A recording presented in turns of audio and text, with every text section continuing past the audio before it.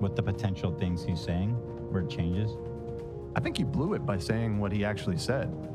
But it only works if it's unclear. Once you like put that in someone's like you head. would in an experiment, the variables you put into the experiment to say, okay, well, that didn't find me the Higgs boson. That made me feel unhappy.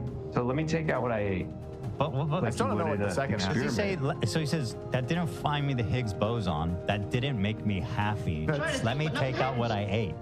There's no way that's what he's saying. Yeah, I guess the second half is still a little... So I have the auto-generated subtitles from the episode. I'll send it right now. He says, that didn't make me the hate compose on. That made me feel unhappy. Yeah, he's got even Google confused. But this is auto-generated, right? Yeah. The variables you put into the experiment to say, okay, well, that didn't find me the Higgs boson. Yeah, it does, I hear that. It doesn't find me the hate to pose on. Listen, he says, that doesn't find me the hate to pose on. Okay, well, that didn't find me the Higgs boson. That made me feel unhappy. So let me take out what I ate. Let me take out what I ate. What episode Let me take out what I ate. I can't find the full episode. Oh? I got no idea. Somebody posted on the subreddit. Thank you, by the way, to Bag Check Beats. Yes. Beats. So options we have is that didn't populate Saigon. That didn't make me happy. Well, let me hear that like you would in an experiment.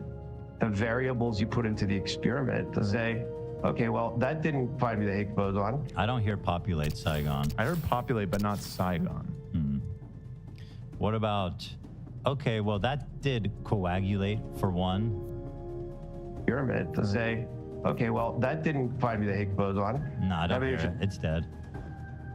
The meme's dead. I kind of want to watch from where we were, though. What fucking episode is this? It's like the lost episode. No, I got it. Oh, you do? Yeah. Oh. One sec. In the full context, I think we'd perhaps have a better shot, although who knows with Rai Rai. Doesn't always make a lot of sense. Yeah, he's not talking about physics. I mean, this is an episode. Oh, wow. AV, that was fast. Damn. Nice job. I have my moments. A journey of resilience and grit. So this is not about physics. This is 110,000 views. That's weird. It only has 43 likes. That's odd. I have nothing to do with that, by the way. We haven't even visited this page. These are all your people. New to us. Fun fact, if you click around on pirating websites, the ads lead you to this video. What are you doing, man? Can't even watch anime without being redirected to the shaking my head. Dude, Brian, you are such a fucking loser. No views in 2 hours. That is crazy. How did this get on my phone when I was watching Trinity 7? I cannot believe he's doing pop-ups on Pirate Bay to legitimately trying to find people to watch his shit. Like, what is happening? Angry. All right, let's see. What does he say? Secure those capture zones, Agent. Oh. Friendlies capturing Zone A. Did that work? No, I still feel unhappy. Let me take that maybe put into the all right, let's see who did I listen to? Like, who did I speak to? And then kind of you adjust like you would in an experiment. The variables you put into the experiment to say, okay, well, that didn't find me the Higgs boson. I'm sorry, but just using the Higgs boson like that is just odd. Sorry, buddy. I'll tell you what, man. Some days I wish there was no Higgs boson because that means we wouldn't even exist. Yeah, man. I don't know. I tried something. I went to be shot. Higgs boson jokes are not the easiest to land. That made me feel unhappy. So let me take out what I ate. Did that work? No, I still feel unhappy. Let me take out that podcast I listened to. Yeah. Oh, wait, I feel better now.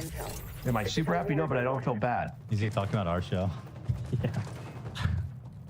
Today, I was happy that day. Okay, what did I do?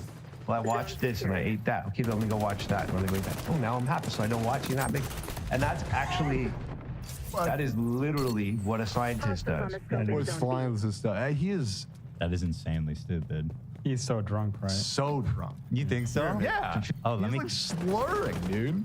Okay, that explains why That he did. very much explains it. Okay, let me figure Last out. part in particular. Like the end result of it. Take the data of your life. No, you didn't. But you didn't. You explained it. You literally sat down and you charted out. Holy, look at that experiment. fucking snack time over at Ryan's house. Jesus, dude, that's like one of the turkey legs you get at Disneyland. Take a big old bite out of that. Your thing, life, man. you're like, I'm gonna figure out what makes me happy. And even, another thing, driving in LA with some of my cars, I just enjoy it. And so, but, and Maria fights with me all the time, but okay. And I'm always trying to find, I call the regular guy workaround, and then sometimes I have to remind Maria too, like, Maria, you're very wealthy, you're very successful. What is happening? He's talking about how he has to pretend he's a regular person sometimes? Who is this guy? He's a writer and producer. He's a creator of the online broadcast network AfterBuzz TV. AfterBuzz. Wait, no. Yeah, somebody's buzzing right now. This is AfterBuzz. I recognize this. One sec here. Nahomi's Library, Hostiles on the Hola scope in Zone Familia, B. coming Capture out zone to secured. LA for the live show on a solo trip, and I cannot wait. Can Love repeat the crepe place he suggested in Little Tokyo? Puerto Rican fan coming to LA from Cleveland. Let's go. Oh my god, Hell that's yeah. awesome. What's the? Let me double check. I think it's Millet Crepe in Little Tokyo. My Yeah, favorite is Load of Crepe. Yeah, Millet. What a load of crepe. It's very yummy. M-I-L-L-E-T crepe. There you go. Thank you. Thank you. But remember when we were in a basement and had nothing, I'm always trying to find that, whether it's you could take a bath with Epsom salt, but even my cars, What did you say? Take a bath without salt? With Epsom salt. That I know all about. Oh, is that like? It like feels beautiful and it like helps your muscles. So he's saying I feel more like a normie when I take a bath with Epsom salt. Yeah. Okay. Interesting. I don't have, you kind of you laugh at my car collection. In Hollywood, everyone's got the Ferraris, the Porsches, this, that. Like, my cars are like 10 to 15 grand. They're classic cars, but I enjoy driving. This is the most out of touch fucking conversation. Who are you appealing to? Yeah. What the hell? Not to sound like a douche, but does it make him feel more of a normie to know that everyone in this room has more Instagram followers than him? He has 20K Instagram followers. Why is he talking like this? Dork. Fucking loser. 26,000. Don't worry about the collectible cars. Work on the Instagram following, idiot. I would never talk like that. I just find it interesting that he's talking about acting normal, being a normie. People are riding for the Epsom salt life hack. The girlies Yeah. are rising up for Epsom salt bath. It's special. Epsom salt bath makes me feel poor again. What's poor about it? Zone B Get is some salt vulnerable. going on there, man. Yeah, get some salt going on. You have to probably put a lot though to affect the bath water. I mean, you don't put it's not like a pinch of salt. It's not like that. You have to, like, do, pour that it's like shit a in. cup of salt. Salt is very cheap. You can buy like so much salt for so little money. So it's not Take the zone, it's not keep the actually zone. salt. You It's know just the called mission. that. It looks like salt. He said Magnesium sulfate. He said Epsom salt. That's what I'm they explaining call to you it. right now. Epsom salt is a brand of table salt. No. No, it's a kind of. You haven't been putting that on your food. Wait, what? They sell like bags of Epsom salt. I mean, maybe some people put it on food. I Wait, actually don't don't know. Yeah, I'm obviously confused here. Man, no wonder those I just steaks know were so about it good. as like the bath bomb thing. Oh well, what's poor about that? It's like bath salt. That's literally a thing. You should try that. It's only I'm gonna take Good, that. it's And I want to feel poor tonight. Dispatch. yes, to feel poor at night. By the way, taking baths is not poor Rogue activity. Echelon agent No. active. Baths are a luxurious thing, especially in LA where water costs a pretty Hostiles are penny. winning Yeah. agent. It's baller as shit. I heard it could raise your electric bill though, but that's just what I heard. A bath? Yeah, How? because warming up the hot water, I guess, costs money. Sure, yeah. I mean, of course, yeah, that too. You know, you got the gas. Either you got probably yours is gas powered. Most people's is gas powered here. Probably, yeah. Gas is pretty cheap in California, but I mean, that's a lot of water heat. Think about it, you know? Forget the salt. And fuck these guys, dude. I'm way more in touch than they are. I like waxing. By the way, them. you think I sit there and drink Fiji water like I'm better than everybody? No. Fuck that. I'll drink anything. I'll drink Dasani. I don't give a shit. Friendlies locking down zone C. washing them. Teams I like- going for B. I thought Epsom Do I need salt to- was... Oh, Martin? Zone contested. About the water. What he just said about water. I'm just saying I'm a man of the people. I'll drink any water. You know what I mean? And Martin agrees. If you know, water is water to the extent that let's get hydrated. Let's not worry about it. Martin does not Fiji. agree. That is so Martin's- the opposite of his philosophy. No, catchphrase His is philosophy water is not just water. No, but no, you guys are wrong. He believes that. Well, he would not Yes. advise you to, you know, if you're dehydrated and dying, sure, drink the Dasani. He says for like dehydration, if you need to drink water, Yeah. it's all good. Sure. Yeah. Sure. And that's what I'm trying to say to this jackass. Just because you don't, if you're not drinking Fiji at every moment of the day, it doesn't mean that you're a peasant. Okay? You can, you know, it's just overcompensating. Fiji's pretty good. driving them, but that makes me happy. And I said, so I tell Maria, like, Maria, that drive I do to my studios on Burbank Boulevard in Oho, I'm like, I really enjoy that. This guy's talking like he's like, yeah, I like hiking. He's like, yeah, I have a collection of, they're only $30,000 cars. And, you know, I know that's broke shit, but it just makes me really happy to drive my collectible cars. Yeah. I like driving poor people's cars. It's crazy. This conversation is mad. So I think I actually know. guess- I thought when I looked it up, this thing looked familiar, and then he literally just said where his studio is, and I realized I have seen this place in North Hollywood a bunch of times. You know what it is? It's like, have you ever seen those videos? It's usually in like Korea or China, where it's like a warehouse, and there's like cubbies, and there's like millions of influencers all doing like Yeah. content.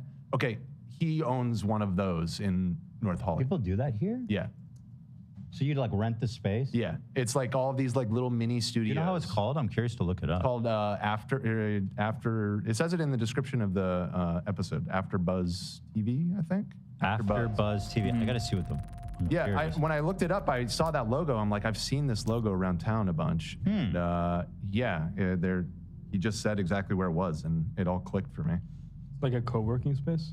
Kind of, I guess. It looks like they're producing some really mainstream stuff here.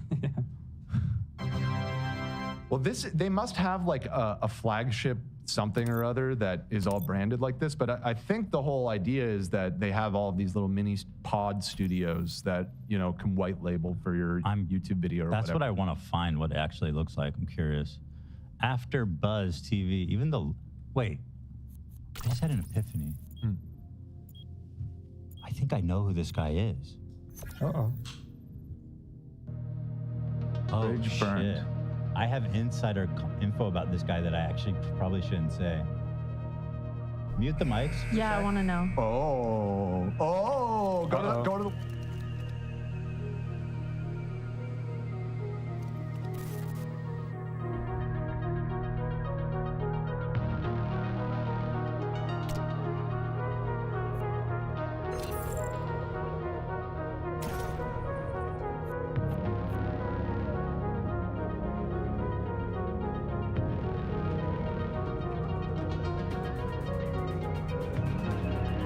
Domination.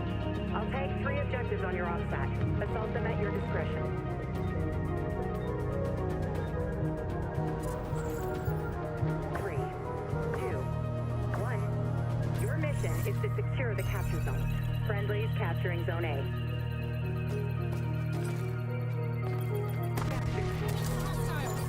Thank you. I think, yeah, if I convey too much of that, it gives away who told me it. But what I'll know about this guy is he's married to a famous actress, so he's not rich. His wife is rich. He has nothing. Okay. And he has these passion projects that, from what I understand, are all mega failures. And, I think this is his wife. Really? I think so. Maria. Maria something, yeah, from E! News, and she was in Menounos. One Tree Hill. She was great in One Tree Hill. I think that's his wife. I think you're right. I know the theme song. We'll talk about Wow, I can't believe I just fucking remembered. So yeah, this guy sucks. And I was, well, I think he sucks. But I saw this logo on his website. I was like, this is so bad. What? And then it all clicks for me. Like, oh my God, I know who this is. Gathering intel. Through somebody. Well, there you go. Yeah. Ryan continues his string of wonderful guests. What an odd guest to have on. Really coming out of the woodwork. Holy shit. Similar grifter energy with those two. Surprised they're friends. Yeah, apparently this guy, so his wife is rich and he's just a serial fuck up trying to do projects that his wife funds and they're just never successful. I will say this AfterBuzz thing, that building has been there in NoHo for years. So Bro. it's somewhat successful. Okay, hold on. I have a question for you. How can this website represent any successful business? Look at this logo. It's impossible. It's a little jank, I guess. They say Zendaya at the Fashionista. What does that mean? It's just an article? Just fucking engagement, SEO bait bullshit. They're not doing anything, bro. There's no service. What's the service? All right. So, Rai. I'm sorry, I kind of want to keep watching. It's pretty entertaining. Yeah, it is pretty fun.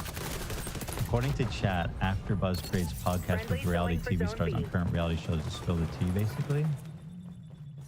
Like which? Angry. Okay, whatever. I don't care. What?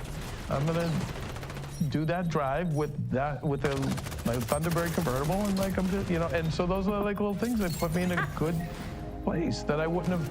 But for like not, So he's insecure because he himself is a failure. His wife is rich. And he's like, she gives me an allowance, and I do what I can with it. I'm happy. in a bougie way. I'm always trying to find the way to make, to do it that is within means, because the other thing, and I learned this from Marvin Hagler. Do you remember Marvin? He's way before your time, right? Marvin Hagler. It's funny because Marvin and Sugar Ray. So Marvin was more like of the Jordan, Larry Bird, couldn't let it go. This poor guy, man. Why is he? I feel bad. He doesn't say anything. And you're better than this, dude. He might be getting paid though. I hope so. Fuck me, though. Either way. Even if he's being paid. Yeah. Paid a lot. Let's say he's being paid a lot. What's a lot? I don't think Ryan's paying him. I think they're just. No way. I don't think Ryan's paying him. He's just like, hard to say. I don't know. You get a piece of the profits. I recognize this guy now. Okay. They do? Yeah. You do? What do you recognize him from? He's married to Maria Menounos. We got all that, Doug. Said that. Forgive me. No, you're good. I don't even know who that is. She's a big deal. Yeah. Maria. Have you never seen that video of Justin Bieber to the B News reporter going, "I like that laugh"? That's her. Oh, I do remember that. Okay. Let's see the Sugar social media. She has 1 million followers. I guess I recognize her. Yeah. Okay. She's, very She's taking care of her man. We're securing zone A. I think it's what killed him. He was, you know what I mean? Like I couldn't let it go. And Sugar Ray talks about it too, but a Boston guy. And so when I was really young, he was at a bar, and he was dancing, and he was with a girl, I his have girlfriend. no fucking idea what you are talking about, dude. What? We were on the Higgs boson, man. Let's keep it relevant. All right, I gotta get this. Yeah. We actually should do our. We're facing mission take the zone. That's a good. Or should I say partner? You should say, because they're much more than a sponsor. Actually, we're partnered up with them. Yep. And it's Gamer Subs time. This is our. Let me thank our partner here and get on the show. You guys know how I feel about Gamer Subs. I know how you feel. Tastes great. Wonderful. There's no sugar. No sugar. Super hydrating. It's got the electrolytes. It's got the vitamins. It's got everything you need to supercharge your day. It's got caffeine, man. Really good. I have a sedative stomach, so I've been cutting down on coffee. This is very acidic, and I've been drinking more highly caffeinated, lightning quick. Gamer subs, and of course we have our own flavor, which is Sigma Brain. Big deal. Spicy margarita flavor. Really big deal. I don't know how to tell you guys this. It's not really spicy. It's just a fun little. It's a fun little feeling, a tingle, if you will. Yeah. Okay. It's really Here it is. It's really good. Take it from Miskip. What did Miskip say about it? That's really good. That's what I'm saying. They're Yeah. on zone C. Yeah. And he didn't even know. Yeah, they're the best. Their product's amazing. You know, if you're trying to cut sugary drinks out, if you have a problem, you know, that'll set you back so hard. If you could convert to something like this, it tastes great, has no calories, and it gives you that caffeine kick you need, you're gonna lose so much weight. It's a very good option. And in Love's case, it just helps him keep hydrated because he likes the taste. You drink more water. I drink a lot more because of this. It's good. My tip, always keep cold water bottles in the fridge. Boom, slime some powder in there. Boom, you gotta finish drink. Bob's your freaking uncle at that point, man. Bob's your mother freaking uncle. Your great uncle at that point. Let's see. Yeah, we had a lot of fun making our flavor. I hope you guys go and try it if you haven't. There's lots of great flavors on their website, though. Moist. Okay. No, I don't want to do that. They want me to. You see what I'm saying? Just do it. Moist Critical Waifu Cup pre-order available. If you want to. Friendlies on B. It's Moist Critical, everybody. Cool. Friendly by the book. Yes, everybody get it excited. Where's my cup? I want my cup. We have a cup that's coming. It's been coming for a long time, but it is coming. I'm coming.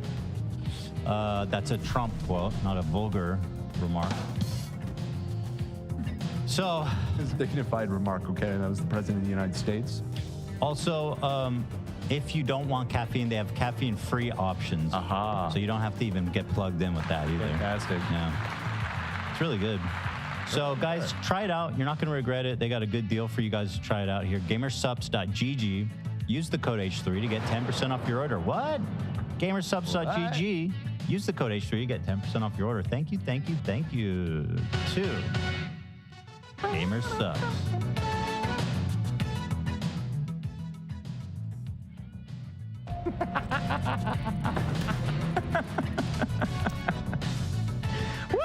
Love that Gamer Subs, baby. everybody.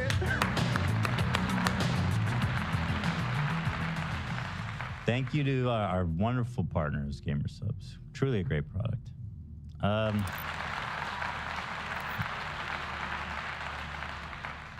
We got, oh God, fucking Rudy Giuliani. He's 79, huh? That dude is old as shit. Doesn't look good. Disgusting. Day under 90. It's a sexual dance. Honestly, Oh no, I stand by the truth. he doesn't look that old, to be honest. He's been decrepit. So Rudy's been kind of chill. Oh, yeah. dude, I shit you not. What 32 minutes ago, hey died? Daniel, wanted to give you a heads up Oh. that Gamersubs has sent out samples of the Ethan H3 cup. Oh, shit. They're coming your way, and I'll forward you the shipping info once I have it. 32 minutes ago. That is so interesting. Okay, we're gonna see the cup, guys. There you go. Everybody's waiting. It's gonna be huge.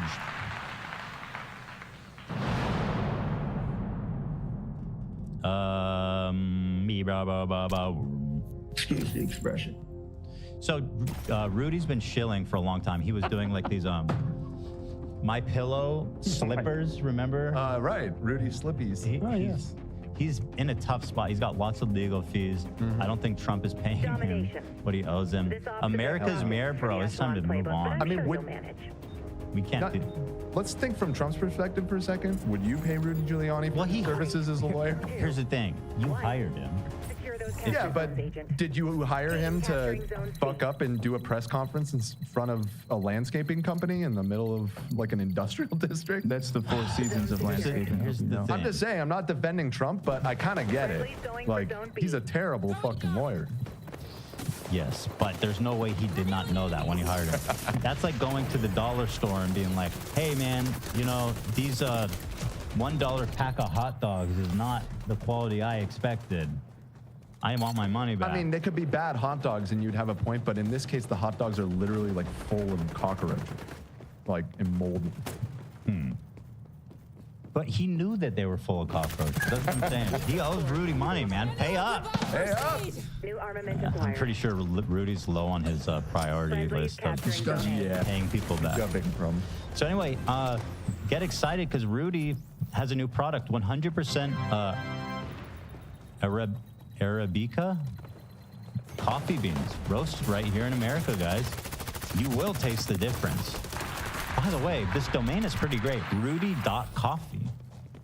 That is pretty good. I didn't know there's a coffee domain. What the fuck? Rudy Coffee. Oh my God. What? Look how that horrible Photoshop. He looks like It's so good. he looks like the dude from Westworld. Hannibal Lecter. Anthony Hopkins. Why does he look like Anthony Hopkins? Congratulations, the late great Hannibal. But This is mind blowing. This is nuts. Remember the last Going for scene? zone B. Look at the package. Look at the packaging. Yeah, I'm gonna show you guys. But he's got a trailer which I want to watch. Rudy Coffee. Rudy Giuliani, who was caught on camera trying to have sex with a minor in the Borat film. You'll bounce back. showing foot in a coffee ad is really, really diabolical. Right. So anyway, here it is. Get hyped, everybody, and get your order today. Let's hear him out. Let's hear him out. And if I put my name on something, I truly believe in it. Today, I'm thrilled to introduce you to something. Yo, that's a nice apartment. Damn, he's doing well. I love what you... Totally actually there right now. That's a really... Wow, he's got like a penthouse in what, like New York? Shit. Got a view of the Empire State Building. Incredible. Holy smokes, dude. He looks so fucking scary. That coffee bag is like half the size of the table. It's massive. It's big. It's a good deal. Yeah. Very vibrant, too. Oh, yeah. Yes. Doesn't he actually have a nice apartment in New York? detecting They could have shot it at. I think he sold it. So that I don't one think was, so. He's broke. yeah. Okay. So he needed the green screen. Oh, yeah. What green screen? No, this just must be his new place. Okay. That's why it's completely fucking empty. Just moved in. Yeah. Rudy Coffee. He's a minimalist, you know. Yeah. He had a nice apartment. Here, I'm reading about this. I'm kind of curious. The Upper East Side Hostiles on the apartment. scope in zone B. Excuse the expression. What do we get Yeah, for remember this? we talked about this. 6.5 million. Yeah. That's a lot of money. It says Judith Giuliani, his ex-wife, said that it was no longer a home, while Mr. Giuliani's lawyer told a judge recently that the former mayor was close to broke. I don't believe it, man. There's no way this guy's going broke. Yeah. No. Something I'm incredibly proud of. You know this dude gets rub and tug. Yeah, Orchids of Asia, he's there. For sure, getting rubbed down. I hope not. Can you imagine, dude? He probably... Anal His sex. jizz is probably black tar. Black. Like the hair dye on his face. Yeah. You know, he's like Venom. You guys are not tough enough. His insides are certainly already rotten. It's gnarly. Really gnarly. My own brand of organic specialty coffee, Rudy Coffee. Believe me when I say it's the best coffee you'll ever try. It's smooth, I don't rich, believe you. chocolatey, and It is, it's just the most generic white label. It has to be. gentle on your stomach. It's so good, I even recommend drinking it black. It comes in 3 varieties. Do? Wow. Dude, it's so good you could drink it black. Okay. I thought this was not like that other shitty coffee that I had to put tons of cream and sugar in. Yeah. Rudy Coffee, The mask flavor. including what I promise is the best decaf you'll ever have. You can order now by scanning the QR code on your screen or by visiting rudy.coffee. By supporting Rudy Coffee, you're not just treating yourself to exceptional coffee, you're Thank also you for moving supporting that so our people could cause. order. Hold on, Dan. Here's the real plug. It's not the coffee. Rudy.coffee. By supporting Rudy Coffee, you're not just treating yourself to exceptional coffee, you're also supporting our cause, the cause of truth, justice and American democracy. Oh, fantastic. You'll also be supporting the Call to Action nonprofit, which is devoted to helping veterans and first responders. Yes. So you can make a difference. That money and will reach taste the them. difference. What percent are you donating? I'm very sure that that money will reach them. Rudy Coffee by ordering today at rudy.coffee. You'll be helping support by diaper fund. We gotta go back. We gotta go back to his website for a sec. There's a photo at the bottom we missed. It's like, what are you even selling coffee about? Like, you know, hi, it's Rudy Giuliani. You know, I'm known for my great taste in coffee. Best decaf you'll ever have. All right, rudy.coffee, great domain. The bottom of the page. Yeah, this. Oh yeah, man. He looks dead. That coffee does, there's that, he's not holding that cup. That's not a real cup. Right? That's not a real cup. It looks so fucked there. Photoshop, yeah, he looks dead. Why did they Photoshop a cup? They should have Photoshopped his face. His teeth are all yellow and shit. We're losing zone A. You're telling me if I drink the coffee, I'm gonna look like this? It's so good. I A even message recommend from drinking it Rudy. black. He says, quote, I've moved at a fast pace and I've had many different roles in my life, but the one constant thing has been a good cup of coffee, which now has proven to have health benefits. Please enjoy my delicious, fresh, roasted specialty coffee. It's the quality you can trust. Just like these Photoshops. Oh man, look at this classy lady in back. She's smoking a cigar. Cool. Chocolate. Wow, this looks like an exclusive club. I wonder, Rudy Coffee. must be high membership dues to get in there. That image is on every page on the website. They put it in the footer. It's on every single page. Check That's out. a message from Rudy. He knows he looks fire. Rudy. This is bananas. God damn, that is funny. Does anyone like Rudy Giuliani? Okay, hold on. That was a Ryan Kavanaugh. Ryan, yeah. Does anybody actually like Rudy Giuliani? Like, does he have people that want to support him? I think so. There's a lot of boomers Because there that okay, are rocking with him. Black. all right. This will be a fun report. Still Rudy. Rudy Coffee. I wish him well. I wish this coffee lots of success for him. I hope. Gentle on your stomach. Yeah, it's important. Chocolate. We got to keep it gentle on the stomach there. It's smooth. It sure is. Rich. All right, enough. We just plugged it for like 10 minutes. Chocolate. Chocolate.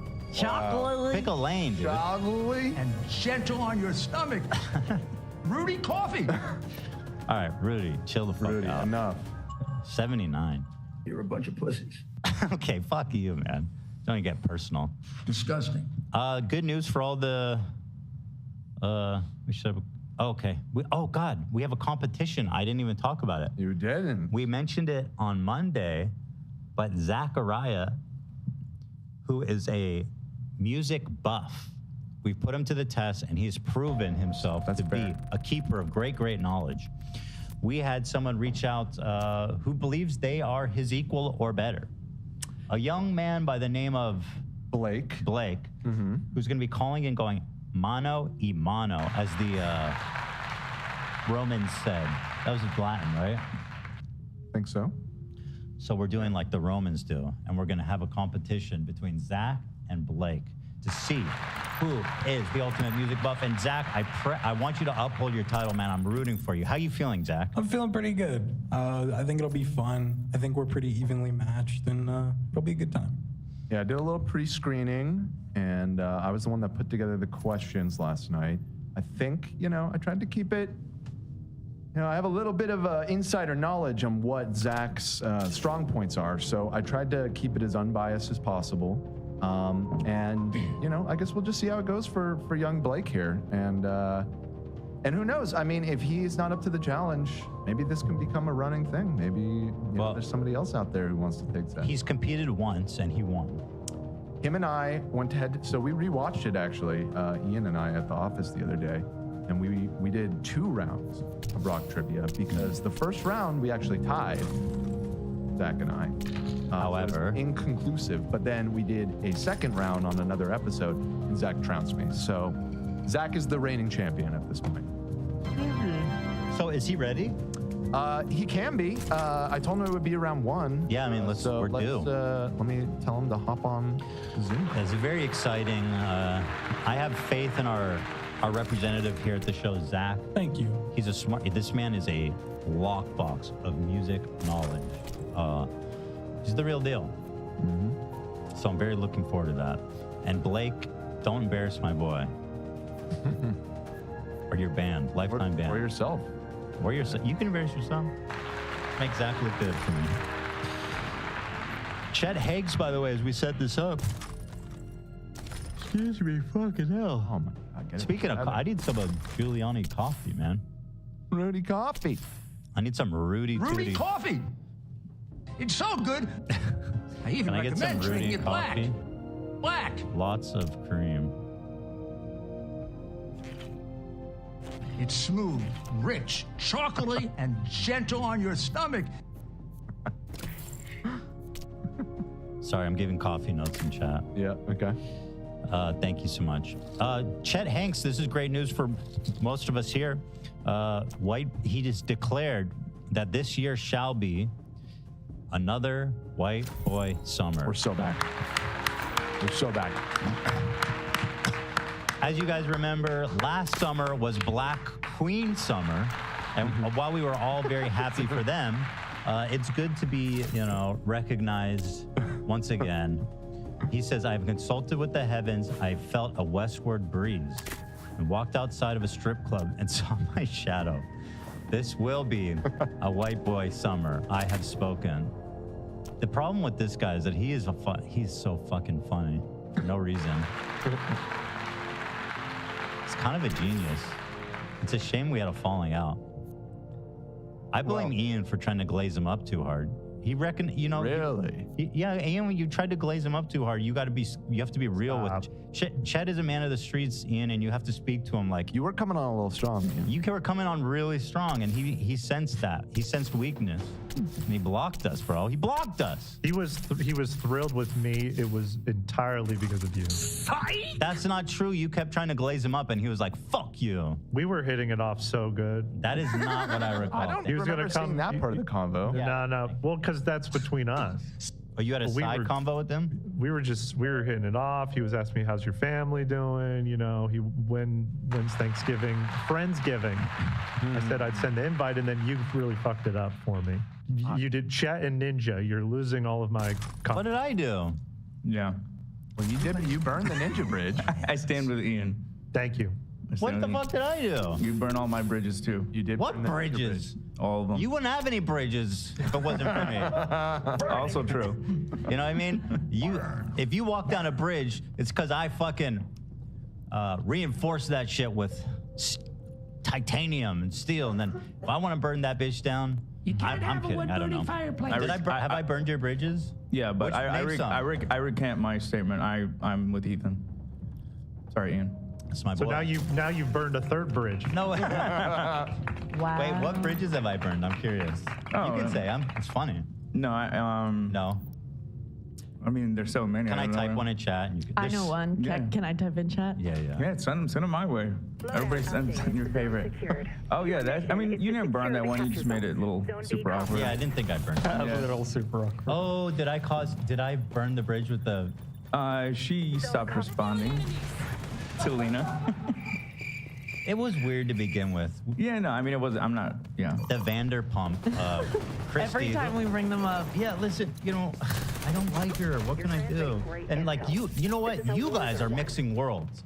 That's what you can't do, because you can't introduce someone that I openly despise and I take great pleasure in talking shit about and be like, oh yeah, she's my best friend now. It's like, you can't believe that. That one, Olivia sent that one. I mean, I don't even know her. That one's whatever. But there's a long list. AB's mom. Yeah. No, that bridge is still holding. It's a power. Nobody wants to claim, but I apologize. Listen, I am bombastic. I hope people don't take my words as your endorsement. You know what I mean? Yeah. No, I'm kidding. I've always, before meeting you, I respected you for that. You're willing, because if you didn't, you know. Go on. You'd be interviewing A-list celebrities right now if you didn't burn. There won't be no Joe Rogan. If you didn't burn every bridge A fucking man, in dude. sight. And that's what we do here. Let's be real. Word. I'm basically a terrorist. I of endorse- personal relationships. I endorse everything you say. Thank you, man. I appreciate that. There's a bridge. I feel a bridge. Yes, yes. I'm detecting our I do the opposite. I disavow every single thing that Ethan says. That's totally fine. That's Whatever a he different type of says. bridge. But we know that. That's obviously implicit with just Dan being sitting there. And Ian, I apologize if I burned any bridges in your life. I was for being nice to Chet. I was literally saying nice things about him, and then I was buttering him up, and then you went in there and you sucked him off too hard. I just fuck with him Friday. What do you want me to do? That's true. That does change I have things. to fuck with him. Yeah, it's important. It's part of the contract, the social contract. Yeah. Fuck them, Russ. Also, can I use the company card to buy some more Ninja Nut Milk? Fuck that. Dude, you're gonna Approved. I got you, Ian. listen, Ian my card. and Dan. We have a good business going here. If you start, if you get on that nut milk craze, I'm gonna lose everything. Was that like $50 for 12? You're right. It's so addictive. You know, You're right. It's habit forming. He's got a nice chain. You're just looking out for us. I appreciate that. I like Chet though, man. It's a shame that it didn't work out for us. He's a cool dude. Oh, speaking of that sad music, see this? Yeah, keep it going. Oh, this is exciting. Wait, the image?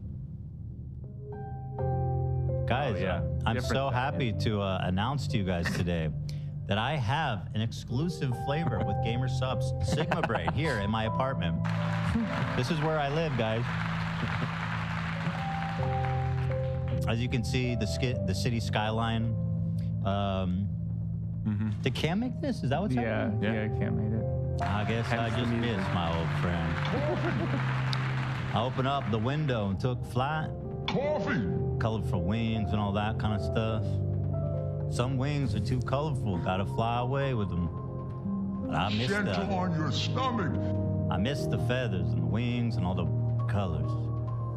My friend, Cameron. Taste the difference. I just miss my bird friend, Cameron. Yeah, Ethan has to save money for Survivor. Thank you, Cam. We miss you.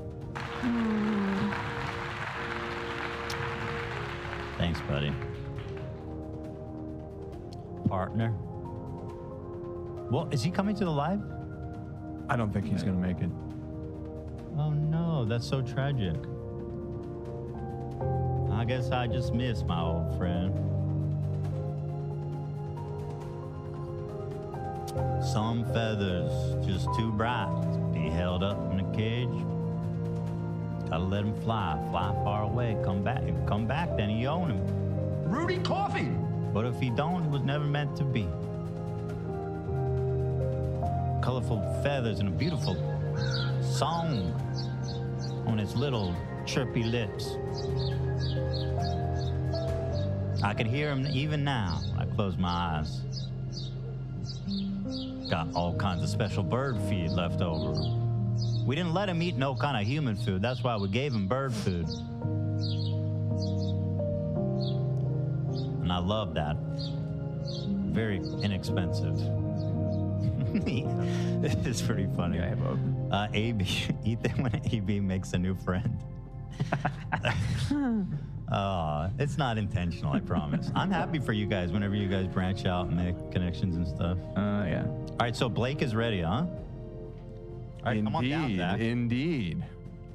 Would you like me to bring him in? I would love that. Okay, stand by. Let me get it all set up. Hey, come on, let's go. Should we, maybe for the title, we should do the Try Guys, Let's Know the Guy, comma, who is the rock god, or whatever, something like that. Rock god contest. Zach, how are we doing? We're taking the mug off. Have a seat. Take a seat right over there. You look loose today. Feeling good. Is the input unmuted then? On the mic? Yes. Okay, cool. Sorry, just checking. Zach, thank you for stepping to the plate. I know you put a lot on the line every time you sit here, and they say, you know, something about critics, but they don't get in the arena. There's a saying, something like that, and you're in the arena. I think it'll be fun. And we're joined today, speaking of warriors in the arena, we have Blake with us here today at home. And wow. Welcome to the show, Blake. Blake, can I ask you a question?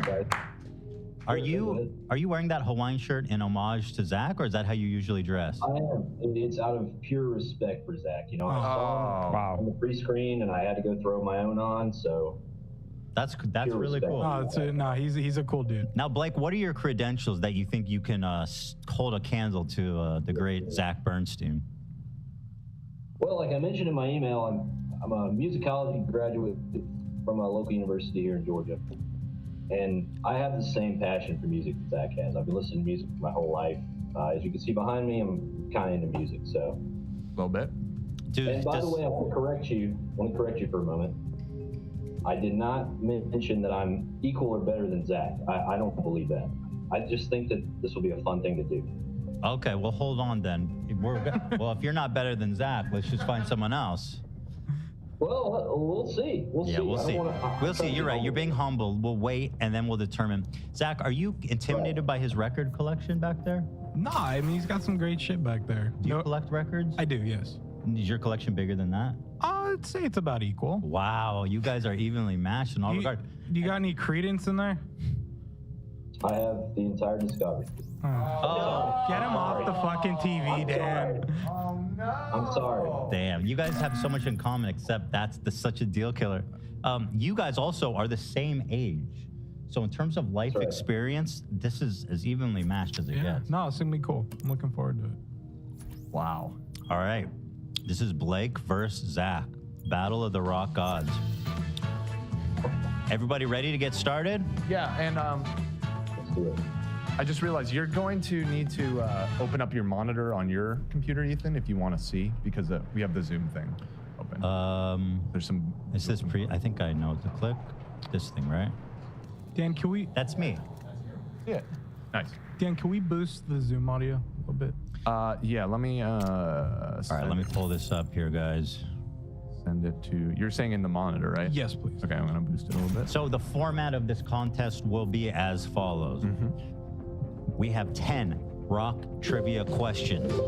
Each contestant will have 15 seconds to answer correctly.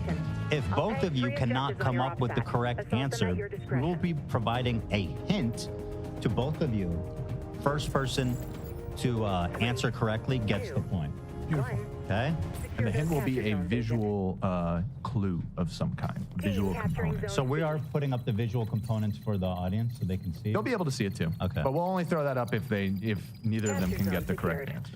So this is very exciting. Here we go. Let's open it up. And AB, you good to keep score over there? Oh yeah. Very good. And Olivia's taking my job, so thank you, Olivia, for doing that. You're doing awesome. I need tension music. Yeah, I need it. All right.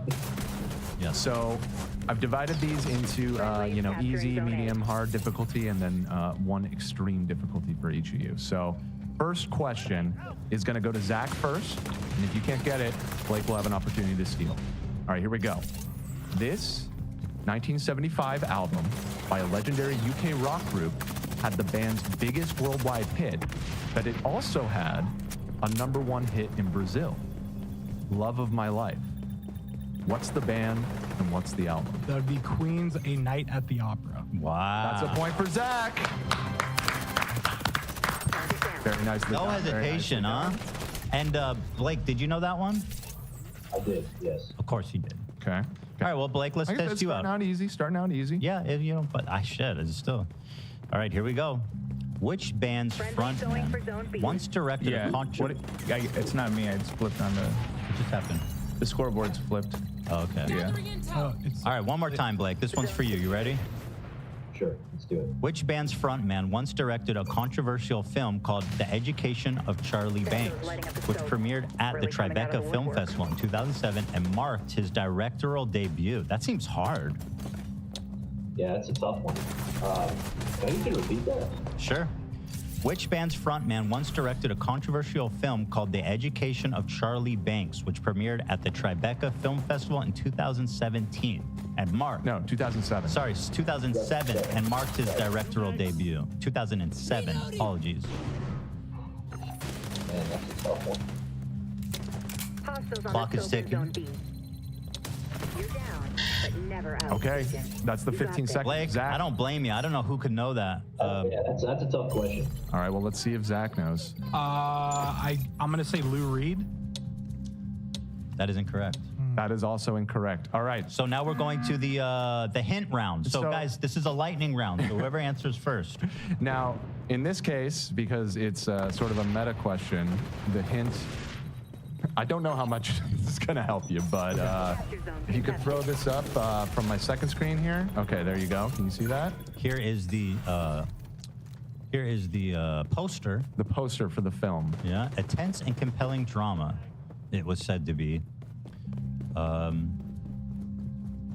15 seconds on the clock. Henry Rollins. Henry Rollins? It's an interesting guess, but also it's not correct. It is not correct. I think Blake is, so here, the answer is Limp Bizkit. It's Fred Durst. Motherfucker, I didn't know that. I didn't know that. Film. That seemed like a really hard one. That was supposed to be an easy one? Shit. You know? I thought Zach might have known his Limp Bizkit. He knows a lot about Limp Bizkit. All right, next question then. Let's take a look here. So this one goes to Zachariah. Yeah, you're doing them out of order, but it's all right. How am I doing them out of order? 1, 2, 3. Because these were all Zach's questions. I had a separate set of questions for Blake. Oh, I see. But you can just keep going if you want. Well, I wonder what's the best way to do it. I'll just keep switching, I guess. We can do through theirs. Yeah, I think we can trade off for sure. So this one goes to back to Zachariah. Back to Zachariah. Dan once felt compelled to apologize to the show's Latino fans for stating his dislike of this famously or infamously opinionated British singer of songs such as The Charming Man. Name the band and the singer. That'd be Morrissey from the Smiths. Nailed it. You got it. That's correct. Did you know that one, Blake? No, I don't remember Dan apologizing for that. I don't remember anything, so. Hopefully I don't remember either. All right, well, Blake, it's time to get back on the scoreboard, okay? 2-0, but, like, let's not give up hope here. So I would skip down, Ethan. Do the easy ones? Yeah. Okay, sure. We'll go through all the easy ones. All right, Blake. This 1972 album by a legendary UK band got a somewhat tepid reception when it was released. Its lead single, Tumbling Dice, only charted number 7 in the US, but later became known as possibly their best album in the 70s. This should be familiar territory. We're winning. What is the Rolling Keep it up, Stones? Agent. And the name of the album. Compromised. Exile on Main Street. You got it. Nicely done. He knows his you stuff. got it. He knows his stuff. He's on the board. He's on the board. Did you know that one, Zach? I did, yeah. You guys are smart. I don't know anything. It's crazy that you guys know. That fucking Fred Durst question, that was a curveball. That was a hard one. I didn't know that shit. Okay. What was the deal with that movie? What was controversial about it? Scanning for hostiles. I don't really remember. It was about like a school shooter or something, I want to say. Oh, come on, Fred. That's not exactly what we want to be doing for your image. Yeah, I forget exactly. Who knew that, what's that one guy who goes, shove it up your ass, shove it up your ass. You want to get fucked up. I don't You ever- think that's Fred. Yes, it that's a is. deep cut, is He it? goes, Stick it up your ass! Stick it Yeah, up maybe you your have to ass! say it like that. shut up. Anyway, that's about school shooters. I didn't know. Allies on I'm not entirely sure. Again, I haven't seen it. Hell of a question. Fred Durst has a song, Hail. Okay, whatever. Moving on. Zach, it's your turn. It's Zach's next up. All right, Zachy, here we go. This storied band had a string of classic albums in the 1970s, including the highest-selling album of the decade. But their story actually began with this 1960s album featuring a slightly different lineup. What was the band, and what was the name of the album?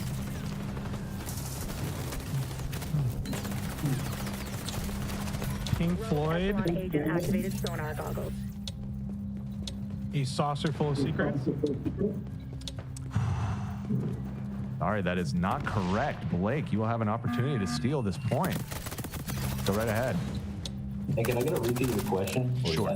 The storied band had a string of classic albums in the 1970s, including the highest-selling album of the decade.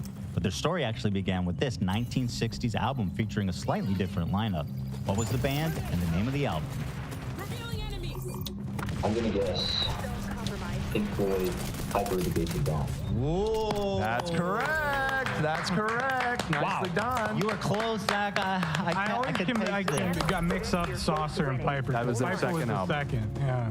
Fuck. Nice try. I was impressed. I was like, ooh, he's got it. But Blake, listen, we got a game on our hands. We're tied up. All right, this one goes to Blake. Right. Don't call him a one-hit wonder. This artist had one mega hit, later parodied in 1999 by Weird Al, but he had a few other charting songs like Vincent and Dreidel, and a charting cover of Roy Orbison's Crying. We're losing A.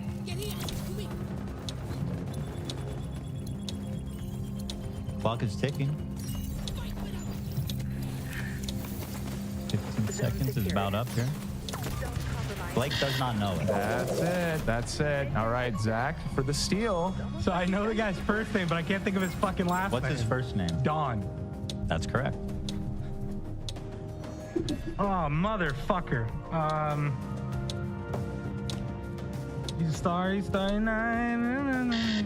Oh, I'm sorry you didn't get it either. Do we last chance here? Well, do we want the visual hint? Okay, so you don't know it. All right. Okay, guys, both ready. Here we go. We're going to pull up the visual hint now. Maybe a little. Here is the album cover of that Crying cover. Maybe seeing him. It's Don. Weird cover.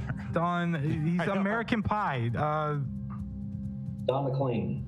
Oh! Wow. You shouldn't have said American Pie. Lightning round. Blake stepped in there. Nicely done, Blake. Frankly, Blake took the lead, but, you know, we got a lot of questions left, so nobody fret. Yep. But Blake is in the lead. So I know it's annoying, but I would bounce back up to the top section. I got and it. do those mediums. Yeah.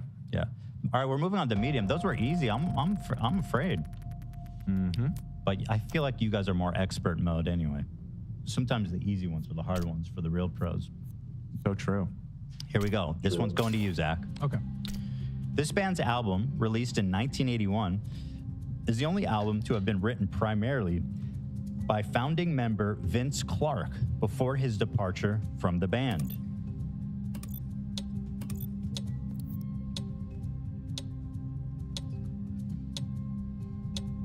Founding member Vince Clarke, who departed from the band. I'm sorry, you are out of time. You got Blake. nothing? I got nothing. You need the question repeated? No, I'm kind of with Zach on this one. I'm drawing a blank as well. You can give me the 15 seconds, but you ain't got shit.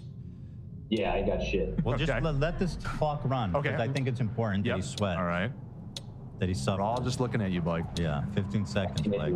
Okay. All right, out of time. So we do have a visual clue here. It is, in this case, the album artwork. Oh, Depeche Mode. And what's the album? Fuck. Just can't get enough?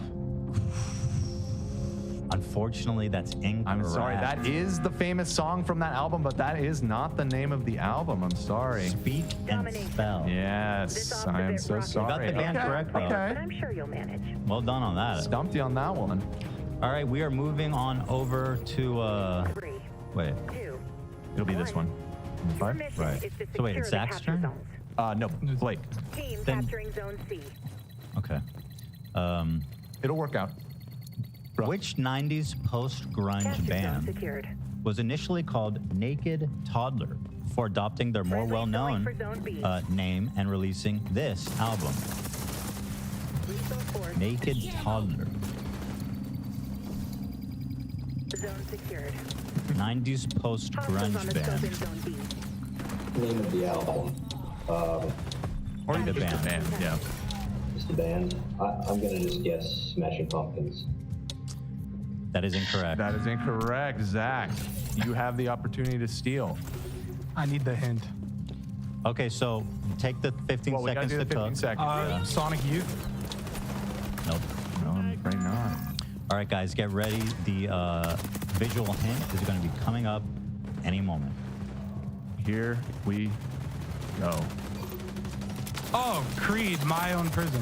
Wow. I got it. I'm That's shocked. your you boy. didn't That's get it your favorite earlier. band. I know. That was set up for you. What do you think, Blake? Are you a Creed boy? Is he Uh-oh. frozen? Wait. Oh, you know what happened? Once he realized he was losing, he disconnected. No, he's still in the he's still in the Zoom room. You remember in EverQuest that you could, when you go into a zone, you can unplug? That was a PvP thing. LD, yeah.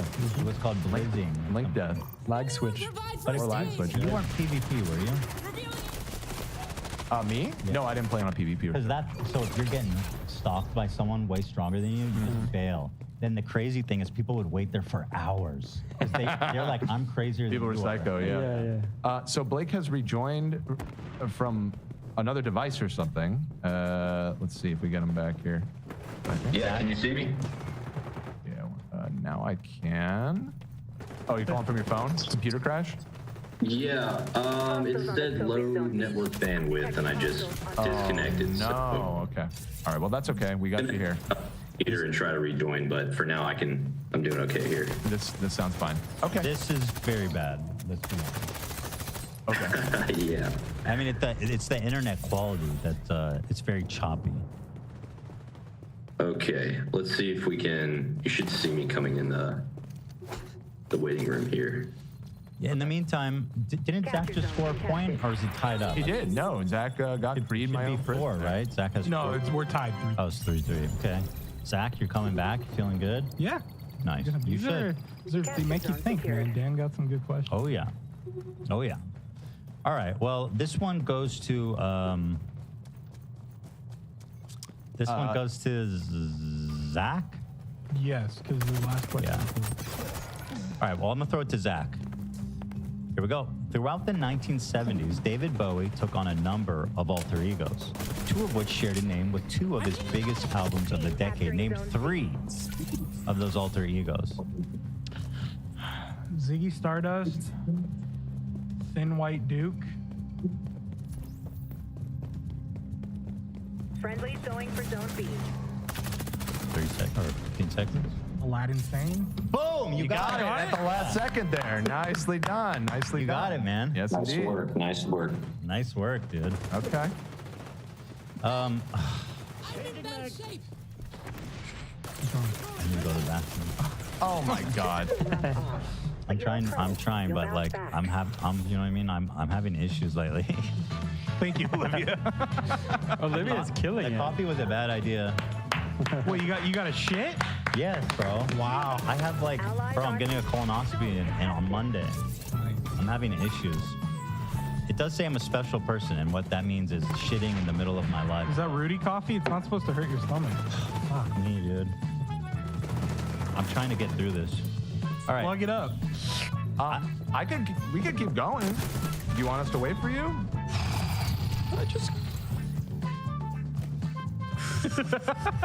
Decisions. How far is the turtle sticking his head out? It's not even about that. It's not even about a turtle situation. It's more like It's liquid? It's like the dam, cracking the dam. Oh, so you've already shit yourself? No. How far is the champagne Not what I cork meant. is open? There's no cork. You understand what I'm saying? It's like we're on cork. There's like a fucking everybody's holding the dam for dear life. Dude, go shit. Yeah, go boom. All right, Dan, you want to pick it up? Yeah, we can just keep going. I feel like such an idiot leaving in the middle. Hey, you gotta go. I'm sorry, Blake. I wish I could. I'll be watching on my phone. I'll be watching on my phone. Good luck to both of you guys. No worries, man. I wish you both the very best of luck. Thank you. May the best man win. I hope you have a great bowel movement. Secure all the zones. All right, Blake. Hey, Well, Dan, just a heads up, I might be able to join back in on desktop. So I got to tell you, your phone audio actually sounds better than your desktop audio. So I think we'll just stick with the phone for now. Yeah. We can roll with this. Yeah. Let's roll with it, baby. All right. And speaking of rolling with it, you have the next question. So Olivia, give me some tense music. Oh, there it is. All right. Here we go. Oh, let me get the clock ready too. All right, before they were floating on a major label in the 2000s, this group was doing the cockroach on this 1997 legendary indie rock release by Seattle label Up Records. Name the band and the album. A couple hints in there. Yeah, the cockroach, right? Mm-hmm. Scanning for hostiles. And they were floating on a major record label. Oh, I'm sorry. That's 15 seconds. Zach, you have the ability to steal. Could you repeat the question, please? Sure, one more time. Before they were floating on a major label in the 2000s, this group was doing the cockroach on this 1997 legendary indie rock release on Up Records. Name the band and the album. 97. 1997.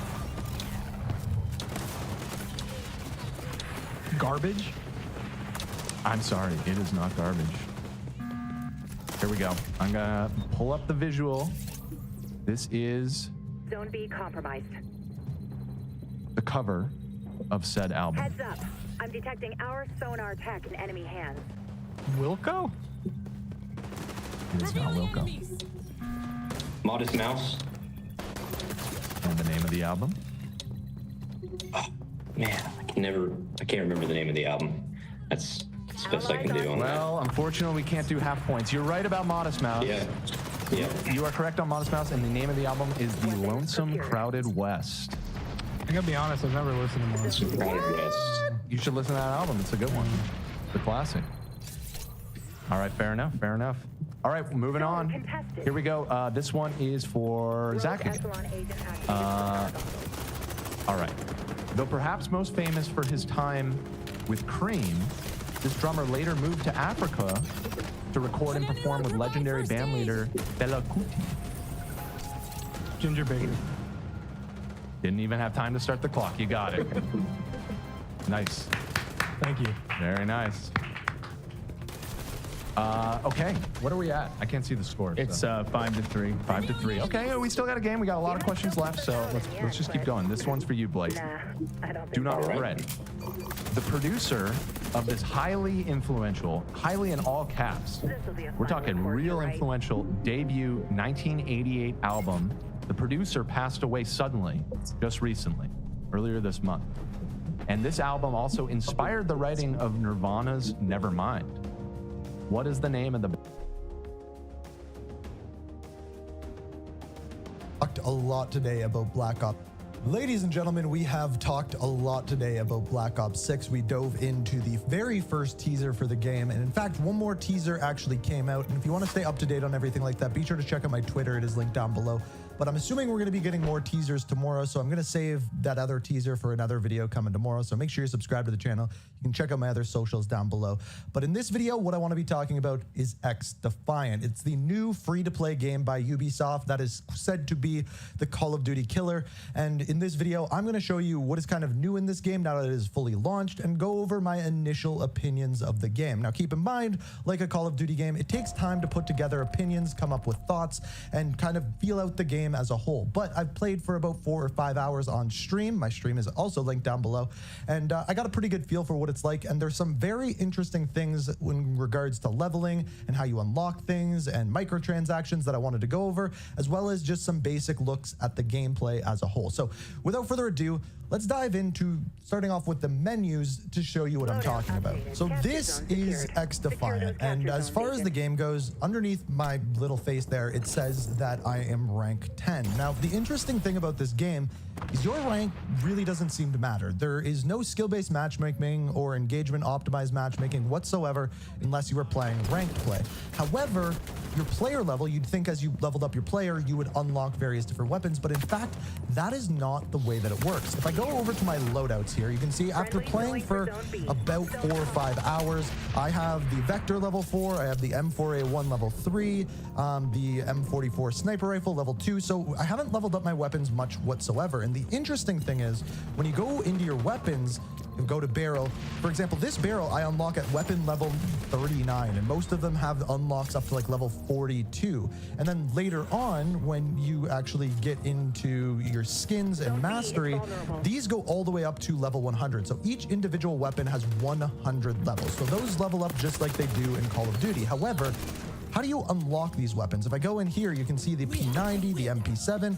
I don't have them unlocked, and they're not unlocked via your player level. And in fact, if we go over to my profile and go into challenges, this is how things are unlocked. So there is one kind of faction that you can unlock by getting 700,000 total XP, or you can unlock it now for 1,000 gold. And gold is essentially $10 per 1,000 gold. So $10 to unlock now, or you can play the game, level up, and get 700,000 XP, and then you will unlock this. There's also your weapon base unlocked. So for example, the TAC-50 I already unlocked with one-shot sniper kills. Another example is the M16A4, get 20 assault rifle headshot kills. So everything, weapons, devices, faction characters are all unlocked via challenges and not via player level. And on top of this, there is some daily challenges that you can use to kind of get more XP as well. And I honestly didn't like this at first, just because it's not like Call of Duty. But the more I played, the more it made sense, and the more I actually kind of wanted some of these challenges to be more difficult and to take longer to unlock. Because really, if you go for these, you can unlock all of the weapons very, very quickly. However, what takes a long time is to level up the weapons. And I think that is actually going to be one of the biggest problems with the games as a whole. Now, there's also this thing called factions, and each faction has its different abilities and things that you can do in game. So for example, the Libertad, you can heal people, or the Echelon, this one you can either cloak or see through people through walls. You also have the Cleaners, this one you can use flame abilities, and your bullets actually deal flame damage over time. So each has their own place, and you're gonna find a play style that you like, absolutely. Now, I wanted to hop in game and kind of give you some more of my opinions of the gameplay and what I think of the game as a whole and how it's going to do in a kind of situation where it's going head-to-head against Call of Duty. So as far as the gameplay itself, I will say already that it plays better than it did during the playtest servers. I don't know why or what they changed, but I can tell you it does feel better. Each faction feels different than one another, and it feels like you're playing a different play style like you should in a hero shooter. And this is kind of exactly what this game actually is. If you are a fan of Call of Duty and are going to this for the first time, you're going to feel a little bit weird not earning kill streaks, but in this type of game that's a little bit more team-based, it kind of makes sense and puts a little bit more emphasis on your gunfights, which the gunfights feel really, really good. Now, I've heard a lot of talk about whether the time to kill is too short or too long, and personally, I think it might be a little bit too short. You might get melted a little bit too fast for this type of game, but again, it will be personal preference, and what it comes down to, you'll have to let me know down in the comments.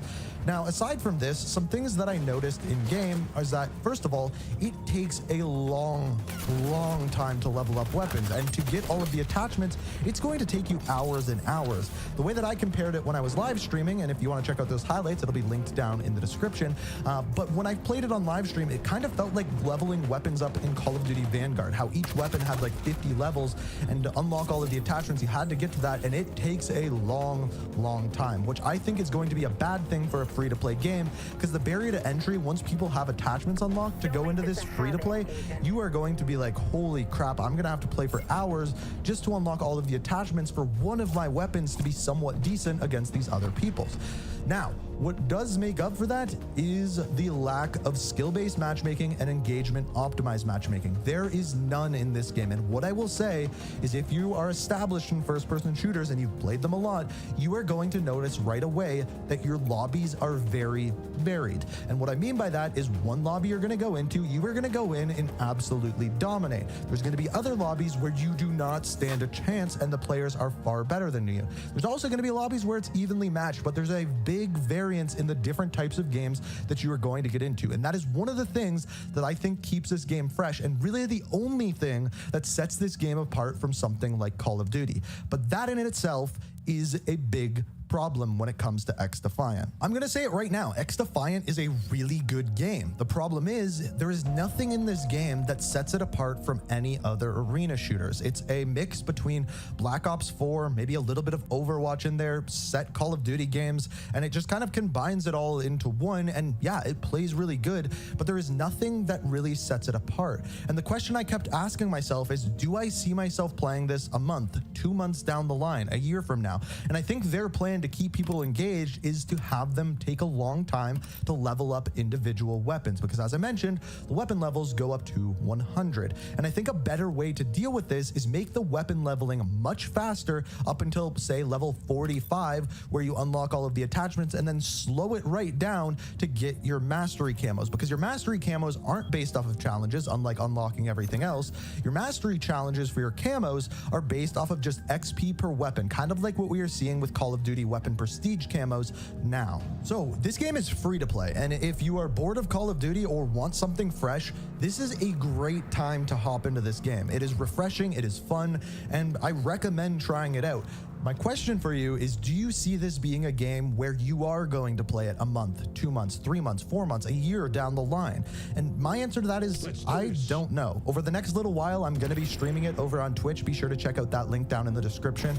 And there'll be highlights going up on my second channel as well. But as a whole, I don't know if this game is going to keep me occupied like Call of Duty does year after year. I don't know. And it's hard to say at this point, but what I will say is Ubisoft has actually put out a good game here. And yes, the microtransactions are pretty expensive, but hey, it's a free-to-play game, so yeah, I can forgive that a little bit. And yes, there's all that battle passy stuff that free-to-play games do as well, and games as a service does, so just expect that getting into it. But as a whole, I definitely give XDefiant a thumbs up, and I look forward to playing it more. But as always, with these type of videos, I want to hear what you guys think. Do you enjoy XDefiant? Have you given it a shot? Do you plan on giving it a shot? Let me know what you're thinking down in the comments. If you like what you see here, make sure to subscribe to stay up to date on everything. Lots of Black Ops 6 and reveal content coming around the corner, so it's a great time to subscribe. But as always, thank you so much for watching, and until next time, peace. We are reaching for the stars, but we're making this too hard, and I wonder where you are. Mysterious, that's the part you only show. Zone's ours.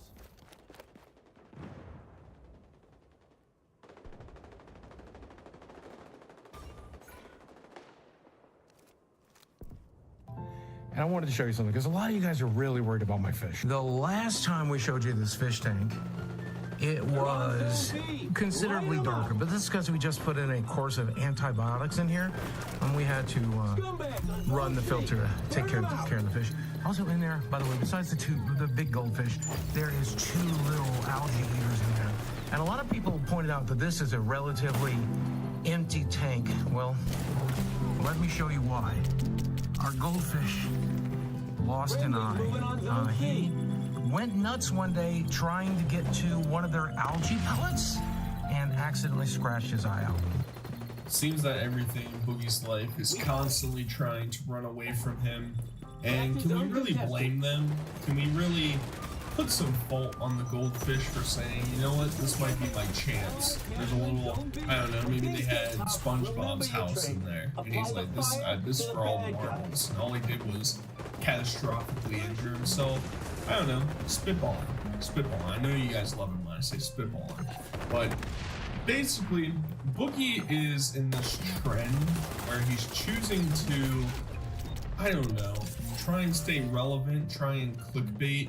Because obviously a couple weeks ago, and I mentioned it in my previous Boogie videos, that he got so mad that Desi was a featured element in their podcast. Yet since that point, every single video that he's posted has had her in it, and most of them have had her prominently in the thumbnail.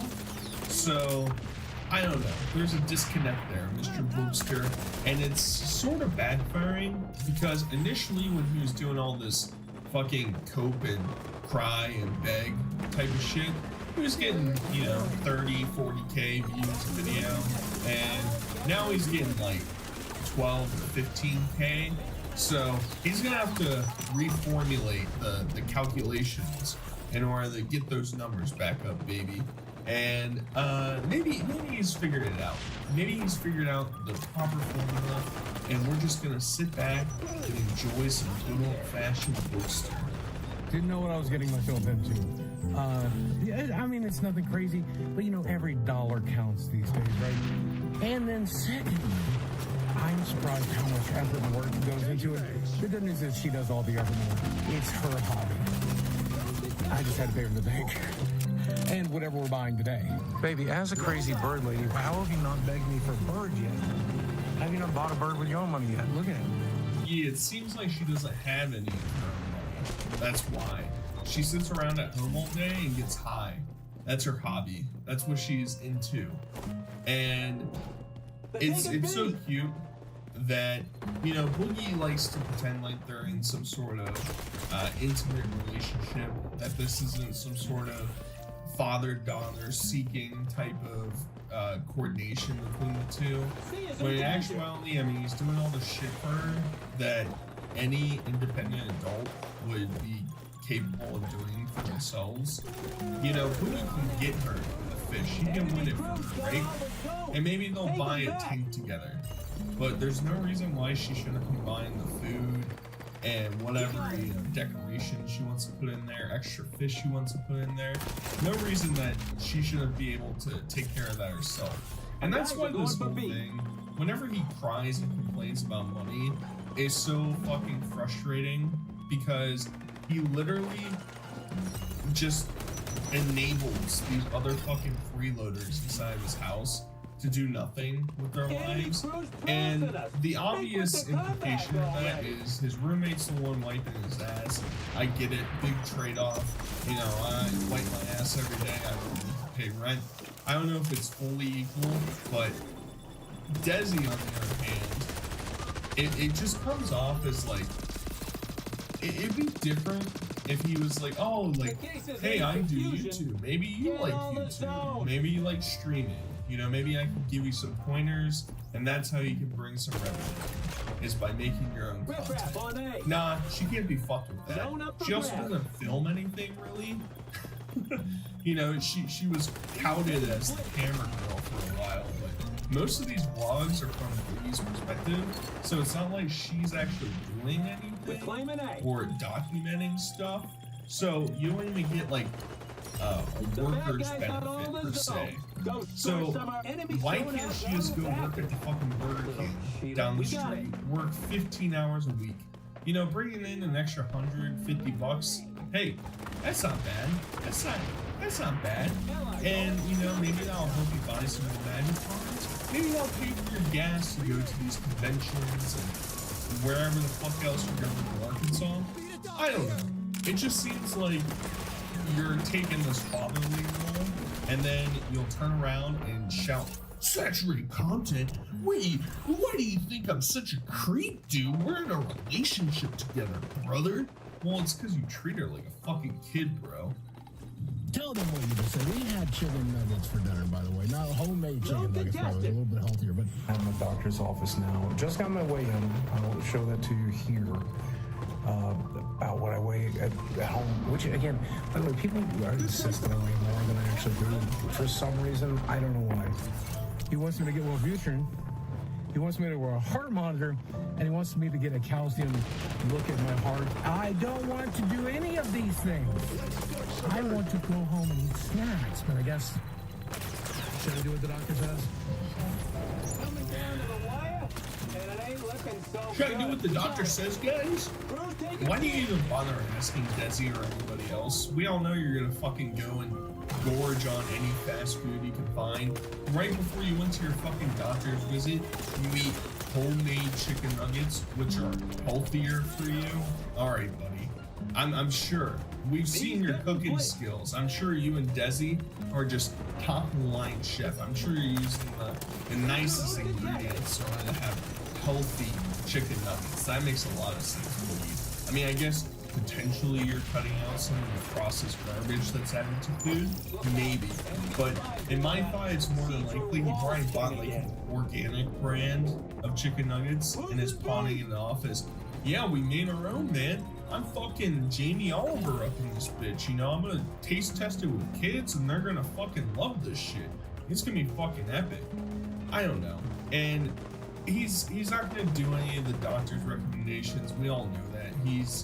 We see it later in this fucking video. It's tiresome. Why do I even give a shit?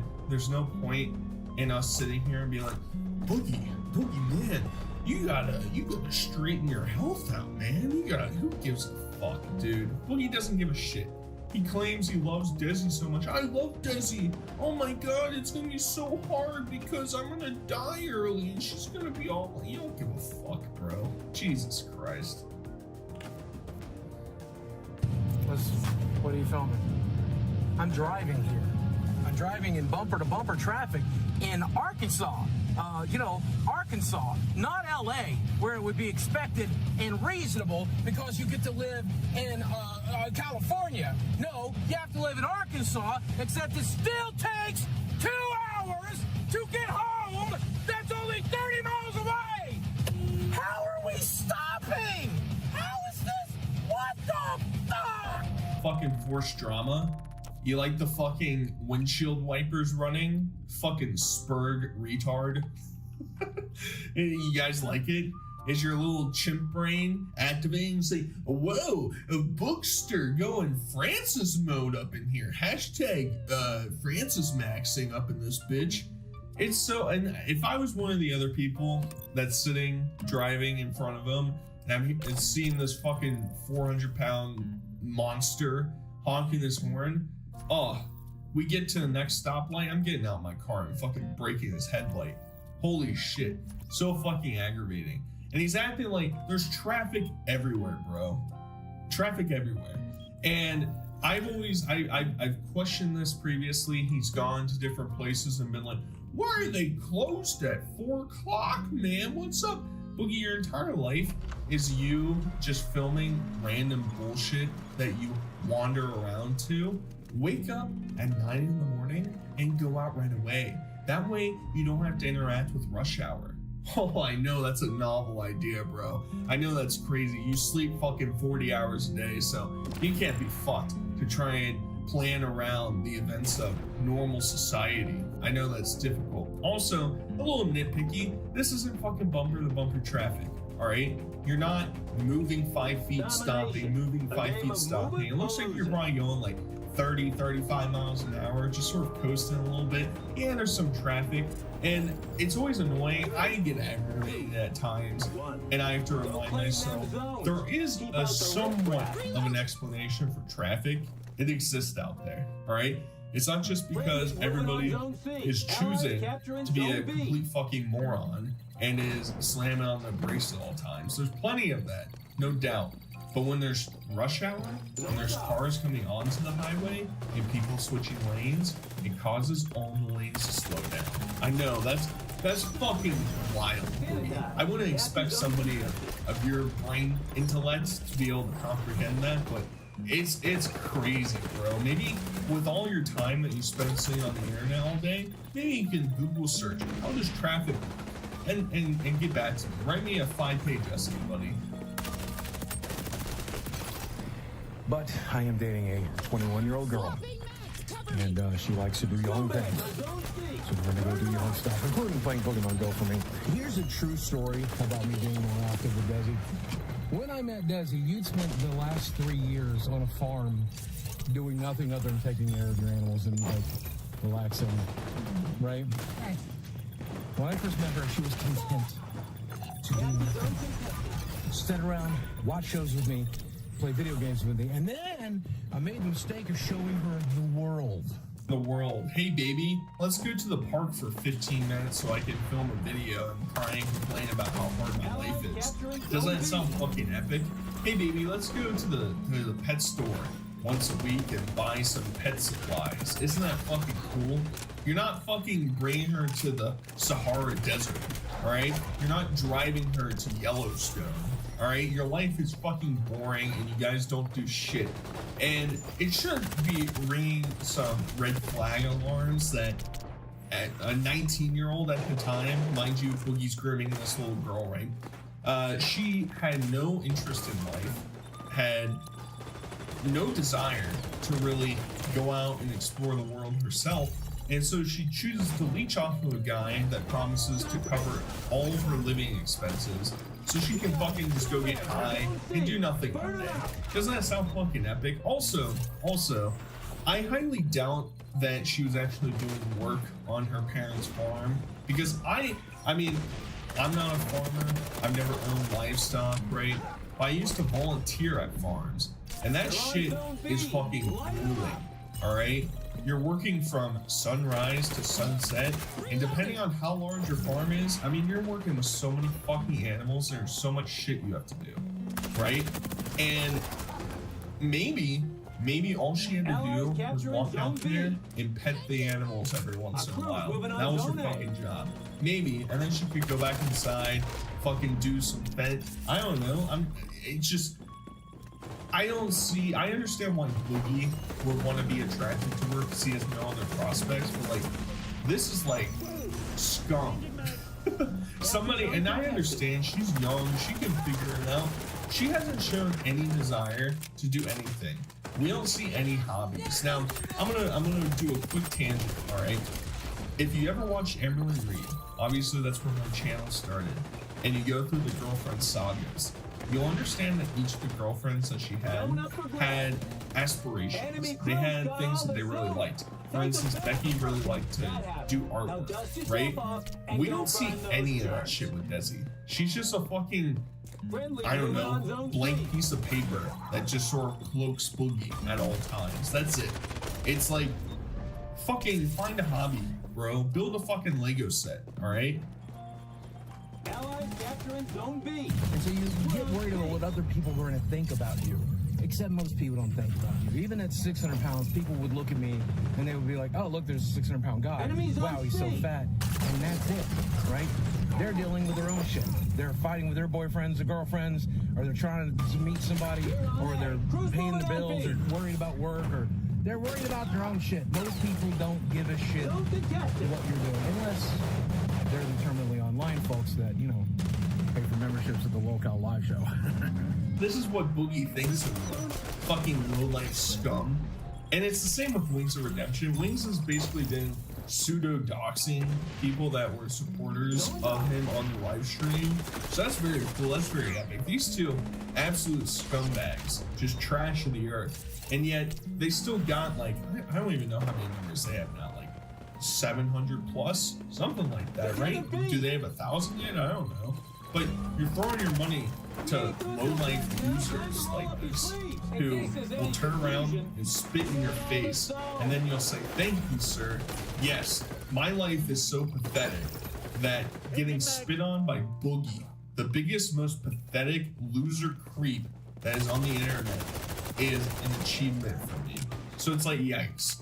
Maybe there's 700 plus other fucking little cows subscribing to the fucking podcast that I have to talk about or something, because I will never understand giving money to these people that, you know, once you start reaching gag levels, there's room for debate, all right? But if you're just solely basically donating so that this fatso can go get his 47th helping of Taco Bell, then I don't know how to save your soul, bro. You are so fucking far gone, and you're so terminally online without a connection in real life to relate to, that you are consciously allowing yourself to be manipulated by somebody like Boogie. Holy shit. What? Oh my god. Fun. You're joking. Get on. I'll get on before I break it, Davey. I'm definitely gonna break it. Oh, I'm gonna break it or a hip. One. Let's go. Dude, look at this guy. Like professional swinger. Dude, I'm impressed. Let's see what you can do. Can you even do that on your own? It started being a bit. It started actually being romantic, so it's kind of, I'm gonna turn the camera off now. I feel like I've ever seen a boogie. What the fuck is this, dude? You're going to a fucking park with a bunch of kids around. That guy that you're commenting, whoa, epic fucking swinger, bro. That guy's probably like 15, 16 years old. And then there's a dad with a little girl going to swing on the swing. And you got fucking Groomer McGee over here with this little prepubescent girl, and then putting her in a fucking I think those larger chairs are actually specialized for like larger disabled kids, right? But it's still like a baby chair, right? And she's fucking goo-goo gaga into him. Daddy, help me! And he's pushing her and he's saying, ooh, this is so intimate. This is so sexy. I have to turn the camera off. Oh, fuck, dude. It's giving me flashbacks to him during the documentary talking about that one girl that he was basically, I don't know, M-wording, you know. And, you know, she liked young things. She liked behaving young. And I really like taking care of her. That's the same shit that's going on here. Boogie's a fucking creep. And, like, fuck everybody on the Low Count podcast as associates with a dude like this. It's really fucking grotesque. And, like, people just, like, at least those people on the show just fucking brush over it. Like, yeah, you know, Boogie's just dating a fucking girl that he met when she was 19 years old and just brings her to his house and lets her get high all day and does fucking goo-goo gaga daddy behavior between each other. It's fucking revolting. It's really gross. I know I'm not in a position where I should be spending like $40 on dinner or whatever, but we did really good on Whatnot tonight. We've been sorting Magic Cards, pricing Magic Cards. I did my first Whatnot stream tonight. Y'all showed up in force. All I like was we're celebrating all the hard work she put into sorting cards and pricing cards. So, and thank God it's only $5. Cheaper than McDonald's, y'all. Hey, Boogie, you fucking idiot. The whole point of your Whatnot streams is so that you can take that money, liquefy it into physical, and then pay off all your debts, right? It's not so you can go spend $40 fucking somewhere and get food at a restaurant so you can cry and complain.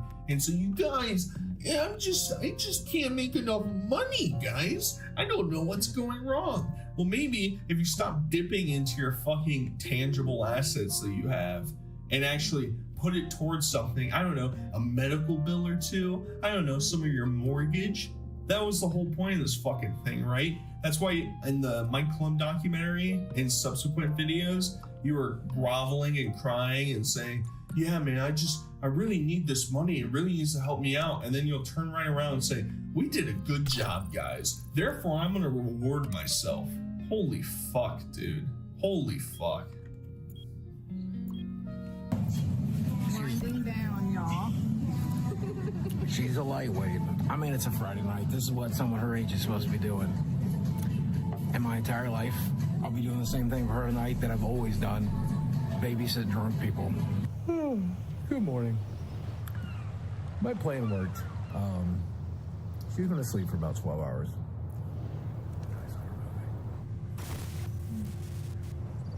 Sweetheart, how do you feel? How do you feel? You feel okay? Baby, how is that pill settling in? Are you sleepy from that 12 hours? Did you feel anything last night? Did anything happen to you? I sure hope you don't remember anything. That'd be bad for Bookster over here. It's just like, what the fuck am I even looking at anymore? Girls your age should be going out and having drinks in fucking random dudes. Instead, you're going out with me in a restaurant all by yourselves, taking some shots, and then you mysteriously go to sleep. Night night, baby girl. Night night. I'm gonna be shirtless sitting right next to you all night, but night night. Yeah, this is totally not a creepy scene, baby. No doubt at all. I feel very safe and secure around him. He's like a big teddy bear. Big teddy bear. How cute. I don't know if you can win a parade, but you know. Desi, look at that. It says Shelly Best Fried Pies LLC. Let's just get let's one truck's load of it. How about one pie? How about no pie? How about strawberry festival? Really bad here, and like, for the most part, I sort of kept her off limit outside of like conversations between her and Boogie or Boogie about her. But fuck that. She's in every video now. She looks like a fucking 1400s medieval peasant. You know, get out there. You know, start tilling the field. You know, get the donkeys out of the stall. We gotta go lay some fucking grain in the fucking field, all right?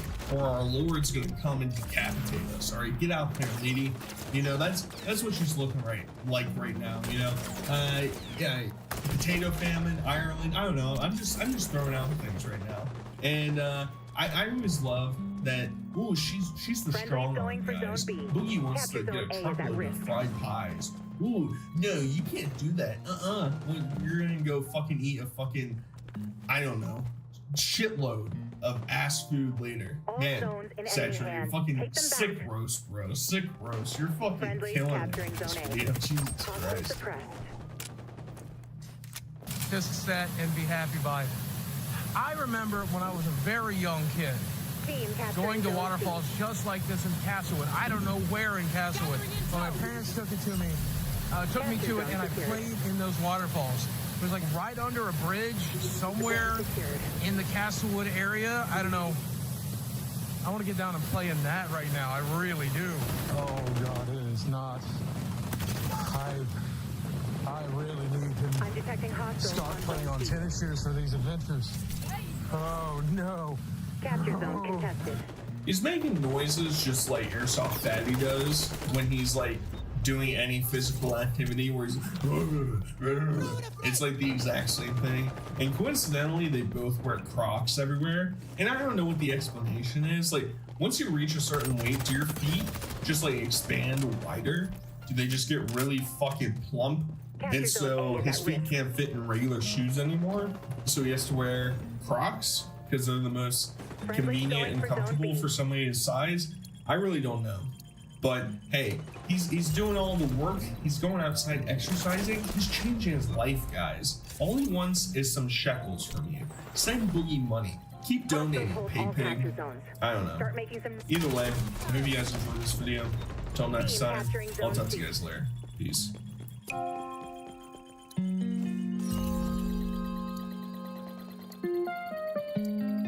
Capture zone secured.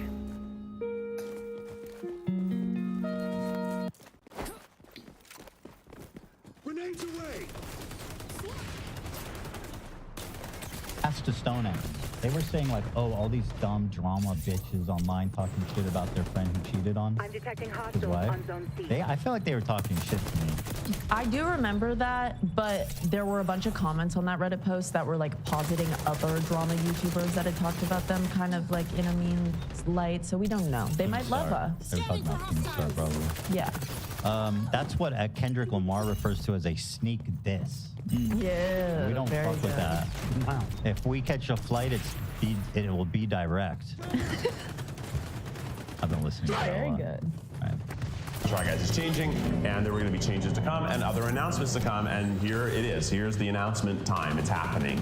But before we get to the announcements, You asshole. one really cool thing is that He said, now's the time for the announcement. And then he goes, except, hold on a second. Screw you, buddy. They got to push that 8-minute mark for an extra ad spot in the video. True, huh? I'd like to break your glasses and mess your hair up. I want to give this guy a noogie. Oh man, I've spit on my mic twice today. By the way, this guy's pretty big. I think he would definitely be my. Nah, he's scrawny. No, he's too. He wouldn't even try. He wouldn't. He wouldn't hurt a fly. I can't beat anyone in a fight. Like, Both of you would just start, like hugging. You just have fun. I'm gonna give him a noogie. You giggle. Fuck his hair up. It tastes like beef jerky. He's got his hair all nice and combed. Not after I'm done with you, buddy. Your hair's gonna look like your buddy's after he fucked your producer in the Tesla. Sorry about that. I was bullied Again, because I need to constantly caveat. I don't hate these guys. I'm just being a dick. So. Secure all the zones. But we are 10 years old this year. We've been making content on YouTube for 10 years. Very few people have the honor and privilege of doing that, and we feel we're so lucky. It has been the greatest ride of our lives, and it is all thanks to you.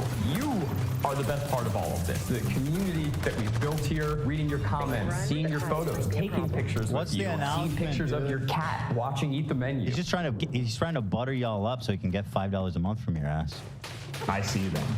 I don't know why your cat's watching either. Somebody said yes, they did mention H3 on their podcast. That's what I thought. I thought shots were fired. And Is again, this two separate times? Listen. Are we thinking That of two chatter separate better be times? sure before they start a war right now. No, I'll say with fire. there's no war. Let me say this: if they did mention me on their show, I deserved it because I am talking shit and being a dick. So like, they're fully in the right to be like, hey, this guy's a douche. All right, he's an asshole or he's a drama queen, whatever. You know what I mean? But I do love it. All those things, they really do remind us how lucky we are, how happy we are, how cool it is that we get to do what we do, and you're the reason we do it. All we care about is making stuff that you truly love. But to get to you, we got to go through the algorithm. You guys know that YouTube is run. Hold on, you guys are gonna bitch. These guys are like the algorithm, but guys, like you're gonna come here and cry to me about the algorithm? Somebody's watching your videos because they suck. Sorry. They're literally the algorithm guys. You know what I mean, love? All we're getting this info is from chat, but they said really nice things about each other. Oh my God, I love them. I've always loved them. I told they're you. honestly such great guys. I told you. They're pioneers in the space. To They be are totally honest. huge pioneers in the space. Where would we be without the Try Guys? Something so cool that they did is they auditioned for a Broadway show and they were in it. That is You would have so- loved that. Only they could pull that off. You could too. You think so? Yeah. Their views are fantastic. Yeah, their views are actually good. So why are they crying about the algorithm? If someone can find them saying nice things about me, I'll fucking. We will ride. I'll cut my. I'll cut my innards open and sacrifice. Will for you the Try commit Guys. right now to signing up to their monthly service? If they said nice things, yes. Wow. You commit to that. I commit $5 to you. Well, let's do it because I'm gonna get that Beautiful. code. I'm gonna get that 20% discount. By an algorithm, and if you don't know that, then just think about how 5 years ago, whatever you watched on YouTube, the YouTube homepage, it looked different. YouTube changes all the time. And as the algorithm changes, creators need to change to keep up What are with. they mad that they don't get 10 million views on every episode like they used to? I mean, grow up, dude. Grow. I mean, they have 50% less people to pay, right? Say what? I mean, they have less people to pay now, right? The Try Guys, they keep dropping like flies. Yeah. Yeah, They that's just true. The money double goes. their pay. The money goes longer. Yeah. Yeah. with it. That can be anything from escalating thumbnails to fast text on screen to YouTube trying to become the next TikTok or, God forbid, sad couch videos to get your attention. What is that? Oh, I see. We would never. Lots of creators benefit from that algorithm. We have benefited from the algorithm. We try White Boy Summer. Show my screen, Nate. That sounds good. I mean, I like Chet. He would really mix up the chemistry for sure. I'll be watching. I will be watching. But as the algorithm changes, if you don't change with it, you will not get surfaced, which means you won't even see our videos on your homepage. And all this really just means that we're not always able to make the videos you tell us you love the most. God forbid then a video gets demonetized because, I don't know, I say the word butthole. That did happen. These are all layers that separate us and you. We wanna.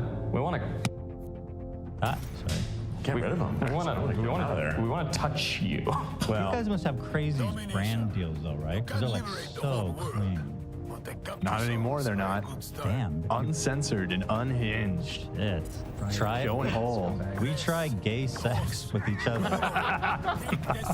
It's a try guy. It's uncensored. That's what we do. It'd be interesting. Maybe one of them likes it and one doesn't. Maybe both like it. I don't know. There's just a lot of possibilities. That's why you got to watch and find out. Yeah. It's probably a better way to say that. So moving forward, we're at a crossroads, right? We have two options. We can be successful on YouTube by making stuff that we and you guys don't truly love, or we can slowly fade away into irrelevancy, making cool shit that the algorithm doesn't care about. So with those two roads, we have been thinking about how do we pave a new one. which is why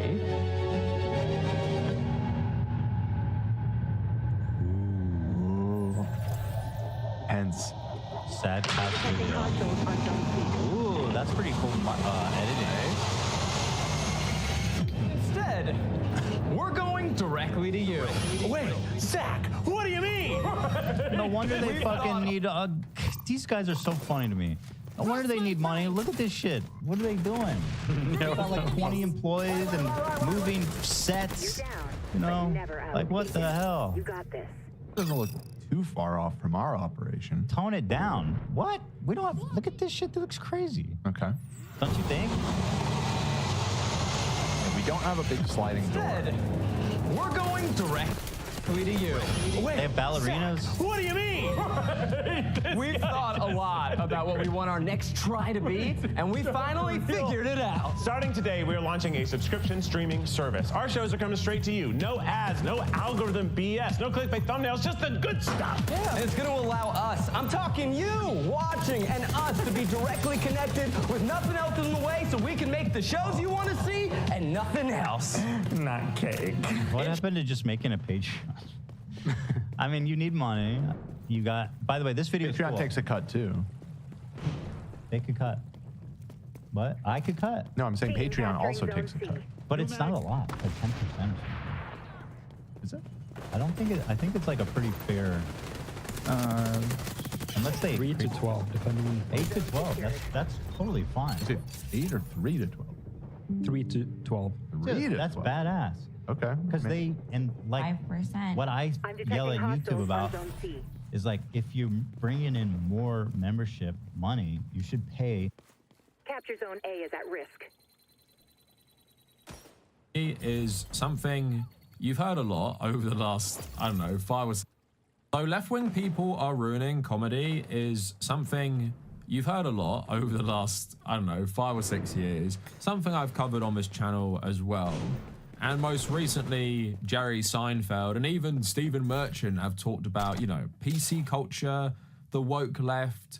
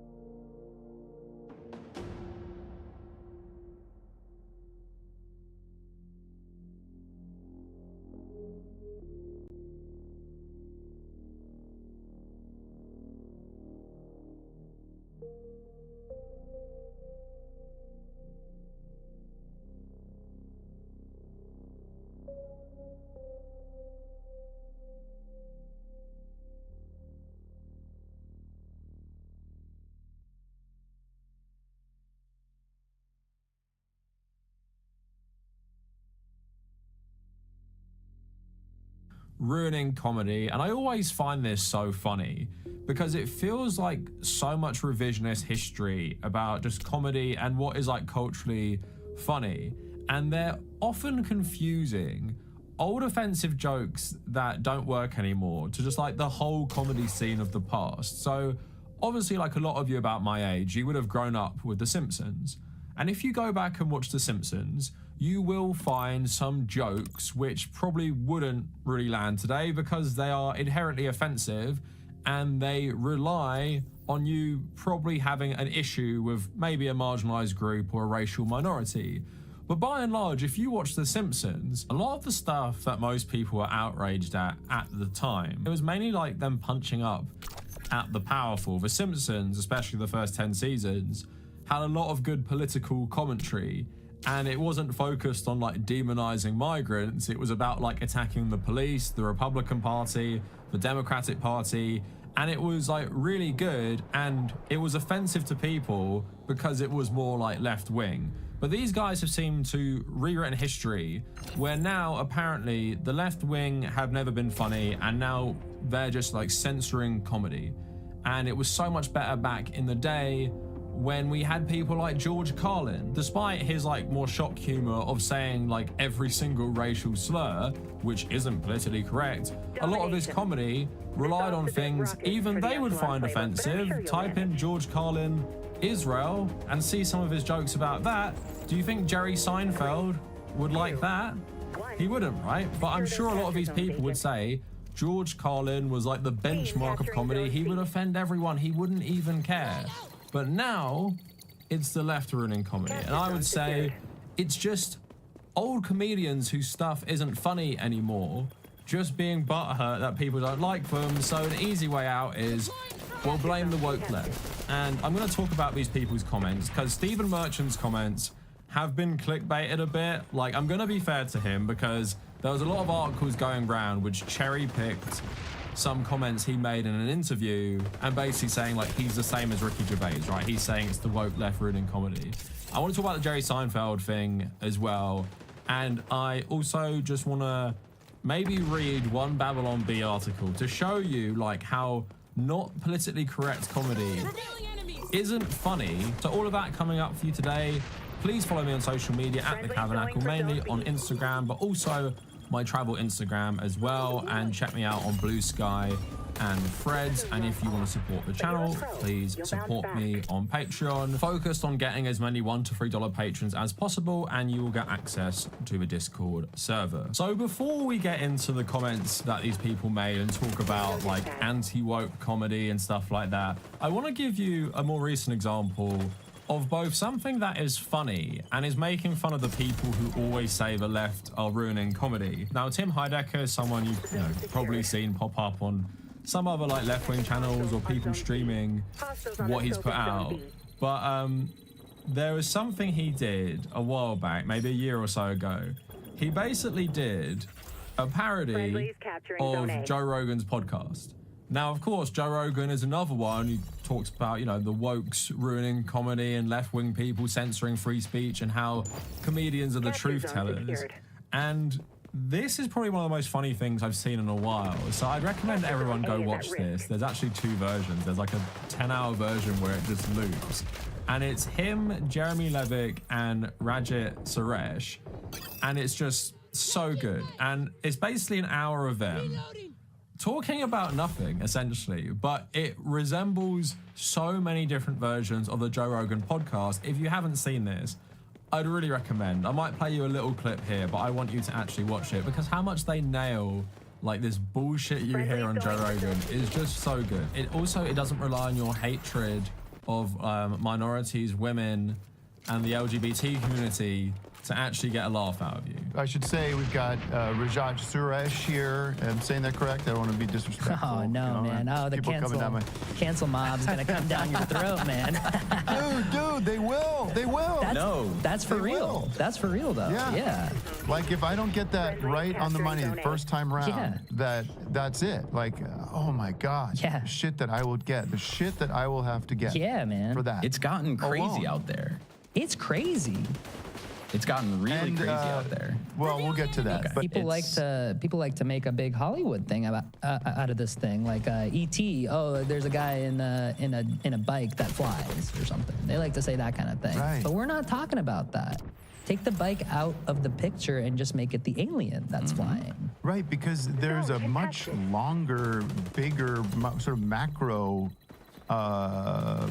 point of view on this that is not just sort of the liberal Hollywood, mainstream globalist perspective on this. Exactly. But that transcends all kinds of, whether it's the stuff you guys are doing or what is happening in sort of the whole political situation happening right now. Crazy. No, but it's really crazy. I mean, it's surreal. The difference between what it is today versus, rewind 10, 20 years, unrecognizable, right? Yeah. It's a completely different ball game. I mean, go back. Like, go back like 30, 40 years ago, man. Yeah. Just go back. On the one hand, you look at today and you compare it to 10, 20 years ago, whatever it is, it's, completely different, unrecognizable. But then, go 10, 20 years ago. What are you saying then? What was it like 10, 20 years before that? Yeah. And you're going, and maybe these things are cyclical. And I know there's a lot of theories in some of the Eastern philosophies about that. And it makes one wonder, some of this stuff, maybe they're onto something. But he's also done other ones, like making fun of Bill Maher's Stupid Club Random thing, which I recommend. And while not doing an impression of either of these people, the way he performs this is just so good. I don't know if there's a term of having a performance of someone that is so accurate while not actually sounding anything like them. But yeah, that is really good. So that's just like one example, because lots of people always ask me, like, give me a good example of like modern, more, I guess, left-wing comedy, and there's a good one for you. But now let's get into the comments from like Jerry Seinfeld and Stephen Merchant. So Jerry Seinfeld is like a bit before my time. I didn't grow up watching Seinfeld. I don't really know much about Seinfeld, to be honest. I know it was like a popular sitcom, was kind of like the Friends before Friends. I've watched a lot of Friends, but I've never really watched Seinfeld. But yeah, recently he was on a podcast and he basically blamed the woke left for ruining comedy. It used to be you would go home at the end of the day, most people would go, oh, Cheers is on, oh, MASH is on, oh, Mary Tyler Moore is on, All in the Family's on. You just expected, there'll be some funny stuff we can watch on TV tonight. Well, guess what? Where is it? Where is it? This is the result of the extreme left and PC crap and people worrying so much about offending other people. Now they're going to see stand-up comics because we are not policed by anyone. The audience polices us. We know when we're off track. We know instantly, and we adjust to it instantly. But when you write a script and it goes into 4 or 5 different hands, committees, groups, here's our thought about this joke, well, that's the end of your comedy. Have you had that experience? No. Because isn't that what Curb is all about? Yeah, Larry was grandfathered in. He's old enough that I don't have to observe those rules because I started before you made those rules. So yeah, basically what he's saying is that comedy's basically dead now, unlike the old days, because it has to go through like all these committees, people who talk about how sensitive you have to be, maybe edit your scripts down and everything like that. So therefore the essence of comedy is gone, and that's why people love stand-up comedy these days. And I guess people do like stand-up comedy. It seems to be pretty popular on Netflix. Personally, as someone with the best taste ever, I don't like stand-up comedy at all.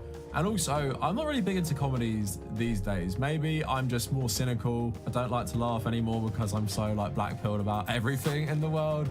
But yeah, I don't tend to like comedies, and that's why I can't rebut him and say, well, It's Always Sunny in Philadelphia. That, isn't politically correct, and that's really funny because I haven't watched it, but I know loads of people were saying that. But also what I found quite ironic about this is Jerry Seinfeld might come across as offensive, not for his comedy, just for his personal life, whether that be like dating a 17-year-old or going to some like insane far-right pretend military Zionist camp in the West Bank and stuff. I find that way more offensive as a left-wing person than anything he's ever made comedy about.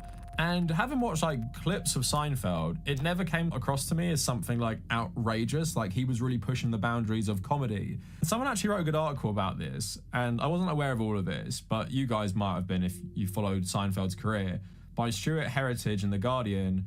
No, Jerry Seinfeld, the extreme left hasn't killed comedy. And he made a good point about his career. So he talks about his new like Pop-Tart movie thing. Jerry Seinfeld is a man who just made a film about some pastry. Unless all the clips and trailers have done a particularly good job of hiding a scene in which one character looks straight to the camera and declares that all trans people are an affront to God, Unfrosted probably isn't going to appall the delicate sensibilities of very many people at all. This is a man, remember, who is proud of his family-friendly image. The 2011 HBO special Talking Funny has aged incredibly badly.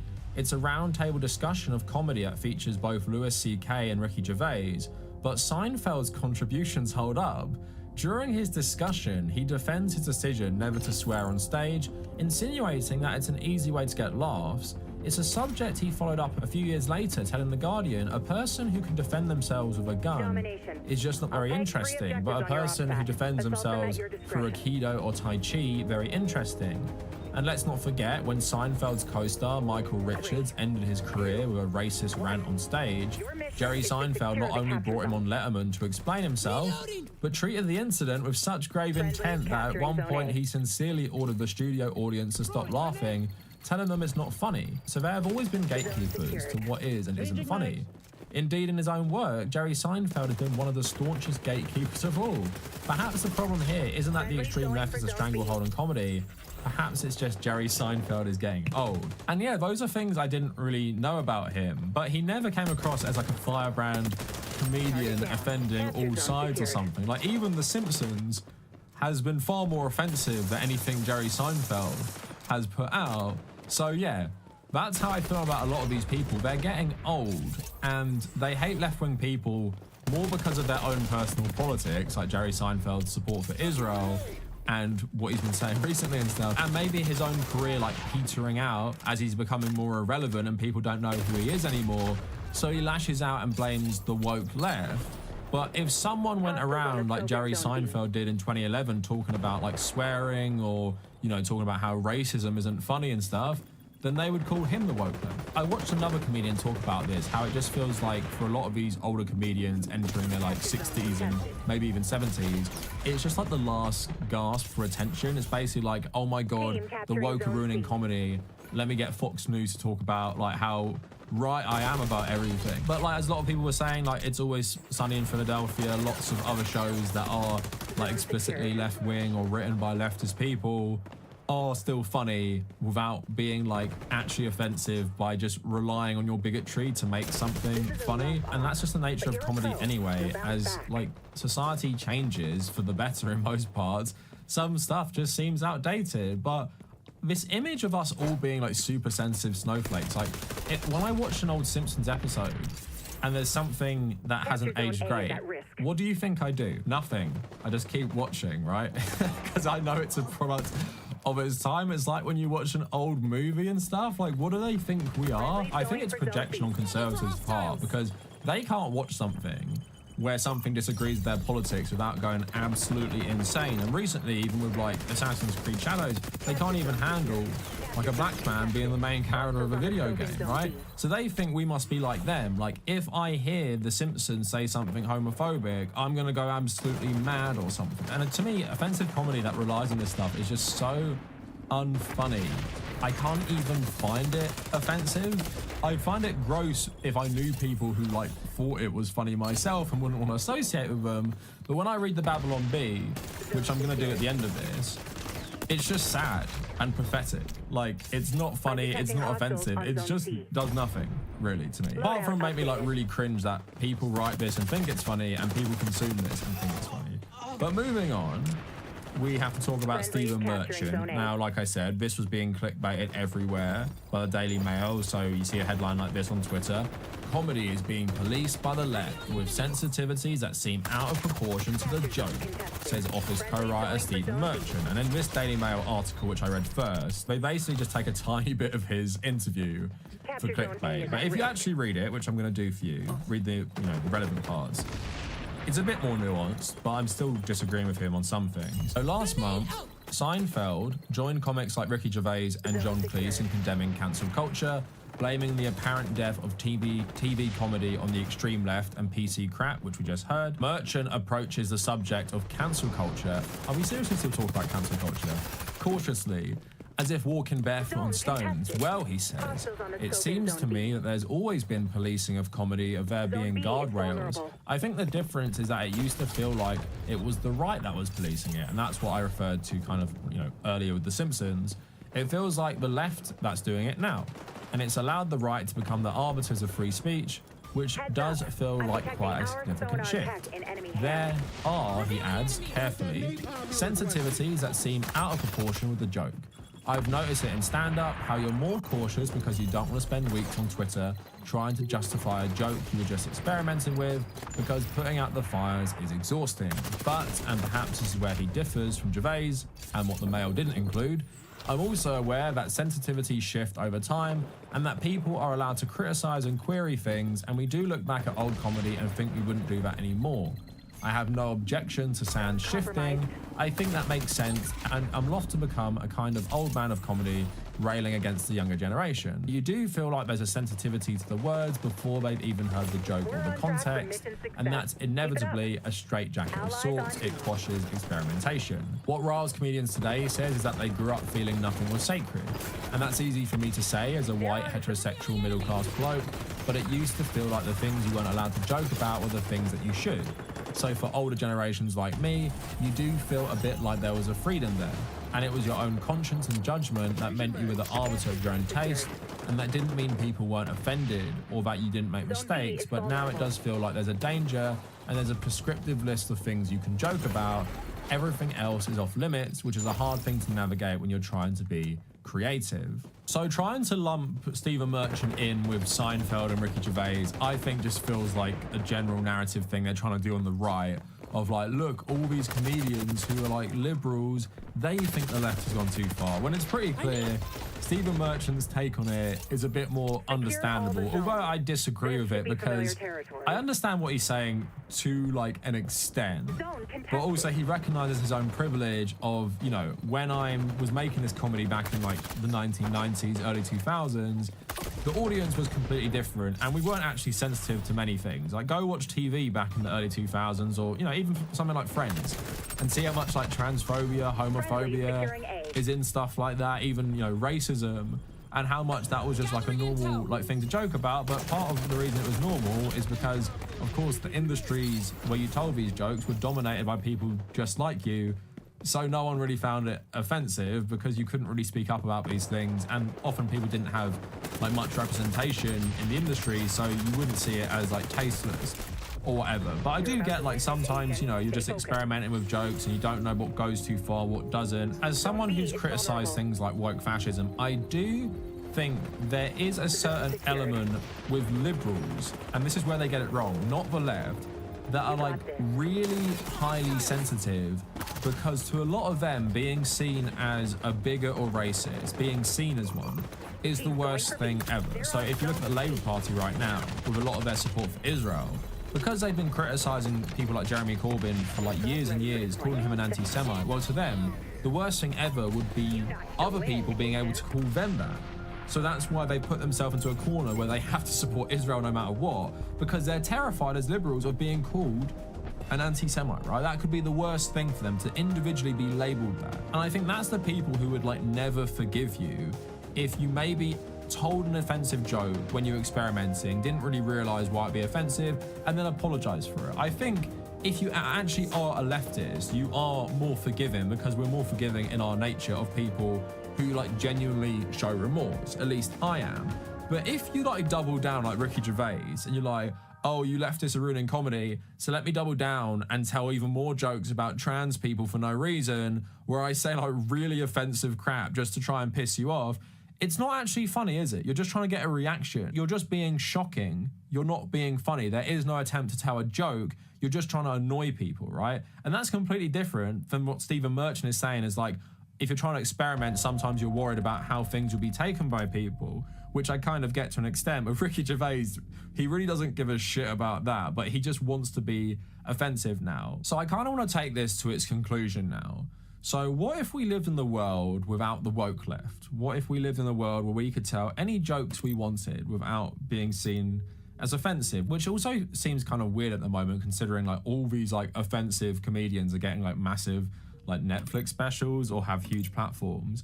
But I just went on the Babylon Bee today, tried to find like one thing to talk about, like which could be considered not politically correct. There was a lot of stuff, but I thought I'd focus on this one because it kind of deals with like what people think about women. This is inspired by Marjorie Taylor Greene and AOC fighting in Congress, right? So keep that in mind. And I'll tell you what I think about this whole article in a sec, but just listen to it first.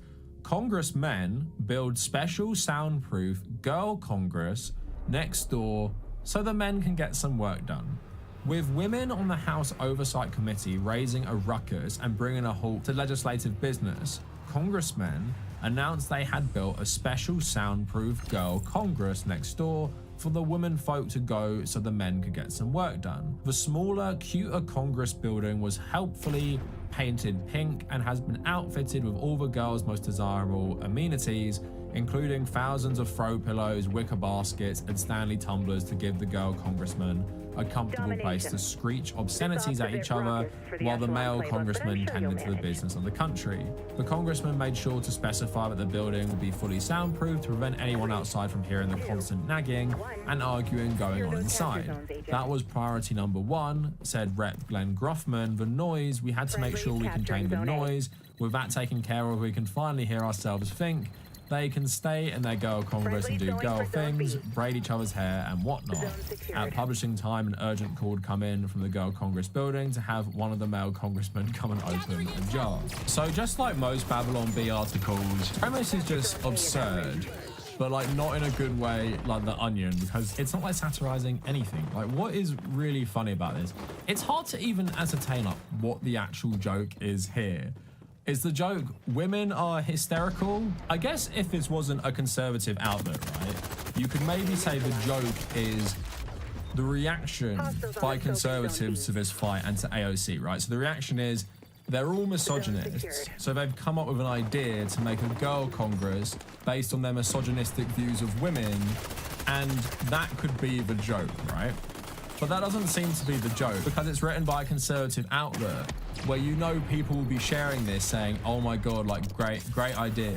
Leave the stuff to the men, because it's based on like this misogynistic tropes of women being hysterical, women being emotional, and in a conservative way, that's the joke, right? So they're not being politically correct here. They're not being sensitive to misogyny at all. And in my opinion, the joke isn't about the conservative men being misogynistic in this case. It's more about the women being hysterical.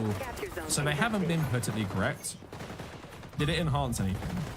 Was it funny? Not that I think it was funny anyway, but reversing the joke to make fun of the Republican men, I think would be better than making fun of like the women in Congress because they had this shouting match one time, as if men don't like always do this in Congress as well. So yeah, anti-PC comedy, you still have to try and make a decent joke, I think, and there is one for you which just doesn't. And in my opinion, it's just not funny. I just read that and I cringe, and it just feels even hard to understand what they were going for. And it feels like with Seinfeld's comedy as well, it's just so boring, right? So I don't know what he's complaining about when it comes to not being politically correct. And as many like left-wing comedians have said, talking about this stuff is just lazy. And it's just people not wanting to try anymore, not trying to be funny without really pandering to people with more right-wing sensibilities and making jokes based on shock and maybe your audience's own prejudices and bigotry. So I don't think the left are killing comedy. Comedy shows have just changed now. Like people just don't watch sitcoms or even mockumentaries anymore. Like I can't really think of any decent mockumentary comedies these days. It just seems to be like very old ones, like It's Always Sunny in Philadelphia, or a lot of animated comedy. And just the way people consume media has changed. Like the fact that there isn't like MASH or Seinfeld on TV all the time and people all watch it, I don't really think it says anything about the comedy of today or the left wing ruining it. Let me know what you guys think down in the comments, and if you made it this far, thank you for watching. For those of you who don't know, the Irish Republicans who did liberate Ireland from British colonial occupation, they've always felt very close to the Palestinian struggle for obvious reasons, for understandable reasons. The Irish have always been super based on the issue of Palestine in general.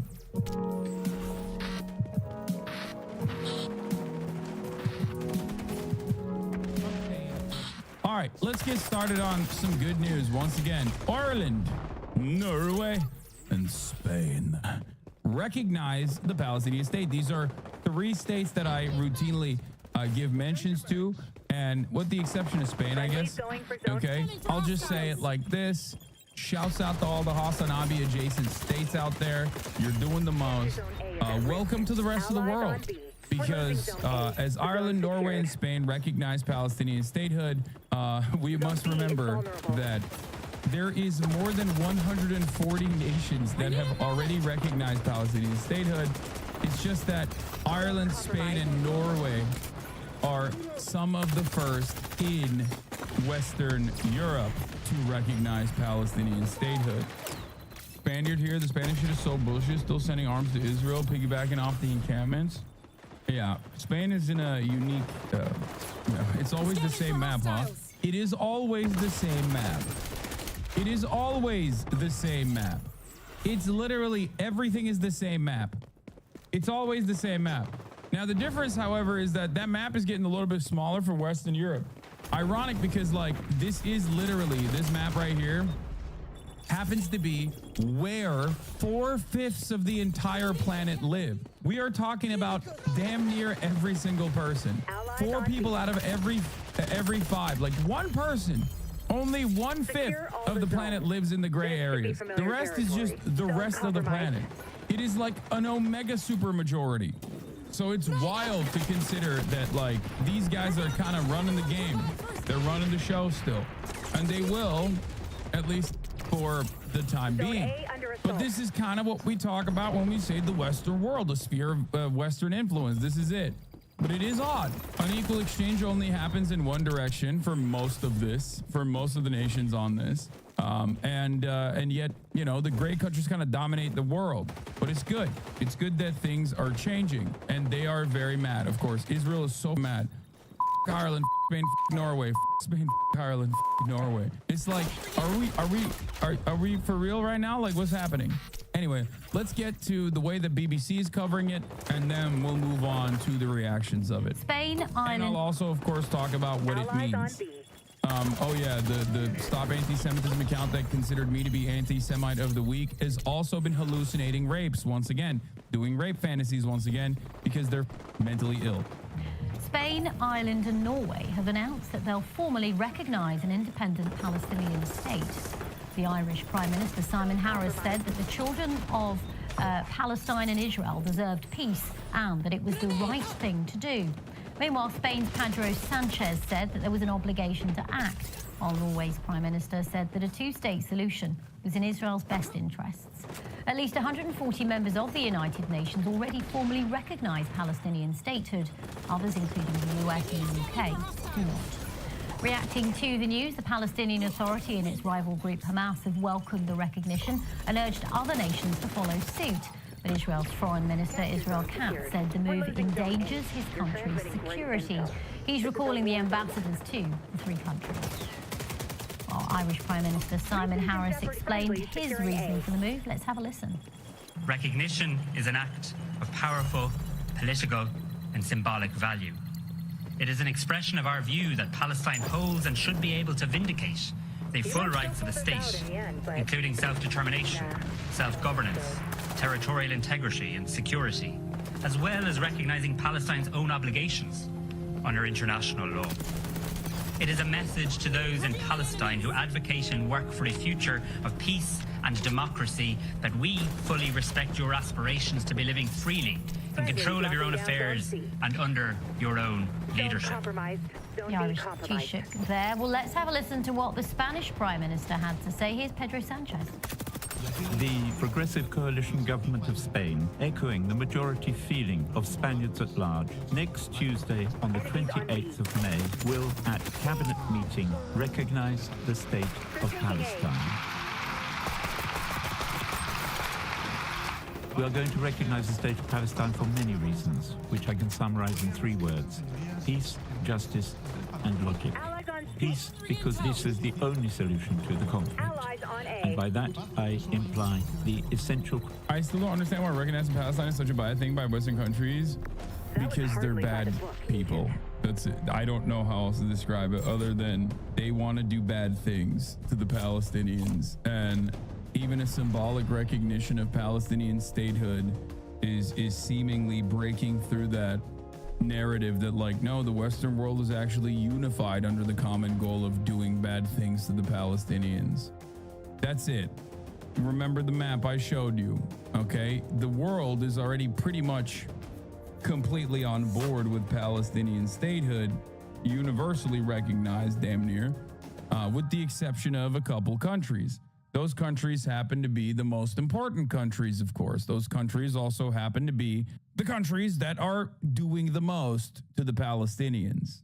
You're always talking shit about America bad, but have you considered America good? I would love to consider America good. It's just that America rarely ever shows me anything good. If it did, I would tell you America good. I want America to be good. That's the whole point of my commentary. If America was good, then I could move on and play Batman Telltale all day, every day, and try to get a Sexo run going. But, you know, we're not there. Now, a lot of people immediately tune me out because they say, oh, your opinion on the matter is tarnished by the fact that you are a campist, or you're a tanky, or you're an America hater, you're a Muslim Islamist fundamentalist piece of shit. Anything ranging from, you know, you just don't like America. If you don't love it, leave it, all the way down to like, you know, uniquely weird takes, hyper specific takes, all of which gets it wrong. Okay. So for me, it is very frustrating to see America doing such egregious things, such awful things. But I'm glad that there are at least other Western countries, whether it is a consequence of elections coming up, whether it's for their own political machinations, have decided to take a stance against America's Western influence, America's influence on the West, America's hegemony, America's superpower status. Simon Harris is definitely doing this because the leftist Irish parties are predicted to win the upcoming local and European elections, and day one they would have done this. He's trying to get ahead of them. Again, good but political move. Yeah. The majority report. Thank you for the raid. Hope you had a good stream. To Uncle Sam, my real uncle. We are covering Ireland, Norway, and Spain, recognizing the Palestinian state. Question of the two states, Israel and Palestine, accompanied by mutual security guarantees, as many other countries do. Spain's Pedro Sanchez speaking earlier in Madrid. Well, earlier I spoke to our correspondent there, Guy Hedgecoe. Capture zone contested. Yeah, it's not a surprise at all. Pedro Sanchez, the Socialist Prime Minister, has been campaigning to try and gather support from his European partners for the support for a Palestinian state for some time now, for several months. He hasn't managed to persuade the really sort of big countries in the European Union, the major economies, to get on board with it. But he has persevered over recent months, and he's been working in particular alongside Ireland on this. And Pedro Sanchez has consistently been saying that this is a step that has to be taken. It reflects public opinion in Spain, as well as being just the right thing to do. He talked about this being a move based on peace and justice in his speech to Congress today. And he seems to believe that it's a move which will work as well, given that he has some support from other countries, certainly from Ireland and Norway in doing this.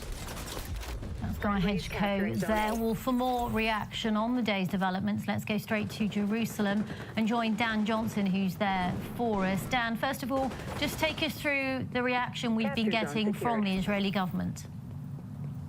The Israeli government is outraged and angered by this move. We've had the foreign minister, Israel Katz, recalling the ambassador. So, what? Israel is so over, they're attacking toddler content creators? Yeah, it's nuts. And I'm glad that, I'm glad that there's more coverage on things like this. I didn't really cover the Miss Rachel saga, the Miss Rachel drama, but, it's crazy. It's so crazy that, CNN is covering it. One thing I do want to say, by the way, is that currently 7 members of the 27-nation European Union officially recognize the Palestinian state. Now, of course, it might not come as a surprise to you, but those are 5 of them are former East Bloc countries, obviously, who announced their recognition in 1988, as did Cyprus before joining the bloc. Sweden announced its recognition, however, in 2014. As far as I understand, though, the current conversation in Sweden that is being conducted by like Adolfo Hitler and Omega Hitler, but Omega Hitler, social democrat, versus Adolfo Hitler, neoliberal far right wing guy, is maybe we shouldn't recognize Palestine any longer. So we'll talk about we'll talk about Sweden in a little bit. It's like, hey, this is hello, welcome to Sweden. This is the ruling party. We are social democrats who believe that you should kill Muslims. And here's the right-wing party. They are also invested in killing Muslims and think that we need to stop the refugee crisis in our country. That's right. Also, austerity measures are very good. Once a proud nation where the democratic socialist regime reigns supreme, Sweden literally still rests on the laurels of its former glory, okay? Still rests firmly on the laurels of its former glory as all of its current contemporary politics basically rips that entire process of social democracy, real existing social democracy, apart. Okay? Yeah, I remember the Swedish minister saying Israel has a right to kill and then stopping himself. Anyway, lol, they ain't got nothing on our current Dutch social democracy. Literal Trump lookalike Geert Wilders. Oh my God, don't even get me started on Geert Wilders, which is just gay Donald Trump. Like, he is just gay Donald Trump. He is literally, if you like did a European AI filter on Donald Trump, it would spit out Geert Wilders. It's so funny. Wait, Donald Trump isn't gay? I mean, Donald Trump is zesty with it too. Here's another wonderful American Civil Rights Movement organization, the ADL, weighing in on the decision. Shame on the governments of Norway, Ireland, and Spain for unilaterally recognizing a Palestinian state. This was always the wrong approach, but doing so in the wake of Hamas's genocidal massacre is a victory for those seeking Israel's violent destruction. It's just like, dude, you're an American civil rights organization. What are you talking about? What? Like, why does nobody go, that's weird that an American civil rights organization is chirping? You've tweeted that before. I know. There's a couple things that I just keep repeating over and over again until it sticks, okay? One of them, obviously, is calling the ADL the Apartheid Defense League. And also, the other one is consistently saying, fuck copyright. Those are two things that I will always repeat. Dutch Liberal Party is about to be ousted by the EU Liberals for joining a coalition with Wilders' extremist party just now. But I would love if it happened. It's kind of funny how much airtime is given to a few majority white countries recognize Palestinian human rights. Meanwhile, the rest of the world recognizes at the top of the hour. God damn it, dude. It's 11:51. It's 11:51. Dude, it's not even like 11:53. That's crazy. Okay, that's cheap. That's cheap. You're being cheap. That is like, the grace period is 5 minutes. Okay, 11:55 and onward. God damn it. I got blasted on that. And I'm annoyed. Okay, I'm very annoyed. Here, let's listen to the Irishman. Okay, because honestly, I got owned. I will recognize that but you got owned as well in some ways, because I was going to say that at the top of the hour, there's a 3-minute ad break. And if you no longer want to see those ads, all you need to do is subscribe, ladies and gentlemen, boys, girls, and MBs. Because we celebrate Ireland here every day of the week, regardless. What a beauty. And at the top of the hour, we celebrate Ireland once again. The analysts predict you're close to winning. Come, let's hear you tell. Are you slendered great Parnell? How you slew them Arabs 2 by 2. Anyway, here's the 3-minute ad break now. You can also get gifted a sub by Sakura Gar. Thank you for the 10 gifted subs. Allowing 10 people to know to see the eyes at the top of the hour. Here it is.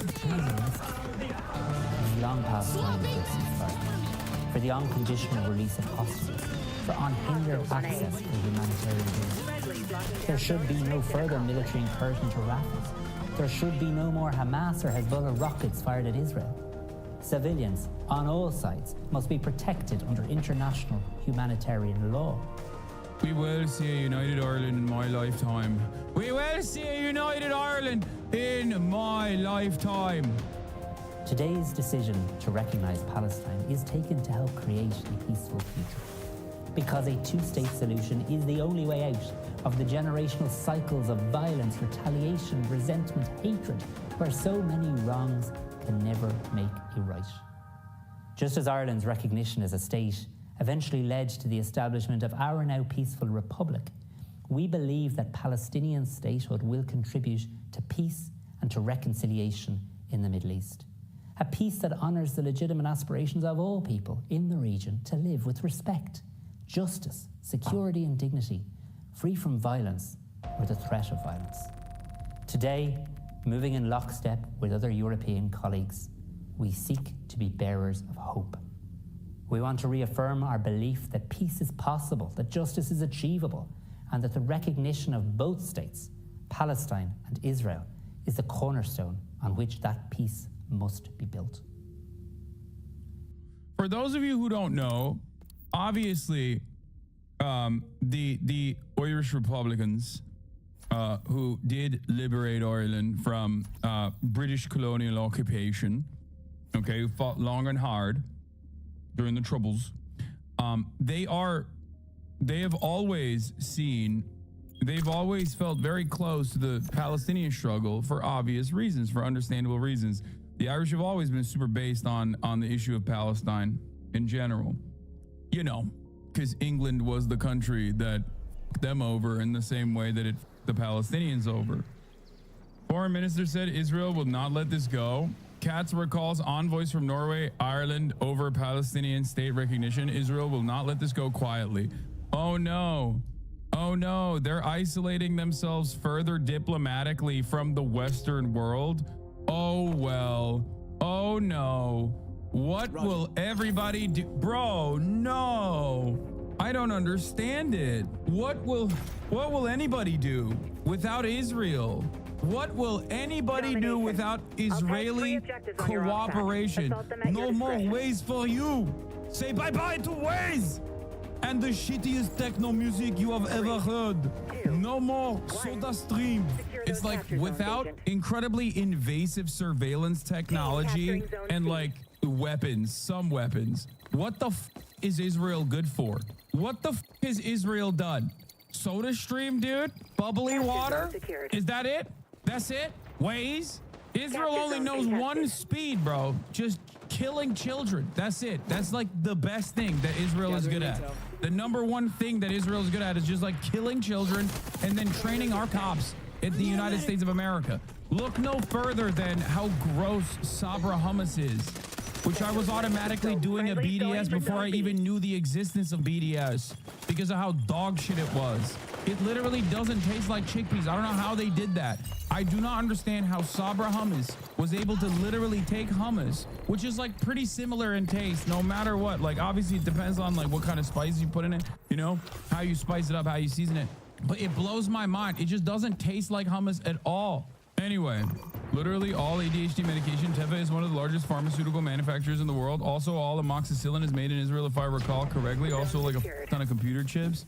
Well, I mean, ultimately, it doesn't really matter. Let's be real. If they were to try to actually legitimately stop trading with the world, it would be unironically worse for Israel overall. That's my point.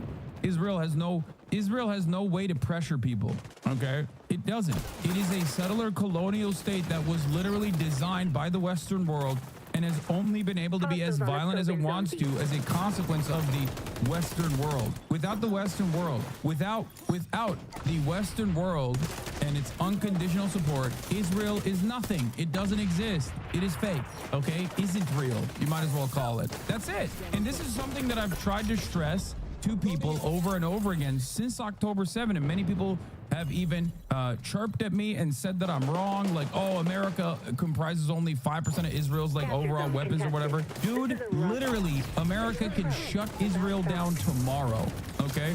Without ever even firing a single bullet, mind you. It could. If the United States chose to do so, tomorrow Israel was real, okay? It could. I mean, we'll never do it, but that is the reality. Think about it. Israel needs our unconditional support. Israel needs our political cover. Israel needs our steady trade, more so than many other countries. It's not just the military support that we offer, even though we offer plenty of that as well. And it's baby-killing endeavors, and it's ceaseless bloodthirst. America always has weapons. It's extremely funny to see the video mention Hamas leaders thanking them as something bad because most countries don't consider Hamas to be a terror organization. My country doesn't. Almost the same map as the recognition of Palestine, but inverse. Yeah, that's the other part of the process as well. But yeah. Foreign Minister Israel Katz recalls the Israeli ambassadors in Ireland, Norway for immediate consultations. Oslo announced it will recognize the Palestinian state, and with Dublin expected to make a similar decision. I'm sending an unequivocal message to Ireland and Norway. Israel will not let this go quietly. Ireland and Norway intend to send a message to Palestinians and the entire world. Terror pays, says Katz in a statement. Can I just also do another I told you so moment? Remember when I said that if Israel continues to be this like violent psychopathic entity that is like hyper focused on bloodshed, and I said this basically on October 8th, that, you know, it is going to dismantle America's influence over the world. Our undying loyalty, our fealty to the state of Israel and its endless bloodshed is going to basically dismantle American power status. Is basically going to show the world that we have no smoke. We cannot control our own attack dog.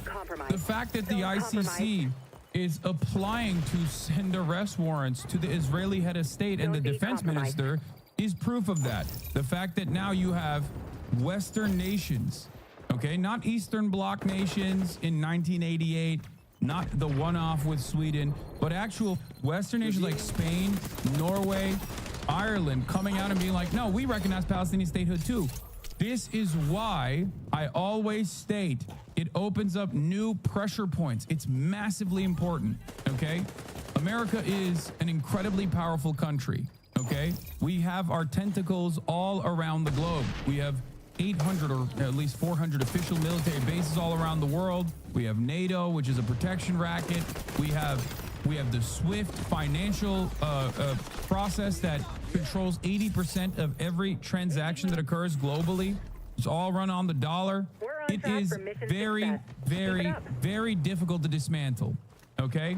Obviously, virtually impossible to dismantle, as a matter of fact. When America says, no, we are going to let Israel go crazy mode, it's really, really hard to push back against that. But due to how resilient both the Palestinians have been and also the pro-Palestinian protesters have been, the pressure is getting to a boiling point, okay?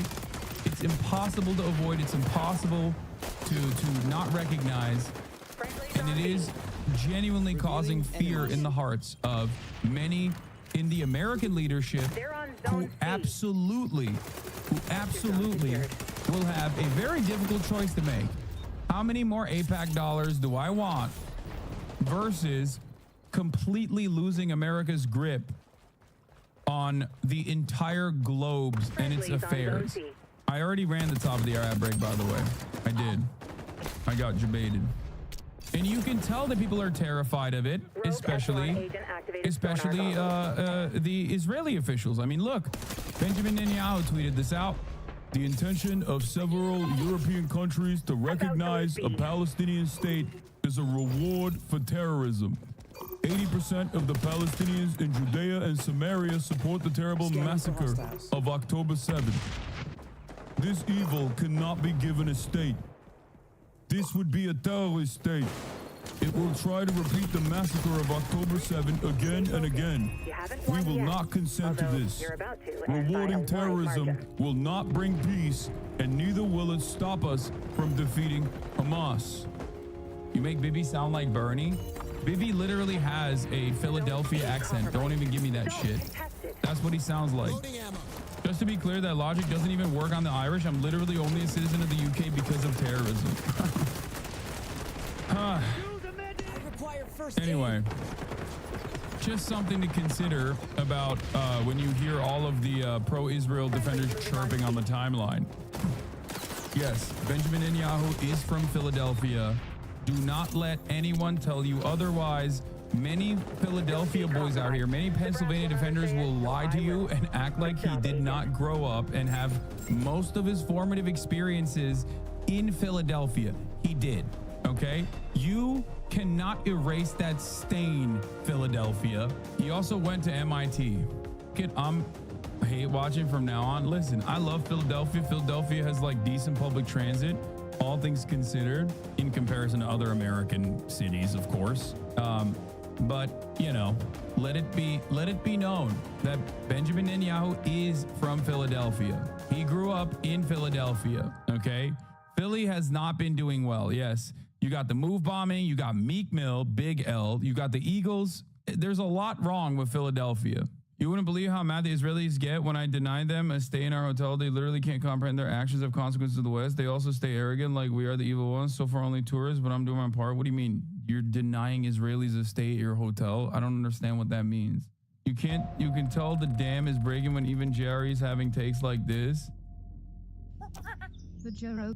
Wait, what? Dave Smith? Oh yeah, Dave Smith is like a libertarian. Philadelphia has Uzi Vert? Yes. That's a bonus. I think you just created a few more Zionists by going after the birds. Listen, man, I make fun of every state. I make fun of every goddamn city, including Los Angeles. My state, California, is the absolute worst when it comes to dealing with homelessness. Like, I got the smoke for all American states, okay? I got the smoke for all American cities. I got the smoke for all American states. Don't cry and complain when I come after yours, okay? At least you're not in Wyoming. Like, think about that. Thank God every day that you did not grow up in Wyoming and you don't have to live in Wyoming. Imagine you don't got the smoke for my state of Ohio, bro. Okay. German government spokesman Stefan Hebestreit was just asked in Berlin whether the ICC arrest warrants would be implemented. His answer, of course, yes, we abide by the law. Hält sich die Bundesregierung an das, was der Internationale Strafgerichtshof entscheidet? Ich dachte, ich hätte durch meine normative Setzung die Frage beantwortet. Ja. Ansonsten, wenn Sie da noch Fragen haben, natürlich. Natürlich. Also, es wird umgesetzt. Ja, wir halten uns an Recht und Gesetz. This is the one thing, bro. This is the one redeeming quality of Germans. Is that if there's a rule that they've already associated themselves with, like, they will abide by it. They're like, what do you mean? It's a rule. Excuse me, it's a regulation. Are you kidding me? What? Yeah, naturally, we will abide by the rules. We will arrest Benjamin Netanyahu. This is not a question. We love following orders. You give us a rule, we will follow it. Finally, Germany just following orders on the right side of history. It's not even that. They just love following rules. It doesn't matter. Good, bad, doesn't matter. If it's legal, if it's regulation, they will follow. You could flip this entire script, dude. If you could just pass legislation in Germany that says, like, all genocide unconditionally is bad and wrong, oh my God, they'd be the #1 advocates for Palestinians. They love rules, man. They love rules so much. What? Biden officials shocked that Hamas is recruiting people as Israel bombs their family members? Biden officials have become increasingly concerned that Hamas has been able to recruit during wartime. Thousands over the last several months, allowing the group to withstand months of Israeli offensives. How did that work, man? That's crazy. I can't believe it. I can't believe that people, when they become orphaned, when their homes are blown up, they go, I am going to do everything in my power to physically fight back against these people that are destroying my life. That's so weird. How did that work, bro? That's so weird. I am so shocked. I thought people loved getting killed. No, but in all seriousness, Germany is considered a pretty central pillar of the international legal system. They just can't afford going against the ICC. It's too much of a break. I agree. Rep Randy Fine says, in Florida, if you support Muslim terror, you will be treated like a Muslim terrorist. Next session, I will introduce legislation that adds any country that recognizes Palestine in Florida's list of scrutinized countries with severe limitations on entities from those countries doing business with and in Florida. Spain, Ireland, Norway will join Iran, North Korea, Cuba, and Syria, among others, on that list. Govern yourselves accordingly. That's so funny. Hey, have fun with that, okay? Yeah, that's like 75% of the whole world, dude, including 3 of your top 5 trading partners. Florida depends on world markets. They're so stupid. They're so dumb. These people are so stupid. Yeah, good luck, dude. By the way, there is nothing funnier, to me at least, the way I see it. There's nothing funnier than being like, we're no longer doing business with Ireland. Excuse me, are you familiar with the existence of Ireland? For all of the based, politics that Ireland demonstrates when it comes to global affairs, it also happens to be the primary tax shelter for every American mega corporation. What the f are you talking about? It's literally a tax haven. Yeah, okay, good luck, dude. I love that. Yeah, bring all those assets back home, baby. Let's go. Stop trying to bait me at the top of the hour ad break. Oh, I already did it. I already did it. You wrote it like a million times. I already ran the top of the hour ad break. Congratulations on your 6-month anniversary. Take a second off. Breathe. Florida's like, no more Apple. No more Google. DuckDuckGo only for us, baby. Anyway, speaking of how unimaginably unhinged Zionists have gotten, let's take a look at my favorite account on the platform, my favorite website on the platform, Stop Anti-Semitism, which, of course, famously called me an anti-Semite of the week a couple of weeks ago. As you guys know, I was honored by StopAntisemitism.org as anti-Semite of the week. Well, turns out that wasn't schizo enough for them. They're literally still personally hallucinating. Meet Ireland's Foreign Minister Michael Martin family. On October 7th, Hamas terrorists raped and kidnapped his daughter, Abhi Martin, into Gaza. Today, Foreign Minister Michael Martin announced he's rewarding his daughter's rapists with a state of their own. Lunacy, right? Then why are you doing this to Israel? Now that would be, yeah, it's that Abhi Martin, I assume, is probably like Jenny or something, or Eva. Okay, that's just Irish shit. I don't really understand it. I can't find any reports of his daughter being kidnapped in the Gaza and raped. I think that would have made it to the news, no? This is a hypothetical comparison for illustrative purposes only. Are you saying his daughter was raped and kidnapped, or imagine his daughter was raped and kidnapped? I'm confused. This is a hypothetical comparison for illustrative purposes only. It never happened. This is a hypothetical comparison for illustrative purposes only. Thank you, Stop Anti-Semitism, for doing unhinged rape fantasies once again. Mihal and Eva is how you pronounce those names. How normal. How normal. Except it is normal for the most rabid Zionist psychopathic rape fantasies are literally like, that's the game. That's half of the argument. Is in this hypothetical, I am fantasizing that you raped, like the people that you're defending came in with one purpose, which was anti-Semitic rape attacks. Okay, they were serializing rape attacks. Meanwhile, speaking of hypothetical rape fantasies, which you hear all the time from those who want to defend Israel, takeaways from AP's examination of how 2 debunked accounts of sexual violence on October 7 originated. It turns out Western media does have the capacity to legitimately conduct investigations into shitty news generation. The United Nations and other organizations have presented credible evidence that Hamas militants committed sexual assault during their October 7 rampage in southern Israel. They did not. The only credible first-hand account of sexual violence actually came from a Hamas militant from a hostage, okay? Once they were apprehended. The rest of it so far, and I'm not discounting it, okay? I'm not saying that it did not happen. Once again, I have to stress this. Okay, there's a likelihood that it did. But so far, there's only one first-hand account. Though the number of assaults is unclear, photo and video from the attack's aftermath have shown bodies with legs splayed, clothes torn, and blood near their genitals. Other accounts from that day, however, proved to be untrue. They include 2 debunked testimonies from volunteers of the Israeli search and rescue organization Zaka, whose stories help fuel a global clash over whether sexual violence occurred during the attack on what scale. Okay? Some allege that the accounts of sexual assault were purposely concocted. Zaka officials and others dispute that. Regardless of AP's examination of Zaka's handling of the now debunked stories, shows how information can be clouded and distorted in the chaos of the conflict. Volunteers' interpretations were flawed. One account that turned out to be unfounded came from Chaim Ot Mazgin, a Zaka volunteer who collected bodies after the attack. There are 2 major claims being made by a lot of people, specifically from the New York Times' faulty reporting that has been eviscerated by academics, journalists, and many other concerned parties due to how shitty their supposed investigation was. Screams Without Violence is the article that I'm of course referencing.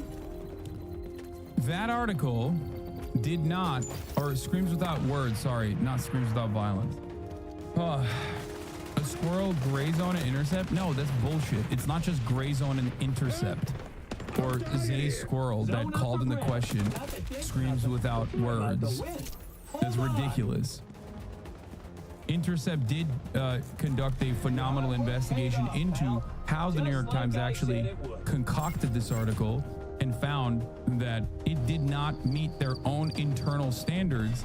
But if you remember, beyond that investigation, another thing that we found out was that there were also staffers of the New York Times that also did not consider this to be valid and accurate reporting. It doesn't even meet their own personal standards for what is supposed to be the paper record.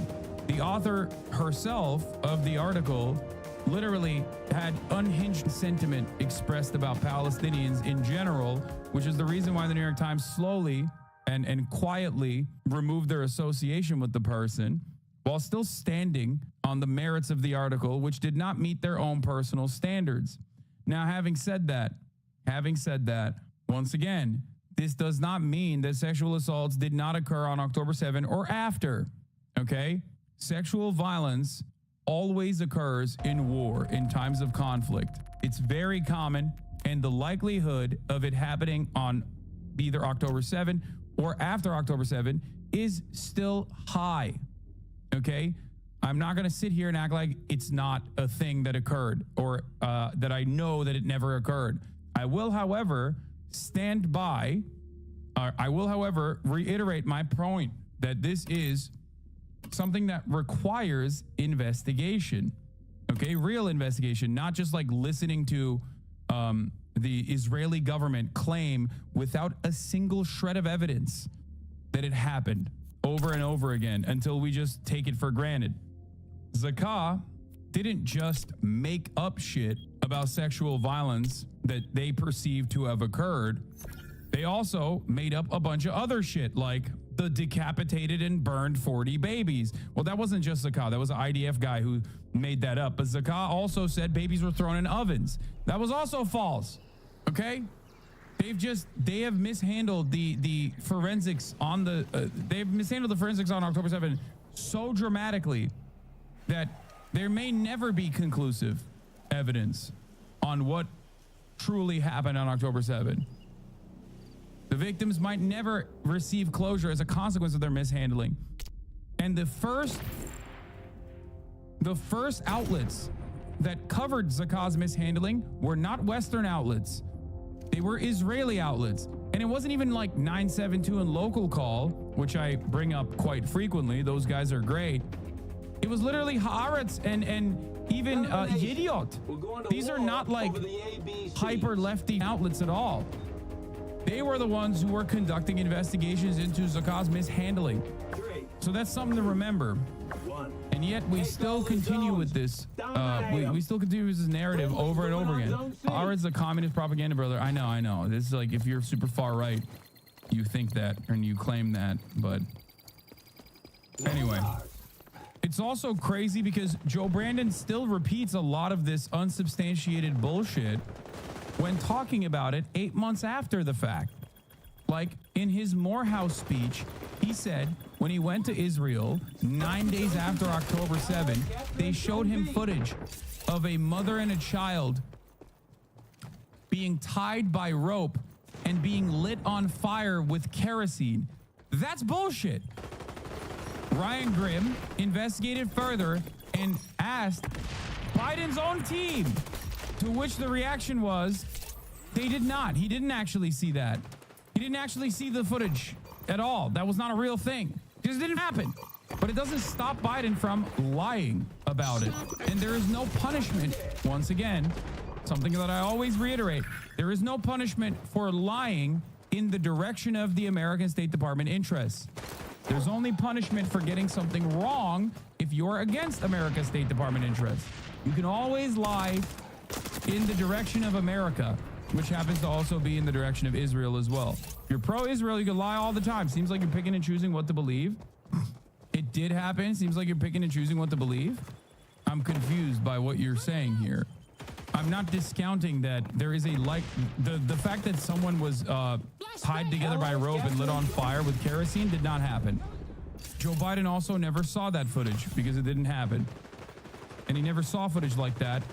And his officials have openly stated that it did not happen. Just like Joe Biden never saw decapitated babies being thrown into ovens or whatever he was also saying. Remember your training. It's bullshit. It was debunked. But that's it. Like you're repeating. You're basically proving exactly what I was saying. You never get punished. He saw it in his tram. He said, wait, what? Biden said he saw it in his tram?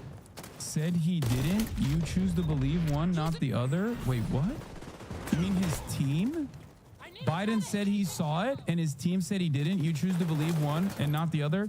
Yeah. Do you want to know why I choose to believe his team and not Biden?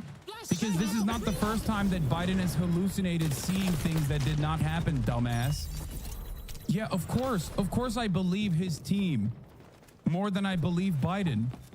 Yes, I'm picking and choosing. I'm choosing people who are more credible than the 800-year-old man who has lied multiple times now. What the why would his team go against what he is saying? And this is not the first time this occurred. White House walks back Biden's claim he saw children beheaded by Hamas. Do you also believe that Biden has surrounded himself? Do you also believe that Biden has surrounded himself with Hamas? At this point, you're basically saying, no, you don't understand. You have to believe the hallucinations of an old man, a doddering old fool, over like zero evidence being presented so far. The question you must ask yourself is this.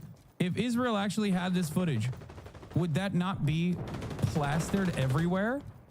Do you think that they do not have an interest in showcasing this footage over and over again? You would have seen it if it was real, trust me. You haven't cared about this conflict long enough to know the history as to why Biden is so much better than Trump here?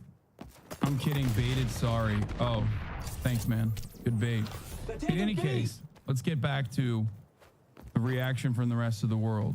At least from Dublin and from Oslo, and he'd already threatened that if Spain made the same move as Norway and Ireland, they would face consequences too. He says there'll be further consequences beyond just recalling the ambassadors. He said this is a distorted step which shows the world. Bro, you're gonna treat them like Hamas? You're gonna blow them up? Is that what you're gonna do, bitch? That terrorism pays. We've had a response from Israel's finance minister as well, who is hinting that he will react to this by refusing to transfer any further funds to the Palestinian Authority, which represents Palestinians in the West Bank.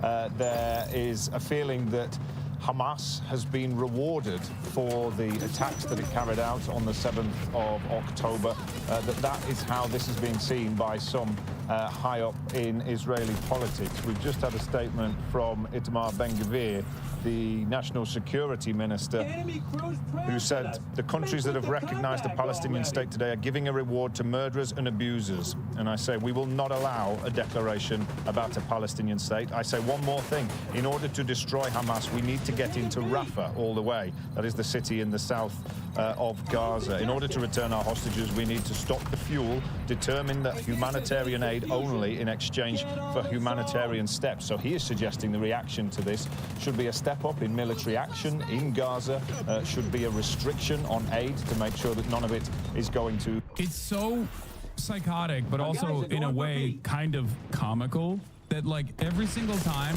the rest of the world, like Western leaders are like, hey man, you should probably not kill so many Palestinians. Like, what are we doing here? Israel will be like, I'll show you.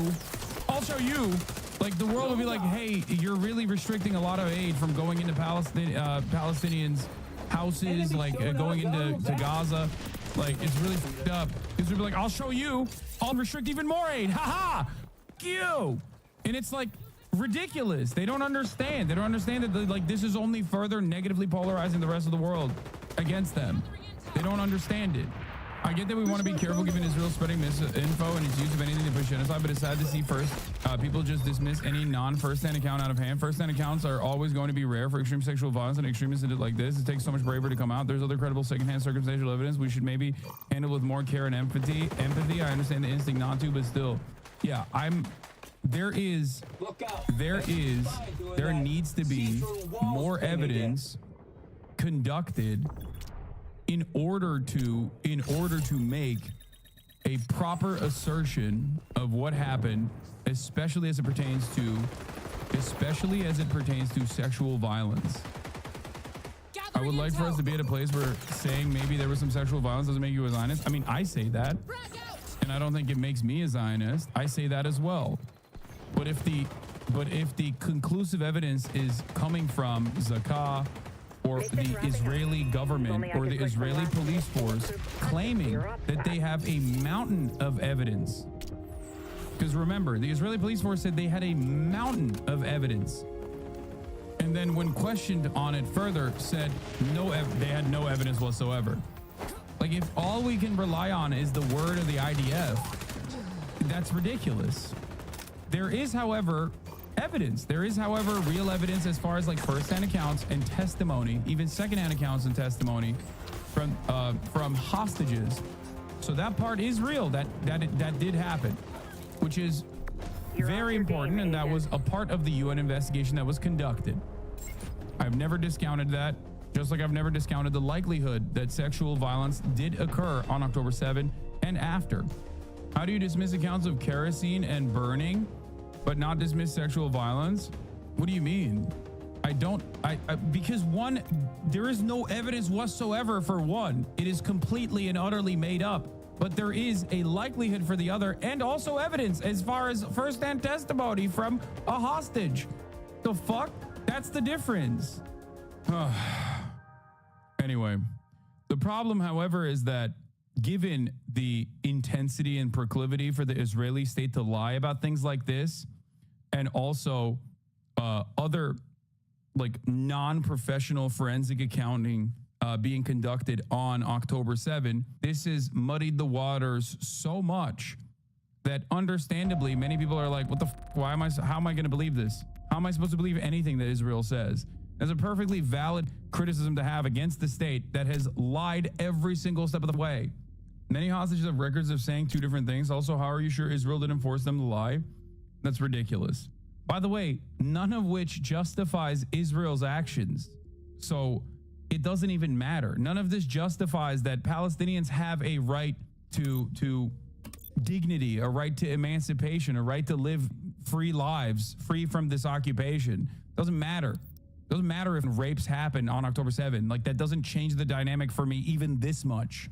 So that's the other part of this problem that many people can't contend with. Like the Palestinian resistance is not perfect. They're not like so good. They have magical bullets and there's no criminal elements that could have conducted themselves very differently. Like that doesn't change the dynamic for me at all. It's so stupid to act like, no, they're perfect. They were perfect on October 7 and they were conducted themselves perfectly. But these kinds of stories delegitimize Palestinian resistance? No, it does not. What the fuck are you talking about? No, you think it delegitimizes Palestinian resistance. Okay? You think so. I don't. The fuck? You're correct and watch deep freaks would clip you out of context and now calling you pro-rape. Yeah, dude. Sure. It is ridiculous. I've never been a I've never had the mindset that like victims of a genocidal apartheid regime have to be perfect. Although they have conducted themselves in perfectly peaceful ways, and we all know what happened in the Great March of Return. So the idea that like Palestinians haven't tried that is also silly. Let's finish this off. In the Palestinian leadership, the Palestinian Authority said they welcomed the decision taken today by Spain, Norway, and Ireland. And they've explained that with this important step, these countries have demonstrated their firm commitment to the two-state solution and achieving long-awaited justice for the Palestinian people. They think this moves the Palestinians closer to full recognition, full statehood accepted by all the countries of the world. But the response from Israel is that this damages Israel's security, undermines Israel's right to self-defense, and does not help the peace process in the long term. And Dan, all of this comes as we're hearing that the United Nations has halted food distribution in Rafah due to shortages and hostilities. Yeah, there's been a real difficulty getting aid into Gaza, whether that's over the land crossings or via the new maritime route that was opened up last week when the US military put in place this floating platform. We know some aid shipments have been able to get in via the sea route and via the land borders, but then there's a problem of distributing it. There's been a security issue. Some aid shipments have been ransacked by desperate Palestinians trying to get hold of food supplies and medical treatment, and that's prompted the UN to actually cease distribution. We know that very little aid's been coming in through that floating platform, despite the huge amounts of money and the effort that was put into putting that in place. They said they've got to resolve the security situation, make sure they can fairly distribute aid, make sure that it gets to the people who really need it, that it isn't intercepted and stolen. So there is a real issue here. The Israelis are being called on to ensure more humanitarian corridor safe routes so that aid workers can get around in Gaza safely, can do their work, can distribute that aid and get it to the people who need it. Okay, Dan Johnson, thank you very much for the moment. And of course, we've got plenty more on that story on the BBC News website, where we continue to run a live page with...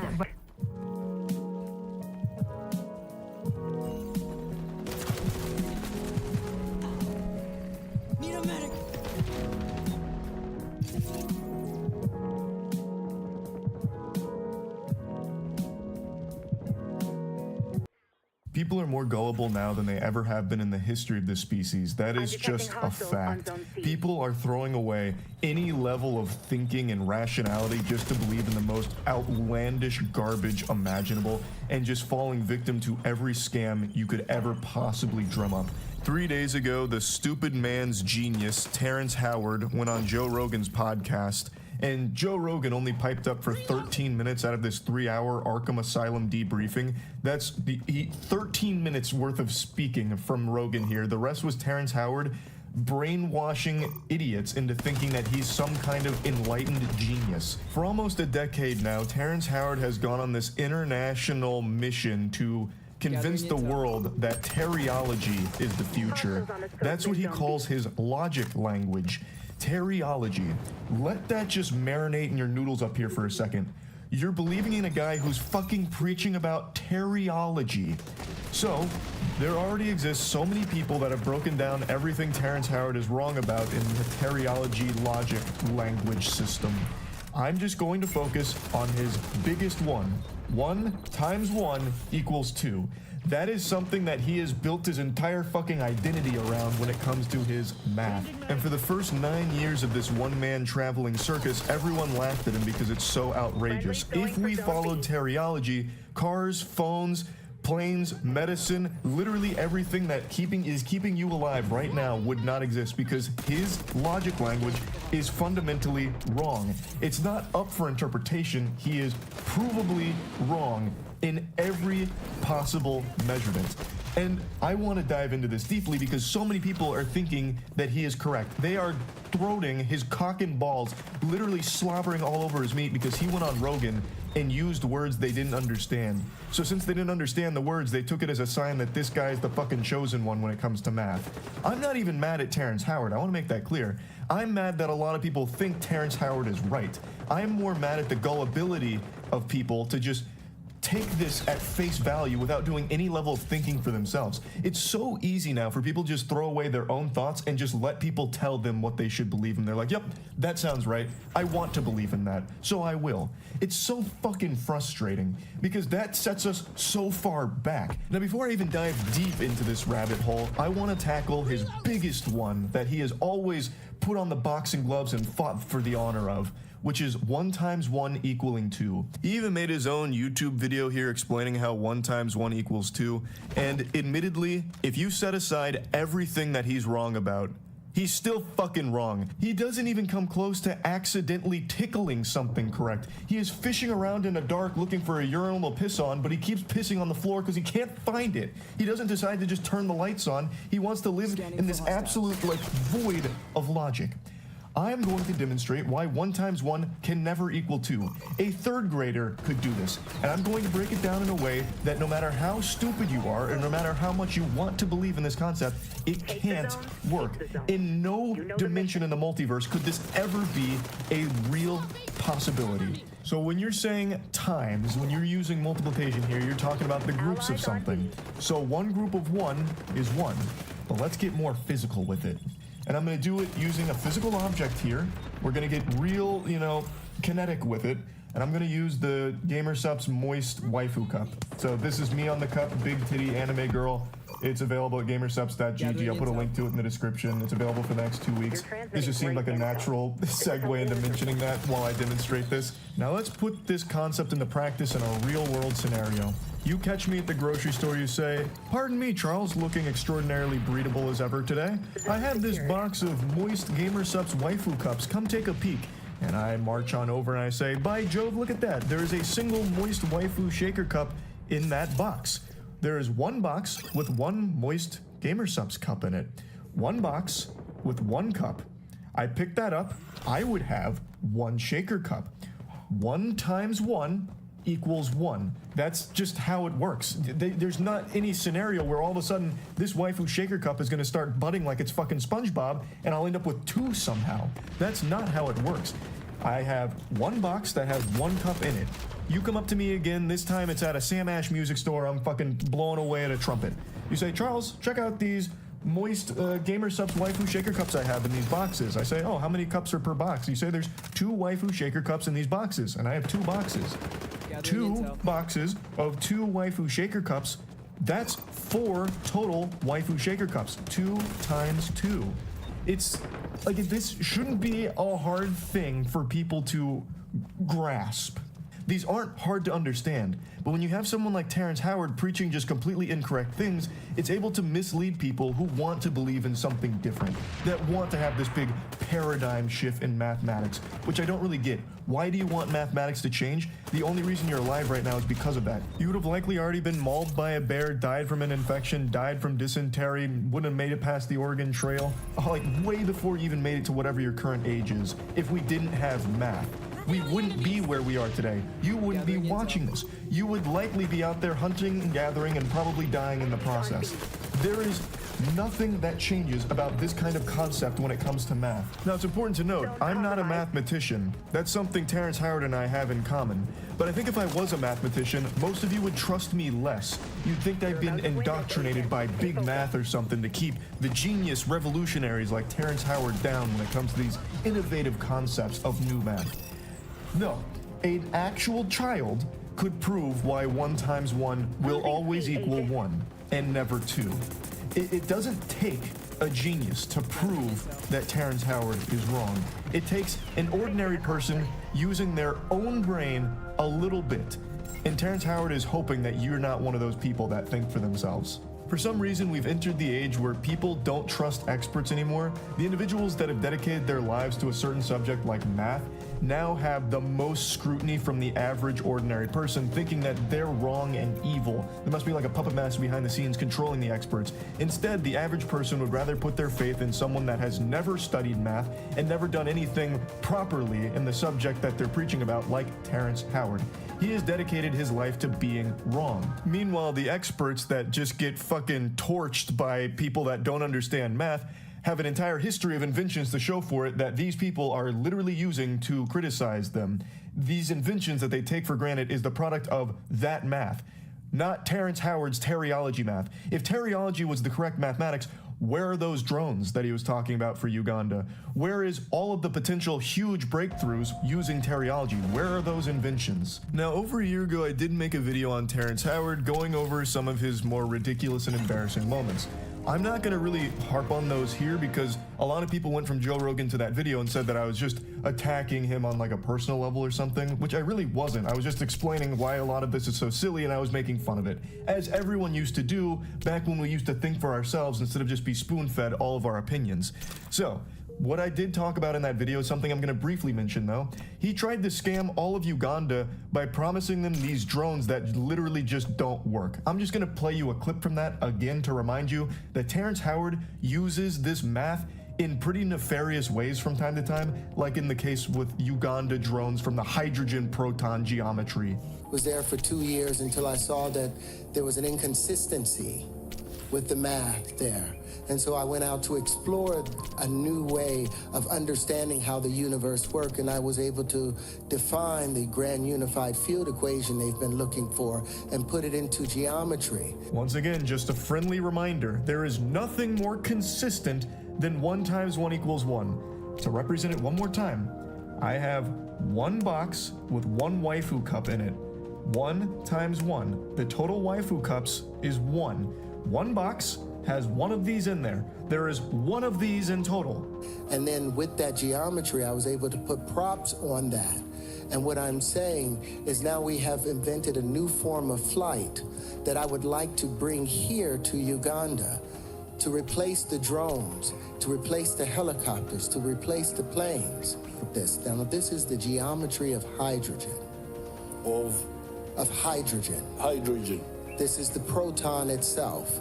So any bond that hydrogen can make, our linchpins are able to make. It's been 2 years since this, and it doesn't seem like Uganda's any closer to having those Terrence Howard promised hydrogen proton geometry new flight machines that reinvent flight as we know it. But maybe it's just a project that takes a long time. Maybe he's at Area 51 right now cooking that shit up with the aliens. Who's to say? There's just no updates on it. So I'm excited to see Terrence Howard's update on these hydrogen proton geometry flying machines. But let's be fair here. Let's take a peek at both sides. Terrence Howard actually did publish something trying to prove that 1 times 1 equals 2 and that the world of science and math is wrong. You can read through the whole paper yourself if you'd like, and hopefully you'd come to the obvious conclusion that he is still incorrect in everything that he's breaking down here. He's using all these incredible leaps in logic to get to his conclusion. What I want to highlight though is in his own paper here, he has a whole section dedicated to the Inanaki Sky People. Some call them the Inanaki, the Sky People, whoever they were that gave naive generations some 6,000 years ago a multiplication table and a flat view of universal geometry. They gave that poor, misguided people a false axiom upon which to build their world. In a paper that's supposed to all be about logic and math, where the fuck did the Inanaki Sky People come from here like a jump scare? What in the world? That should immediately trigger your bullshit alarms. That is unhinged to include in this. Like, it showcases that he fundamentally doesn't even understand where math comes from in the first place. He makes it seem like math is something that was given to us. Math is not an invention. Math is a discovery. It's something we learned. It's not something that we created based upon an Inanaki Sky People gift. A ruse from the Inanaki. Also, I love how he can just slide in whatever nonsense he wants without any type of citation or proof behind it. Oh yeah, this is all based upon what the Inanaki gave us 6,000 years ago. Well, trust me, I know. I was there, actually. I saw it. Terrence Howard, I'm immortal. I saw it. I was actually there during the trade of the Inanaki geometry and the naive generation 6,000 years ago. That's my proof. That's my evidence. Like, people just take what he says and just run with it. Like, oh, that's great. And like, they ignore it. Like, on Joe Rogan, he had a whole section dedicated to how he can remember his birth. I was inside my mother's womb. And I was about maybe 6 months inside the womb. And I'm like, okay, don't forget I'm here. Okay. Don't forget. You go to sleep. Wake up again.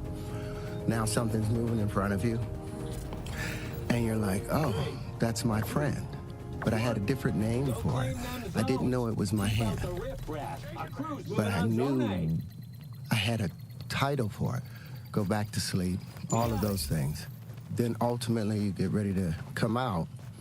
I remember all of that. You remember coming out? I remember being compressed. That is legitimately not possible. There were some doctors that weighed in on this because a lot of people were like, this is incredible. He truly is like this super genius. He even remembers being in his mom's womb. You can't. You actually can't. You don't even start storing memories in your brain at those stages because it is still developing. So they're not fully developed. Thus, those parts that are responsible for memory storage and memory retrieval aren't there yet. You can't. And you certainly wouldn't be able to recall them. Now, a couple doctors did say that in very rare cases, you can recall some feelings, which is why if you had like a traumatic birth, that could play a role in your life later on. Like, you do form memories as a baby, but due to infantile amnesia, you can't recall them. So the memories you're forming are things like your mother's face, shit like that. As a baby, you do form those memories. You can recall your mom's face, but as you grow up, you are never going to remember those moments. You can't. Except in like extraordinarily rare cases, which don't have a ton of documentation surrounding or proof around, but there are a couple of cases where people do claim that they can. But in Terrence Howard's case, not even those extraordinary circumstances go as far as him, where he's remembering in the womb and saying to himself, don't forget, and then giving a name to his hand. That's just ridiculous. And then he says that the proof of this on Rogan is that when his wife was pregnant, he'd shine a light on her belly and then play music. And he did that for like a week, and then he stopped shining that light and playing the music, and then the baby's hand pushed on his mother's stomach. That was his proof that Terrence Howard remembered everything in his mom's womb. Once again, a complete misunderstanding of the things that he's fucking talking about with it. And there were a lot of people that said like, oh, that was a really weird section, but he was right about everything else. Why are we ignoring things like that? That is not something you should ignore. That is very clearly a red flag in the logic and the person behind the logic. It's ridiculous. Like, they're like, oh no, he was definitely weird about the whole remembering being in the womb nonsense, but he was totally right about gravity not being real. Like, disproving gravity, he fucking nailed. And 1 + 1 = 2, absolutely on the money with it. Been saying it for years. It's so ridiculous. People just want to believe in the most, like, I don't even know the right word for it. The most over-the-top special ideas just to feel like they're smarter than everyone else. At least that's the impression I get. Because there is no way you would ever logically reach these conclusions unless you just wanted to believe Terrence Howard because it's fun and it makes you feel special. That's the only way. Because if you ever try and employ any of these in the real world, they fall on their fucking face. Again, 1 × 1 never equals 2. So if you ever try and use any of the teriology in your day-to-day life, it's not going to work. You're going to be left high and dry with your dick in your hand. It's not going to function. It can't. It doesn't. And for some reason, we are now in this age where people are just like, it doesn't matter. He's probably still right. Like, what the fuck? It's so stupid and frustrating. It really is. Like, again, I'm not even mad at Terrence Howard. Like, it's not a crime to be dumb. And it's not wrong to, like, pursue things outside of the already established, you know, mainstream belief system. I think that's extremely important to a healthy society, always challenging the things that you're given.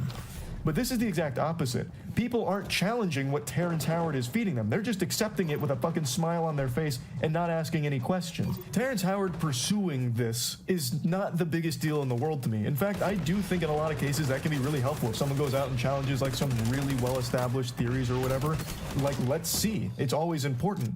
But he has come back with incorrect conclusions and still preaches about how everyone else is wrong without ever demonstrating why he's right. He has nothing to show for his teriology. No creations, no inventions, nothing. So it should immediately right there stop for him and be like, okay, you know what? This was, you know, a fruitless endeavor. I didn't get anything out of this. Maybe the math that we have is correct and is consistent because look at all we have to show for it. Look at all of this around us. We're surrounded by the product of mathematic breakthroughs. And Terrence Howard's math has nothing like that. So it should have come back like, okay, it was worth a try, didn't happen, we move on. And then he could have gone into different avenues to pursue more knowledge or more discoveries, but he hasn't. He has locked himself down to something that is completely false, and he's taking as many people with him as he can. And I think that shit sucks. People need to stop just taking in other people's perspectives as their own and start actually just thinking for themselves and putting into practice the things that they're being told to see if they make sense and if they're right. That it's just, that's it. I mean, that's really about it. I'm not going to keep droning on about this. It's just so fucking frustrating. That's it. See ya.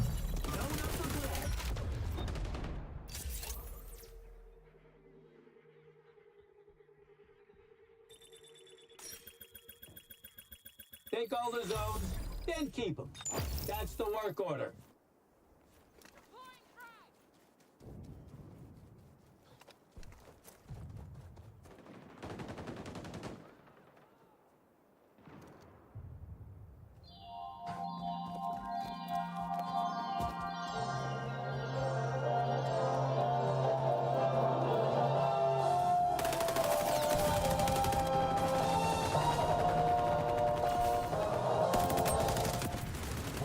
Bored with watching actors give us phony emotions. We're tired of pyrotechnics and special effects. While the world he inhabits is in some respects counterfeit, there's nothing fake about Berger himself. No scripts, no cue cards. It isn't always Shakespeare, but it's genuine. It's a life.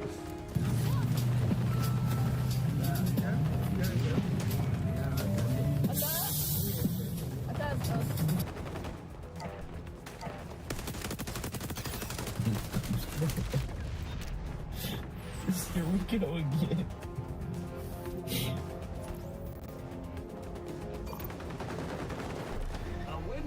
We find many viewers leave them on all night for comfort. They want me dead.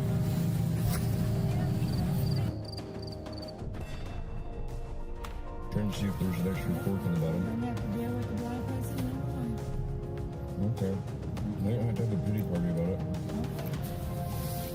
I told you we can hang out, or you can go home. It's up to you, but when we go home, I'm probably not gonna hang out for a while. So much shit. God damn it.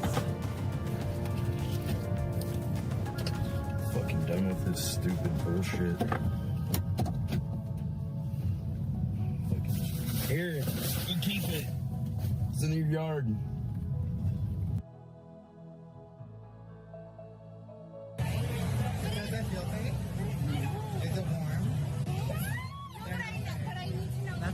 Oh my God.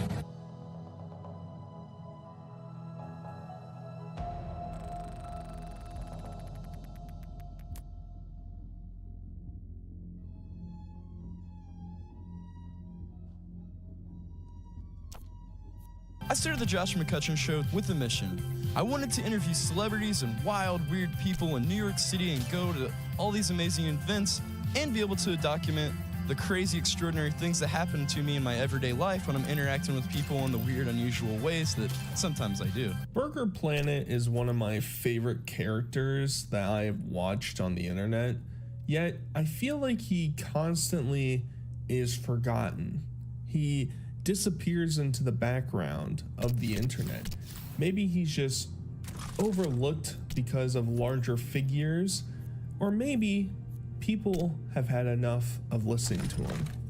Now, Burger started his career online by having a comedy style channel, I guess if that's what you want to call it, called the Josh McCutcheon Show. Turkey's the most delicious country. Yes. Can I have a taste? Oh, it tastes like makeup. Josh McCutcheon Show. And his first big-ish type of video that he had was him being interviewed on the news, where he very epically shouts out his stream while he's doing the interview for the news reporter. Eastbound. Hi, my name's Joshua McCutcheon. I was on eastbound I-70. I was doing a live stream on my channel on YouTube called Burger Planet. Okay. And I saw all the cars were stopped, and it was a traffic jam. And then this semi truck, I'm assuming the brakes went out on the truck, and it just sped by going, must have been over 60 miles an hour, 80 miles an hour, just out of control down the emergency lane. It scared the bejeebies out of me. So that's very cool from him. And then he also had like a variety of weird content. It's really hard to explain without you actually watching it. He would have these really shitty skits where it's him talking like Baldy from Baldy's Basics, and it's about different topics, it's about different things. Here are some fun things to do if you don't have a job. Write a novel!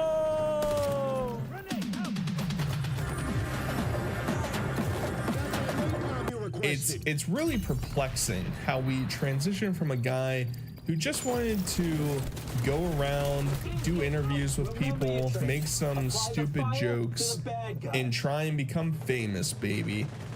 But he has failed at that and has sunk so far into the abyss. It's almost incomprehensible to understand the connection between the two. He even reaches a point where maybe the transition of the Josh McCutcheon show to Burger Planet started, where he does a food review. That's right, baby. No matter the locale that we cover, you can't escape food reviews with them.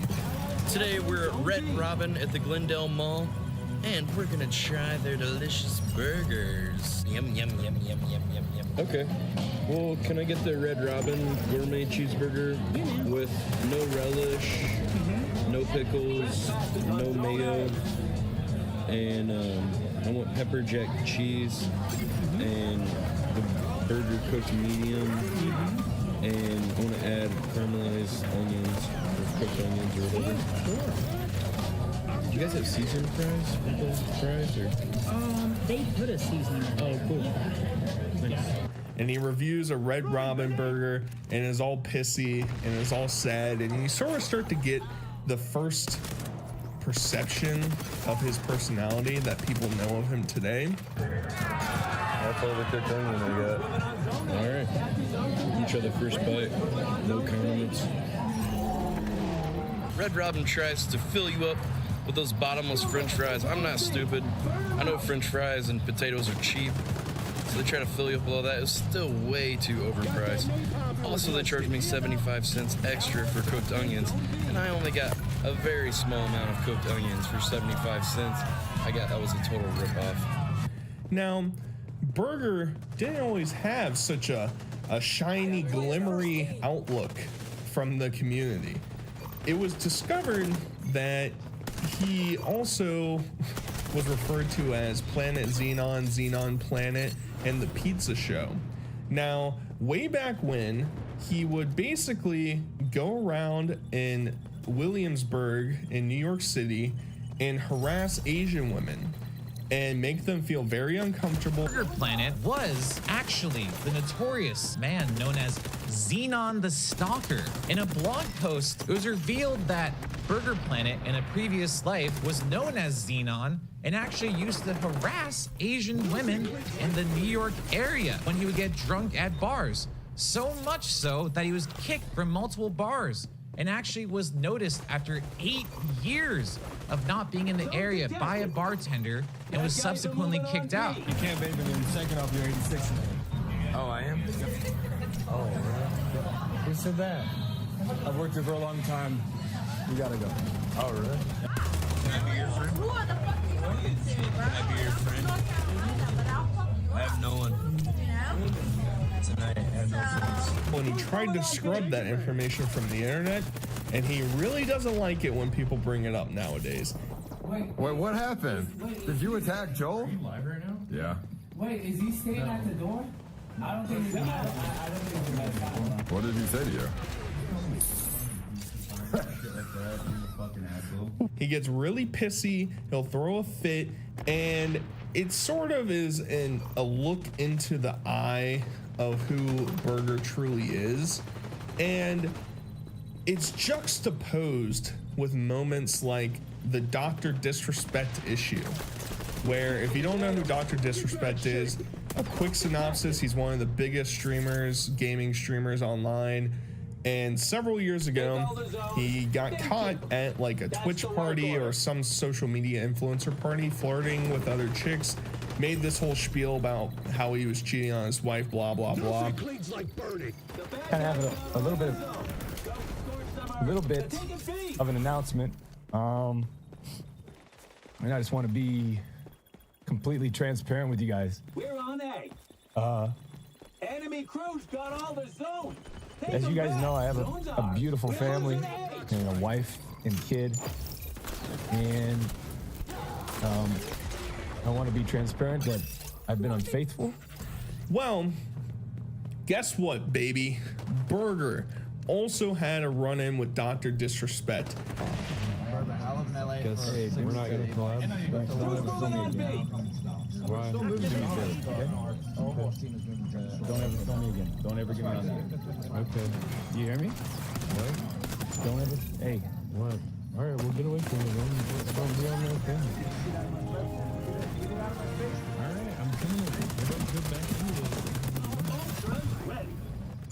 Or I don't even really know if Burger was filming things that he shouldn't have for Dr. Disrespect, but Dr. Disrespect did not like it, not one bit, and demanded that Burger no longer filmed him. Fuck that stupid wig wearing mullet fucking idiot. Who the fuck does he think he is?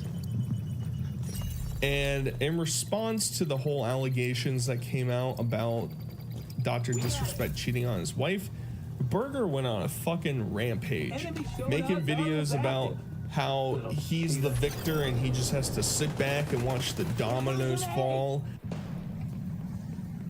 I took down the doc, guys. I think it's gonna matter to take down some measly 2 million dead channel and streamer guy that already has a crooked past and is already doing shady things already.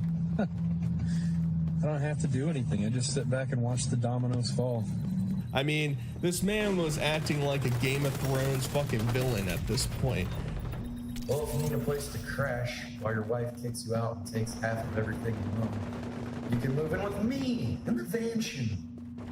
Is this a bad time to ask for that collaboration? And I hope those fake crocodile tears keep the subscribers around long enough. And good luck on your break from your break. Playing video games isn't a real job and it's completely unnecessary and a complete waste of everyone's time. It's cute seeing Burger in a behavior such as this, because most of the time that we interact with Burger, he is very down in the dumps. He is self-destructing, and we don't really get to see this braggadocious side of him.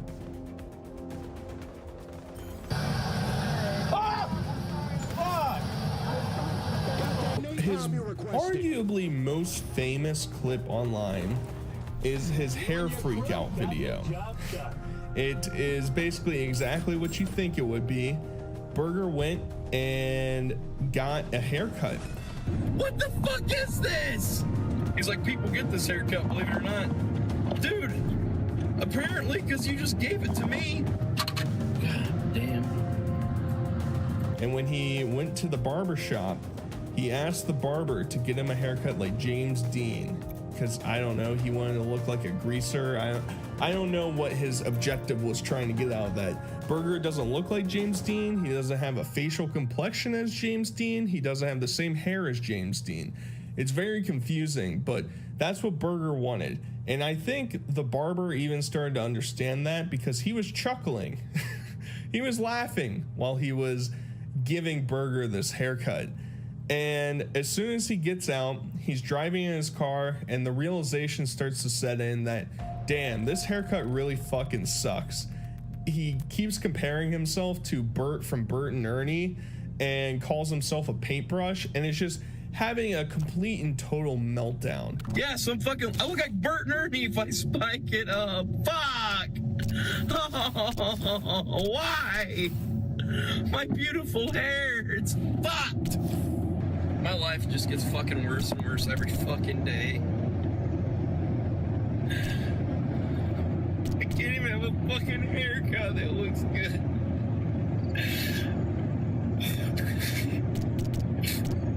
Fuck!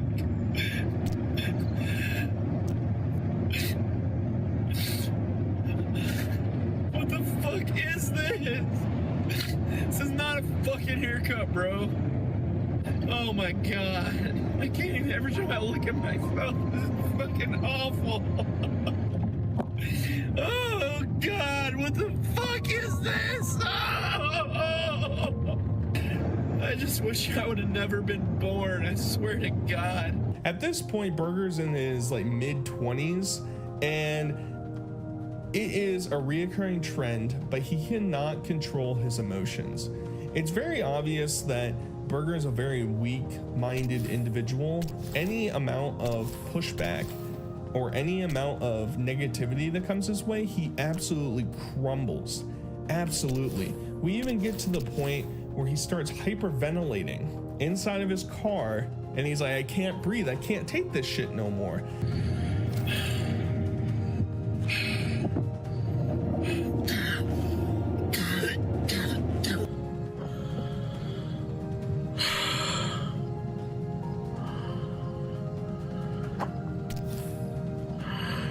And we get it.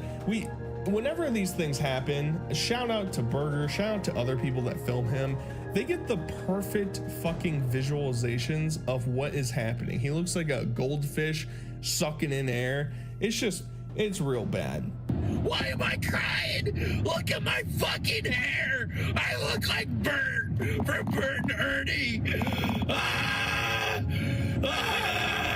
Oh god. I'm having a fucking bad day. I just lost my job 2 days ago. I just got the worst fucking haircut of my life just fucking 20 minutes ago. And I got fucking idiots coming here telling me I need medical fucking help. So Burger's driving home. He gets back to his parents, and he's telling his parents that his life sucks, everything's ruined because he got a bad haircut. And I didn't pay nothing.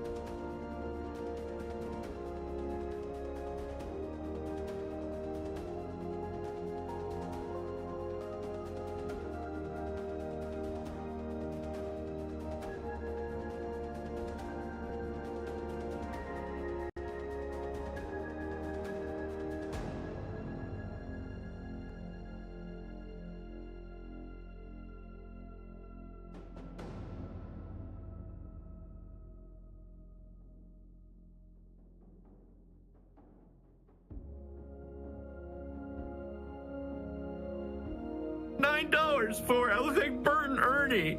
I did not ask for this haircut. It's terrible. Why don't you just have him take a little more off the top? Look at this.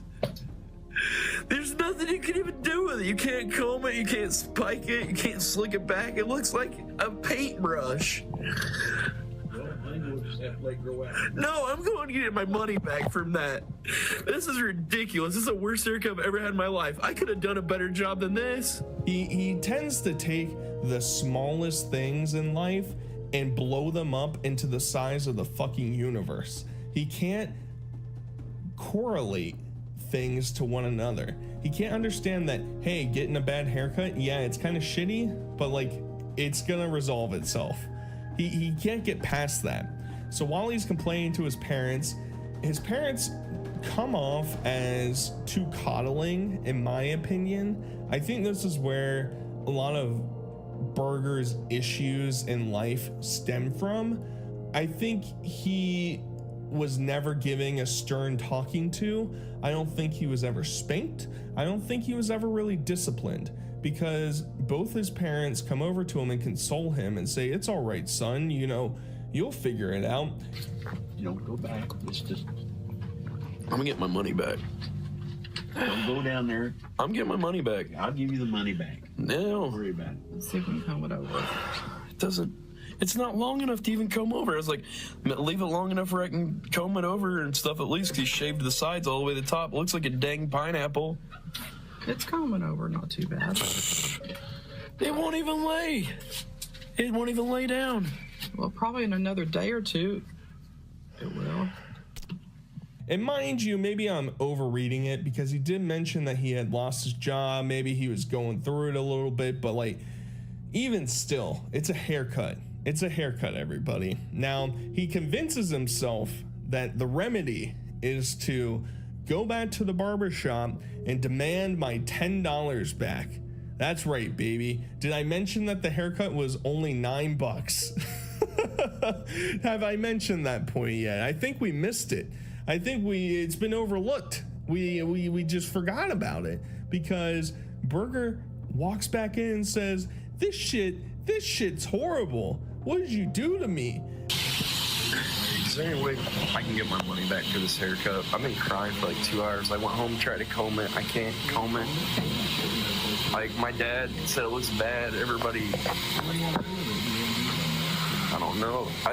It looks like Bert and Ernie right now. Like, I look like a paintbrush on top. Maybe I just didn't explain the right thing, but. Yeah, I think that's what happened. I didn't know. I wanted to kind of look like James Dean, like I already kind of looked just like shorter, like, I don't know. Are you mad at me? Like, oh no, yeah, he gave me the money back. And the barber is understanding. He's probably also a bit confused, because, mind you, this is probably like 40 minutes after Burger had gotten his haircut. So it's not like he walked outside, drove for 5 minutes, and then turned back around and said, nah. No, he had to go get consoled by his parents and be like, yep, this is it. I'm following through with it. And I think that's just beautiful. But I think this story, this video, this saga of Burger's existence really encapsulates the vulnerabilities that other people will target at him. Now, I've talked about plenty of them for the longest time, and Burger's involved with the IP2 community. So, you know, King, Ice Poseidon at the top, a lot of other fucking gremlins running around down below, interacting, trying to get clout off of each other. And Burger, he's right there with it. And because he's so weak and vulnerable, we are constantly going to see interactions that don't paint him in the best of light. What took you so long? Just had to wait for it.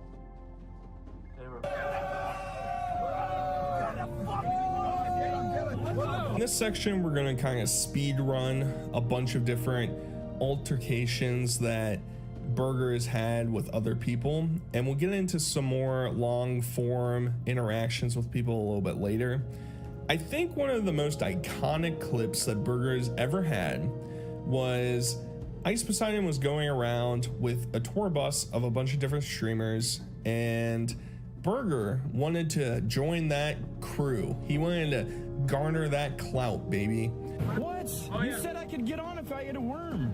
Oh, okay. You guys said I could get on if I had, and earlier you said I could get on. Please.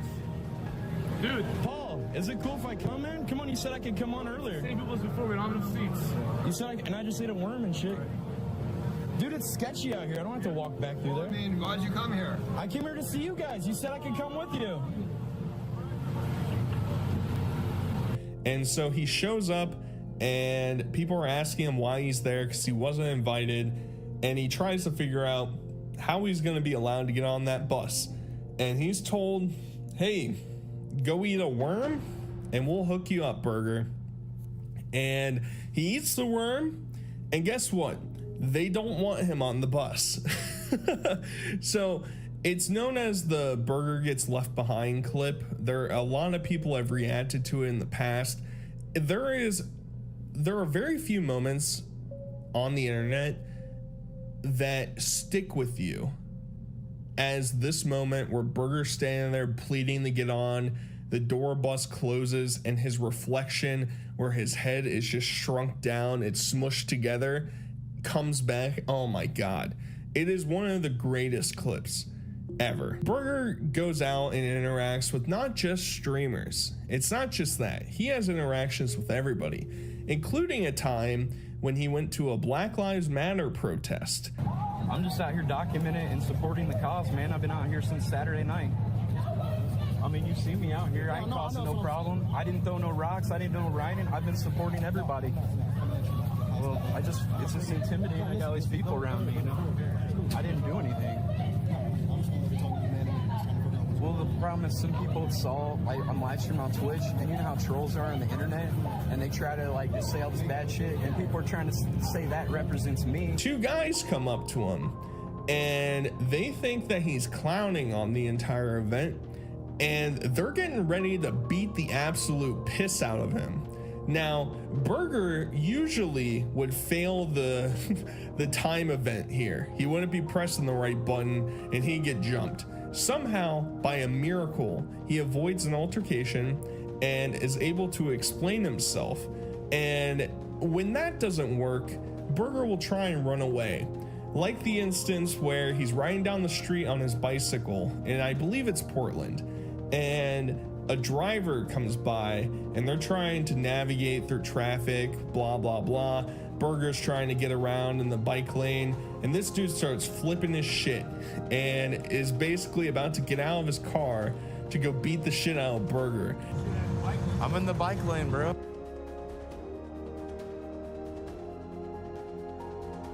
I'm not trying to mess with you, man. I'm just trying to ride my bike. Oh my God. Okay. Okay. Jesus. Super tough in his Honda. You're lucky there's cameras right here, right? Wow. How can I ban him? I'm not trying to mess with you. LOL. Hey, leave me alone.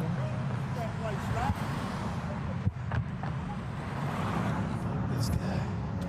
And Burger is just hauling ass to get out of there. Now, Burger doesn't come unprepared, mind you. He's not a little coward, all right? He's gonna mace random people in the fucking street if he feels like he's being, I don't know, annoyed. I really don't know what it is. Mace this guy if I have to, guys. Just mace him. Let's go. I'm gonna mace him if I have to. I will mace him if he comes near you. All right, I got the mace right here, pepper spray. Why you walk away now, Burger? Hey! What did I say? Oh, shit.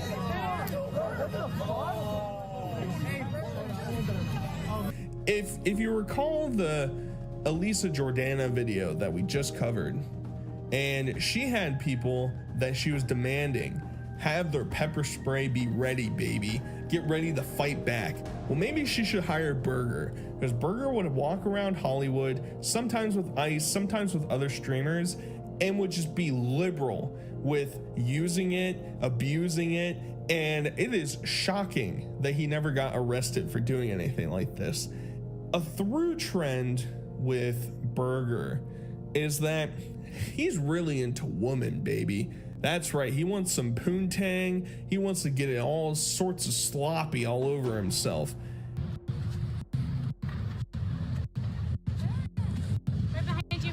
God damn it. What the fuck? You just ran into me with your fucking bike.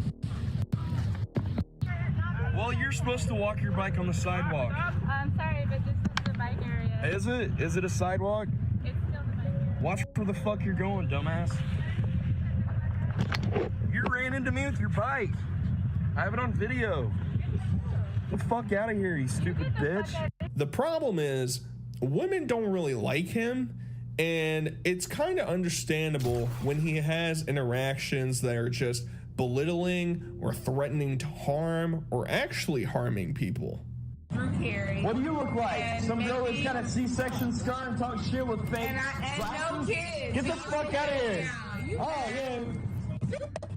And Burger obviously comes with his own hypocrisy. One of the more notable ones that I came across while watching is he will constantly go into these tirades when he's in large groups of people about being anti-racist and hating people that are racist, because if you get into the IP2 cesspool, you're gonna understand that there are some very questionable characters that exist out there. Everybody knows I won. And this alpha shit has got to stop. And all your racism shit. back to your van, Fuck you. Fuck you! Whoa! You fucking piece of shit! Fuck you! Yeah, mother! Hey, fuck you! Fuck your white supremacists! Wow. His ass then. Here, put it around You're your a neck. fucking coward. That's what racists are. You should be ashamed of yourself, you fucking piece of shit. You're Jewish, and you fucking act like an anti-Semite to people. You should be fucking ashamed of yourself. Fucking piece of shit. You get right under a bad name. Go to fucking hell. And Burger will always try and chirp them and yell about how being racist is wrong, yo. You gotta support others, yo. And then on a stream with a black content creator named EBZ, they get in a fist fight and Burger calls him out for chimping out. Those are his words, they're not mine. Why do you always chimp out? And so I love it. It's very akin to, you know, the pick-me guys online that will defend the white knight, some fucking OnlyFans chick, and everybody will say, well, she's not gonna fuck you, buddy. She's not gonna fuck you. That's Burger's entire life. And it's not exclusively targeted towards women. A lot of his streams are directed in that way, but at the end of the day, he just wants to build clout. He wants to get famous off of other people's hard work, off of other people's platforms. And there's a really awkward experience that he has with Andy Milonakis, and he gets called out. I can't be positive if it's soda popping or not. It's kind of hard for me to, you know, voice compare because there was no visual representation. Either way, he's called out by another streamer that Burger will just do things like fake laugh during a social situation to try and fit in, to try and make everybody that he's cool, that he's epic, that he's part of the gang.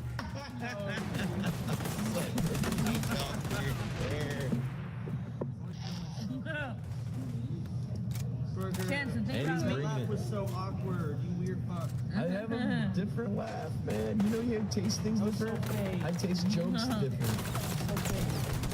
you think you were pulling us? Or is it like intentionally trying to be that fake? I'm just Capture socially zone awkward. contested. I have to know.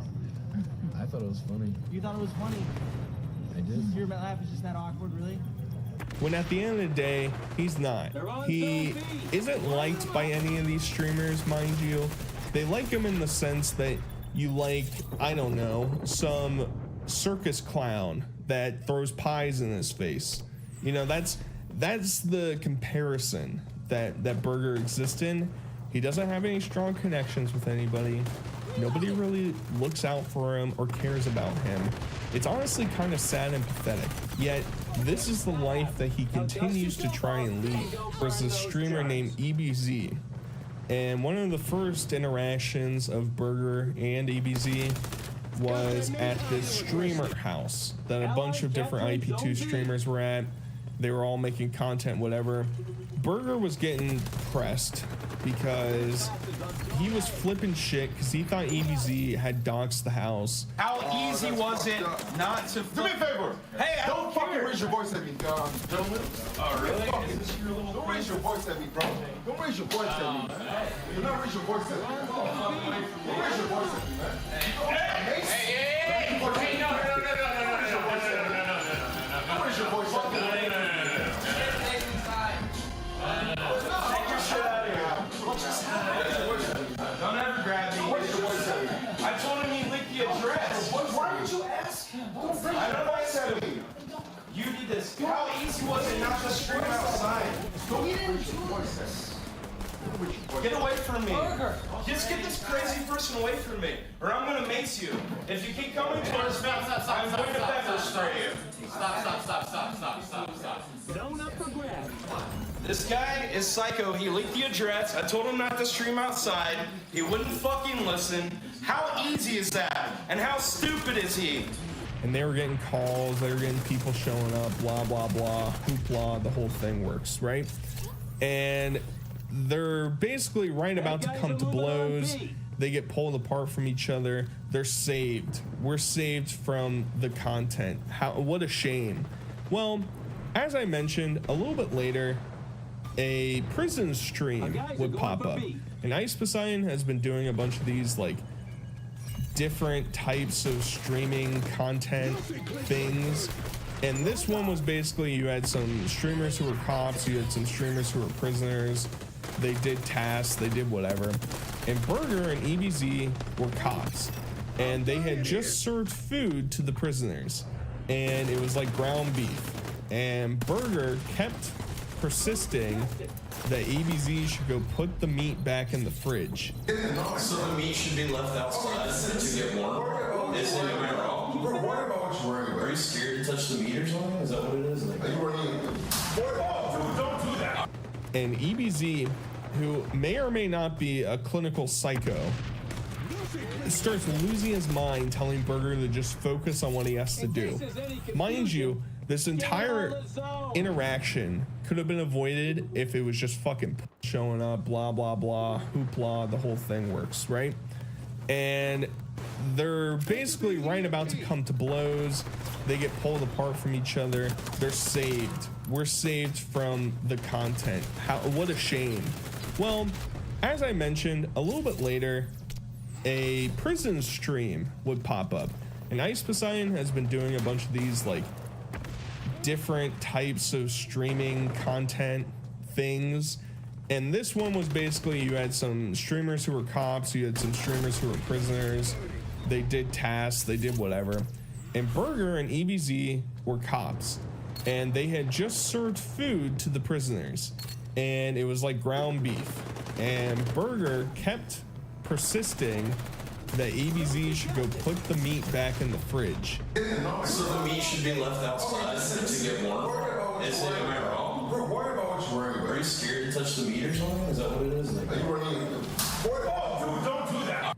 And EBZ, who may or may not be a clinical psycho, starts losing his mind, telling Burger to just focus on what he has to do. Mind you, this entire interaction could have been avoided if it was just fucking put in the fridge. That's how simple it was. Well, EBZ's not liking the tone that's going on and decides to sucker punch Burger. That's epic.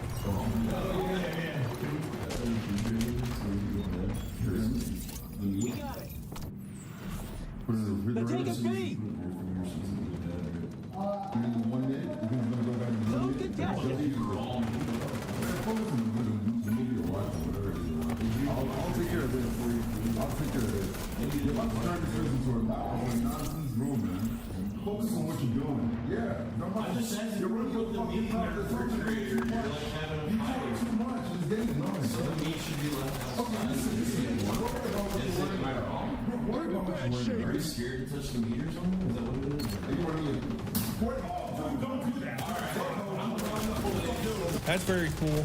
Burger calls the cops. EBZ gets arrested. It's I'll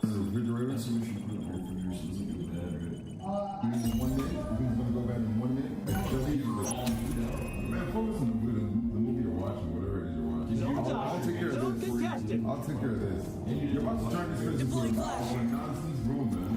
Focus on what you're doing. Yeah. You're running your fucking mouth. You talk too much. It's getting annoying, bro. The meat should be left out. Okay, listen. Don't worry about what you're wearing. Don't worry about what you're wearing. Are you scared to push the meat on me? Are you running your... That's very cool. Burger calls the cops. EBZ gets arrested. It's very epic. It's very cool. And Burger has multiple of these like small like one-off interactions with different streamers that exist within this sphere. One of them being Sam and Andy. And a lot of people like to compare Sam and Andy to Burger because they're both like incel-like characters who can't find love. They're both not very attractive. They just don't have a lot going for them. It's kind of sad. Well, Burger and this other streamer are in town to go to some convention, and they go out to eat. And Burger went to the bathroom. And when he came back, Sam and Andy was there. Dude, get out of my chair. Holy shit. You're not even a customer. I am a fucking customer. We'll go eat somewhere else. No, I'm eating right here, bitch. Don't. Leave me the fuck alone, you What a cunt. fucking baby, dude. Get out of here. You're not sitting Such with a us. fucking baby. Don't do it. Bro. Dude. Get out of here, dude. I know. And he was sitting in this spot. And for some unexplainable reason, Burger loses his mind and starts to get into a fight with this dude at the table inside of the restaurant, leading to them getting kicked out. Now, I don't know how Burger doesn't understand this, but this other guy that's there, this other streamer that he was with, Burger thinks that they're on the same side. I think this other guy kind of views Burger, like how I was explaining, as some sort of like circus animal, some like circus freak that you can like get content off of, but you're not going to get too close, right? So they get kicked out, and they're walking down the street, and Sam and Andy shows back up. That's premeditated assault. You stay the fuck away from us, and this is your last warning. Let's go away from here. Fuck that guy. He's not hanging out with us. I don't care. Quit being nice to that fat loser. How many fucking times do I gotta tell you to get the fuck out of here? Don't fight. You got a problem? On my camera? Don't fight. On my camera. Don't do it. Get the fuck out of here. I'm not going nowhere, Burger. I'm putting you on blast, and I'm telling you, leave the fuck out of here. Put me on blast. Because he had asked for $20 to go tip the waiter because of the crazy shit that just happened, and was gonna Venmo or Cash App or whatever the money back to this other streamer. So he shows up, and Burger goes absolutely ballistic. He is screaming at this guy. He's telling him he has to get the fuck out of here, that he has to leave him alone. He's not welcome here. And then it breaks into an all-out fight. I'm gonna go this way, and you go the other way, you fucking piece of shit. No, I'm not holding anything. Fucking no. Nope. Gary. Don't. Ooh. Gary. Dude, stop. Yo, stop. Dude. Give my fucking son, dude. Guys, stop. Bro, chill. All right, chill. Salmon, chill. Burger, stop. Chill. Fucking try got five outside it. Chill. Destruction of property. Press the charges on you, bitch. You hit me with it. Let's go our separate ways for now, guys. And the salmon guy gets hit in the face, Burger gets punched in the chest, and Burger ends up snatching his tripod and just snaps it in half. And it's just like, what the fuck is even going on? Burger tries to portray himself as this like mild-mannered, like good boy, like, oh, like choose me, I'm the nice guy. Yet anytime that anything ever happens, Burger is at the bottom of it. He's fucking throwing sucker punches into the gut. He's strangling people. He's going hard. He doesn't give a fuck. Now, another character that you may or may not have heard of recently is a guy that goes by the name of Johnny Somali. He basically was doing a bunch of streams in Israel and Japan, and was being an absolute fucking nuisance. He was getting arrested, and he actually got banned from Jerusalem. I mean, I'm sure it's not that hard to do, but he's a fucking piece of shit scumbag. And he was in Thailand at the same time that Burger and several other streamers were. This is amazing. Wow. And he went to this like custom shirt shop and made a shirt of Burger and was gonna go give it to him. Now he's wandering around the streets and he just coincidentally stumbles upon them in the street, and they completely ignore him. They want nothing to do with him, and he's not taking that very well.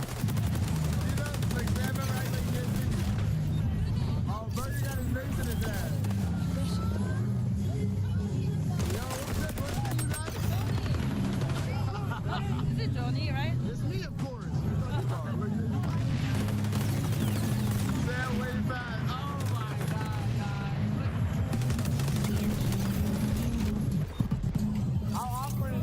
So they ignore him, they wander away, and he goes to find them because he's going to deliver this shirt, damn it. And he finds them at a restaurant, and he asks the waitress or the hostess to help him find them. We're gonna give you a shirt. Delivery. I got a delivery for you guys right here. Gift. There's a gift right here for both of you. He finds them, and Burger, guess what? Goes ballistic yet again. It results in Burger pushing this guy into a koi pond.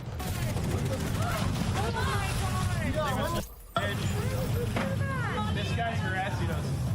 You. Oh, what the fuck? Take a swim. What's my phone at? Fuck you. Yo, what? Where? Eat bitch. Leave us alone.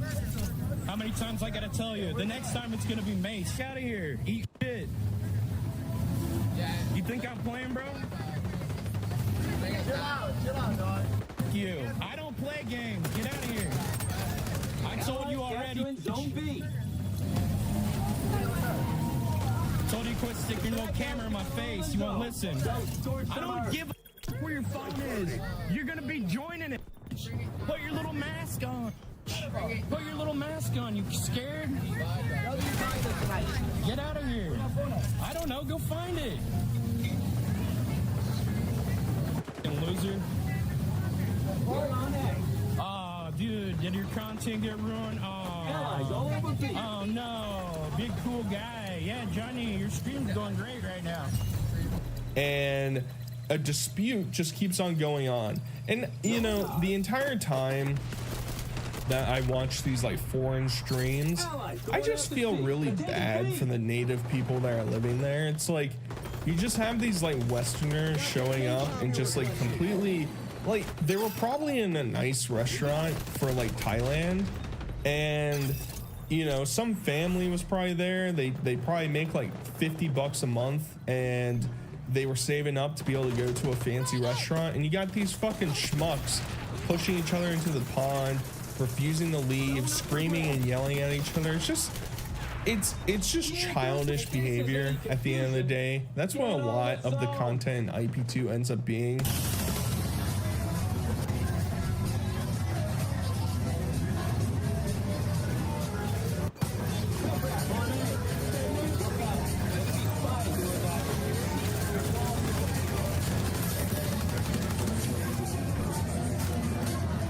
It's like, wow, this is really immature, childish bullshit.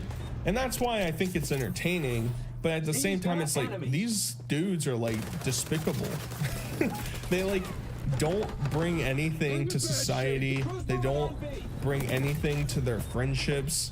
None of them really have friends. None of them are like looking out for each other. It's like a lot of them collaborate, but none of them really like each other. It's a weird dynamic that goes on. We're in India. That's what you're wearing? These are veggie burgers, sir. Yeah, okay, buddy. You're on A. You almost done? Yeah. I kind of stopped watching. So while we're in Thailand, we might as well talk about the Far East escapades that Burger went on, including he was on the Ice Poseidon trip, where Poseidon was basically going to a bunch of different countries all across the world. Burger tagged along. He was in India with Ice Poseidon, and while he's there, he basically comes to the conclusion that he doesn't want to be there anymore. Excited for what? Just because I'm stressed, man. I can't deal with all this shit. It's just constant, like, arguing and shit. I can't deal with it. I want to come here and have fun and make friends, not, like, tear each other down. And off he goes. The first one to go and leave. Whether it be the abuse he's taken from everybody that's there, the messages being sent that don't like him, he doesn't really like the culture, he doesn't really like what they're up to, and so he says he's gonna leave, and that's cool. And so he walks away, but he reappears. Here comes Burger. He's back once again. To be honest, it's a pretty nice bus. No, the bus isn't bad. I thought it was gonna be a scam bus. No, it's good. No, there's a good bus. We're straight. Yo, you never had a plan to leave, did you? No, I did. I was about to leave. I was about to go. I was going to go to the train station and go back to Delhi. There's some take a flight out tonight. You were just joking the whole time. No, I was about to leave. You were capping hard. No. You just wanted attention. No, I really don't want this kind of attention. Honestly, it's not really positive. I don't think he does. enough room back there, I think he came back and just kind of nice to him. The only reason I came back As soon as that van door closes, it's game over. And he chooses, you know what? I'm gonna get on the bus and I'm gonna go with everybody. Now, at the end of the day, it was probably because he has no money. So, like, what the fuck was he gonna do otherwise? Like, how is he gonna get out of here? Because Ice Poseidon bought his tickets to come here. So, what is he gonna go buy a new ticket out of pocket? I highly doubt that. The dude doesn't make a lot of money. And so, while he's on the bus, he's constantly getting harassed by TTS because people don't like him. The chat doesn't like him. The streamers don't like him. And it boils over to the point that he wants them to turn off the TTS, but they're not. And he just starts yelling at other people and storms off. Get me out of here. Call you all. I don't want anything to do with you. I skipped it, dog. We skipped. Done. Gary, how dare you? It wasn't me. I skipped the last one. Yeah, but Gary. He's yelling at me. They're calling me a scammer. Gary, there's 6 of them. I lowered the wall. You didn't even leave the parking lot. Get me out of here. No, bro, I literally skipped. And he's gonna get off the bus, and this other guy chases him down the streets, tries to convince him to come back, and he just goes fucking insane once again.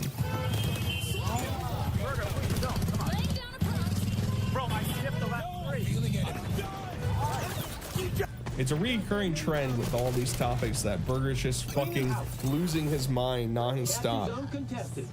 Now, this wasn't the end of Burger's interaction. He comes back and he is haggling with Ice Poseidon to be his camera guy. Well, how much money do you want a day for the camera thing? I think 300 off of my thing would be fair. That's insane. 300 for fucking 600? You're making $7,000 a day, bro. Yeah, I'm making more than that. You're making more than $7,000 a day, bro. Stop talking about you. 300? If I make your stream better, I think it's worth the 300. All right, fine. If you hold my camera today, It's gonna be better angles than you holding it yourself. Well, we'll see. You can't be on the camera when it's like 2 feet away. No, but here's the thing. If the viewers like the camera work, here's the thing. If I pay you 300, then everyone's gonna ask for 300. Well, not everybody's got the same agreement we have, and And friendship. Yeah, and friendship, Paul. Let's not forget about the friendship. Good call, Moises. God forbid I have to be alone in India.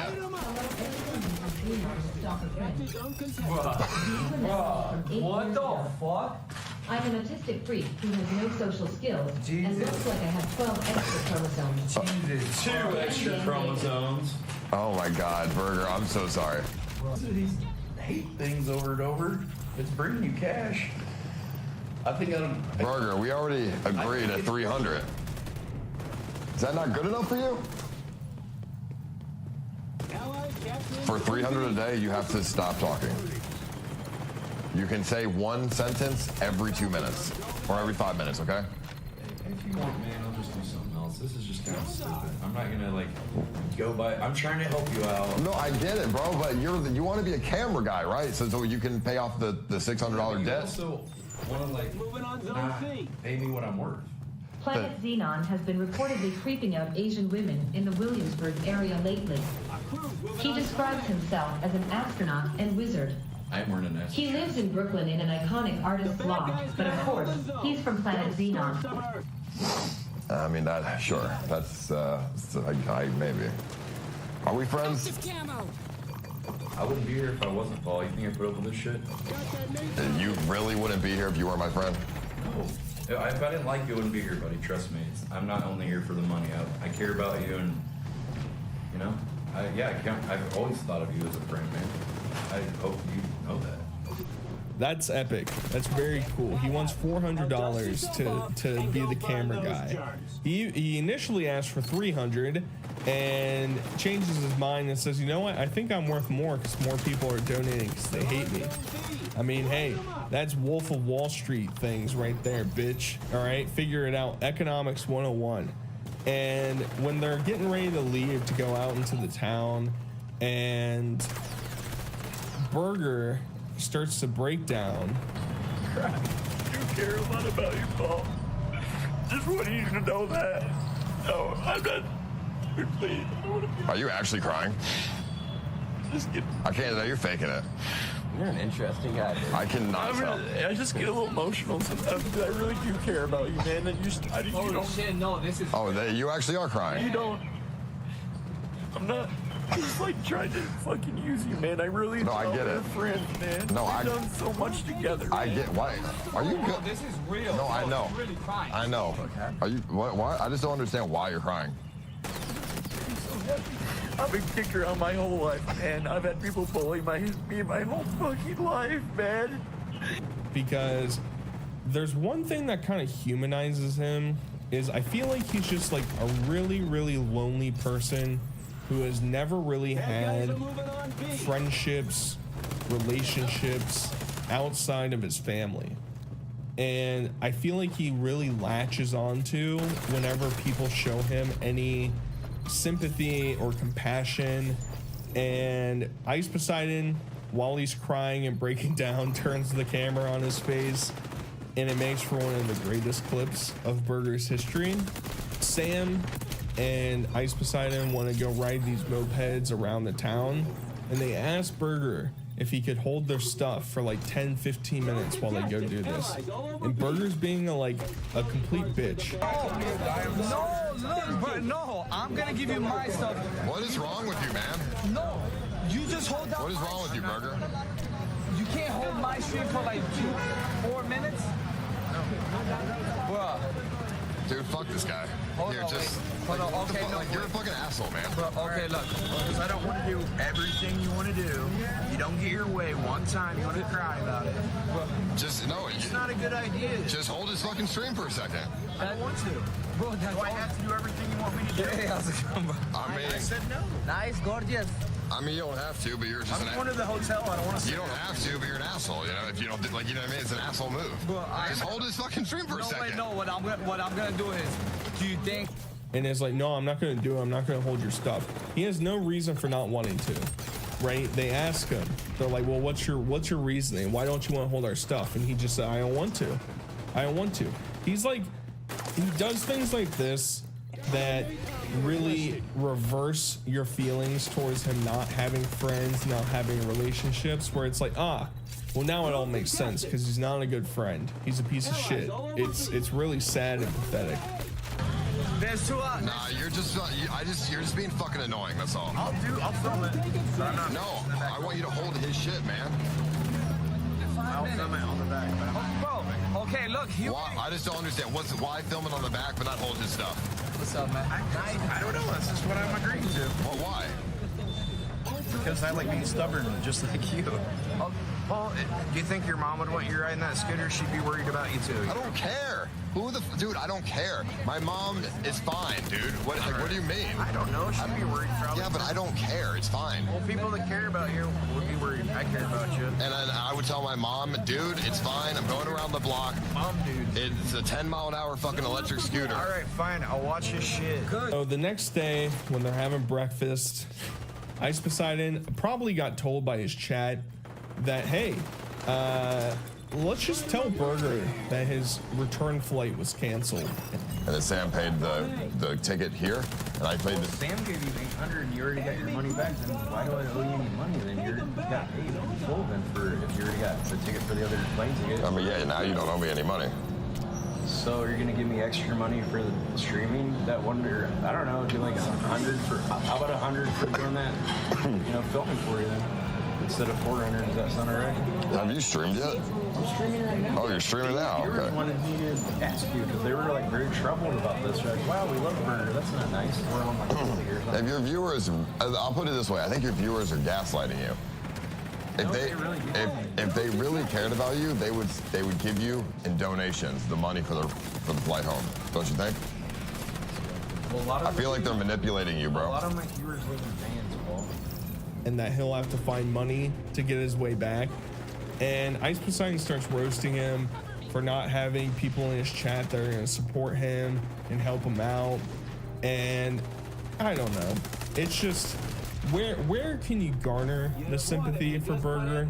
It's really hard. It doesn't come very easily. So I know we're jumping all over the Far East right now, but we're gonna go back to Thailand for a second, because while Burger is there, he has several interactions with lady boys, and he wants to bang them. He makes out with one.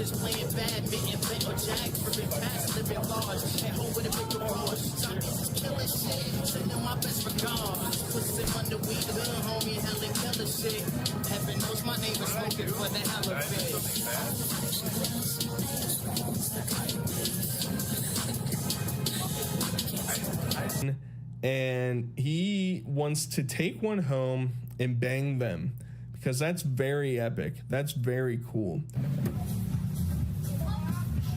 Man, those hamsters are getting hungry though. Are you dancing right now?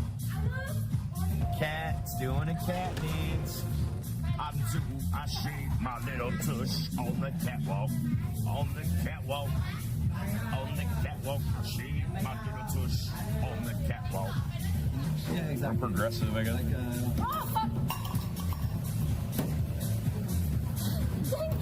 You're welcome. Nice guys. Oh. You want me to go back with you then? We'll probably.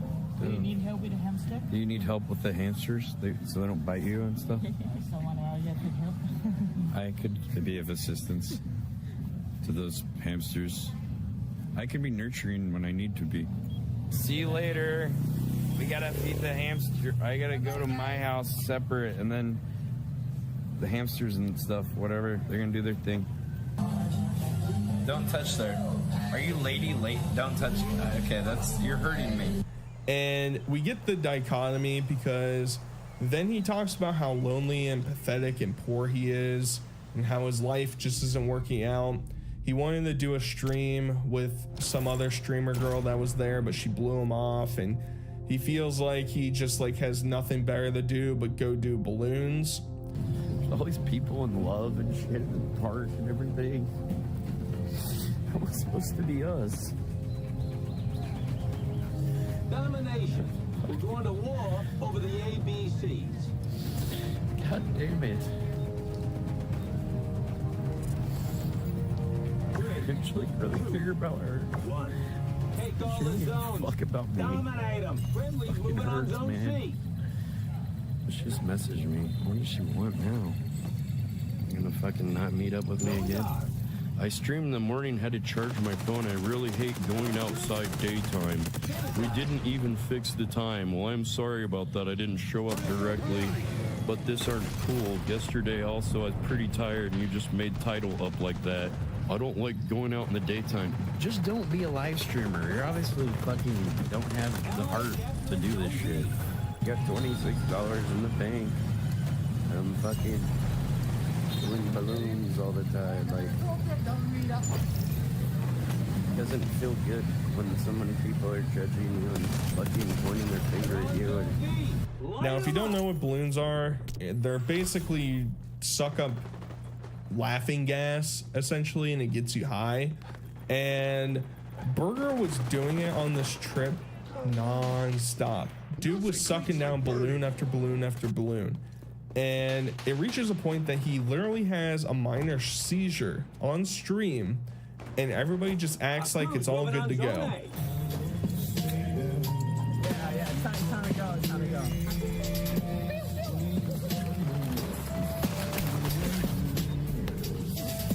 Kill that shit, let's get it.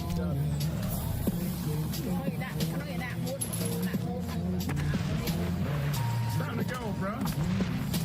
Let's go. Yes. Remember your trick. Apply the fire to the bad guys. Scumbags on zone C. Burn them out.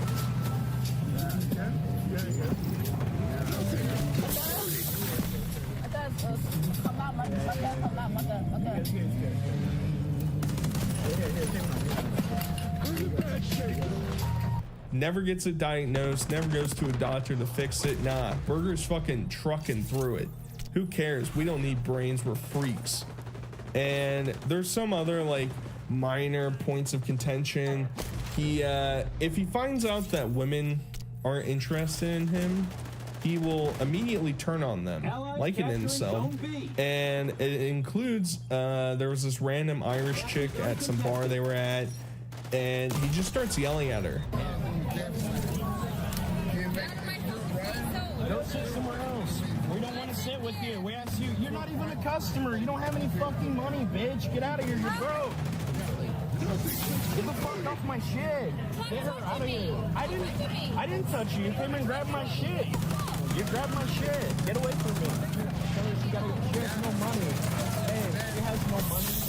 She has no money. She's just broke. Being a problem. Be in trouble. That she doesn't have money, she's poor, she can't sit by them, she can't interact with them. Get the fuck out of here. It's so weird. He like tightens his circle of air quote friends and never broadens it to random people that are trying to engage, whether or not it's positive or not. And I think that's sort of what holds him back in this streaming universe. And I think it kind of explains why he hates the world so much. Why am I so toxic? Because I'm 41. I hate life. I hate you. I hate myself. I don't know. What else do you want to know? Shit doesn't work out well for me most of the time. Fuck you, fuck me, fuck the world. What do you want to know?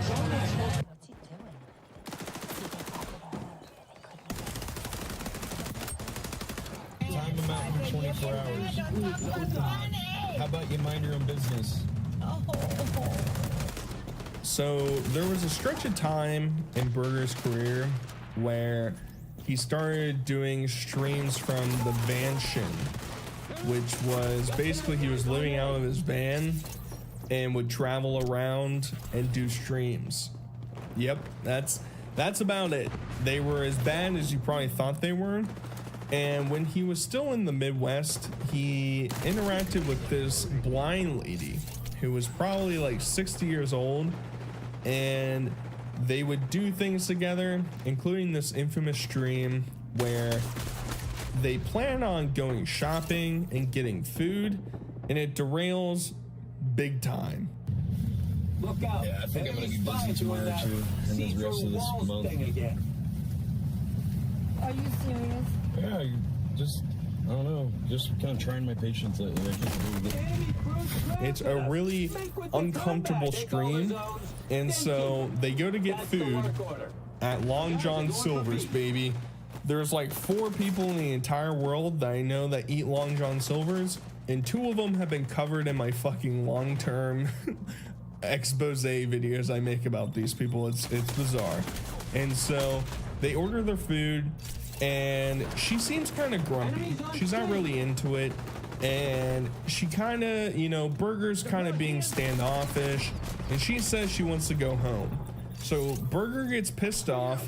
He thinks that she's being rude and says, well, if you're not going to eat your food now, I'm going to eat my food because I'm hungry. I'm going to eat it. So he starts fucking scarfing down that shit. He's going hard in the paint, man. I'm eating mine now. That's good. Yeah, I've probably just been hanging out too much, you know? Chase nerves. Because there's a bunch of stuff on the thing, and you can't see, and you don't like anybody to help you. And it's frustrating. I'm trying to help you so you don't make a big mess. But, so there's like tortillas, there's chicken, there's cheese all over it, so I was trying to get it on there so it's... And I was trying to see if there's an extra fork in the bottom. And then we'll never speak of it again. It's he leaves no time to really savor it and, you know, enjoy the delicacy of Long John Silver's fucking boot food. And so he chooses to drive her back home. Gonna disappear from the earth. Never gonna talk to me again now. That's so sad. If that's what you want to do, it's up to you.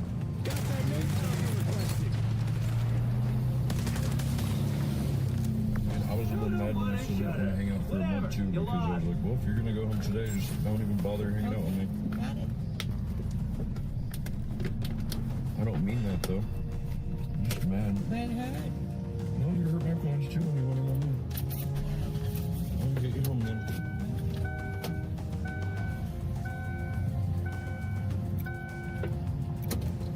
And she doesn't want her food anymore. She says, nah, you can keep it. I don't want it anymore. He's really, you know, stricken a chord with her. Well, he does probably the worst thing possible. And as he's driving out of the driveway, he just chucks the bag of food into the yard. All right, here you are. Here's your shrimp things. So,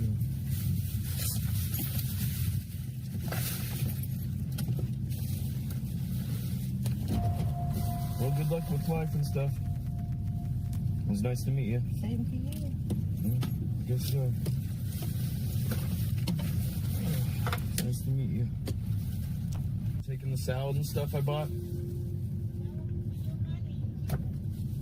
See, he's fucking wasting my shit. God damn it. Fucking done with this stupid bullshit. Here, you keep it. It's in your yard. And says, you know what, bitch? You can keep it. I don't want it. It's yours. You wasted all my money. Get out of here. Mind you, this is a 60-year-old woman who's partially blind, right?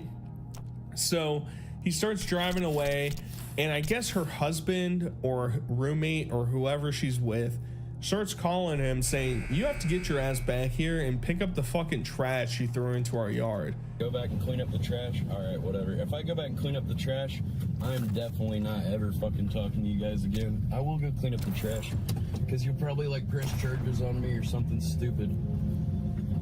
But don't ever fucking call me again. I don't want to talk to either one of you guys. Like you never have a friend that ends up pushing you too far at some point. Fuck out of here. What the fuck's wrong with you? So Burger shows back up, he cleans up the food, blah, blah, blah. Well, it derails to the point that Burger starts driving into the countryside and drives down this gravel road, which is a cemetery. Being in this graveyard just kind of... It just accentuates my loneliness and sadness. I'm not joking. He goes to a cemetery to cry, and he's just feeling really down about himself that she's his one true friend and their friendship is ruined. Santiago said, that's why you explained that to her.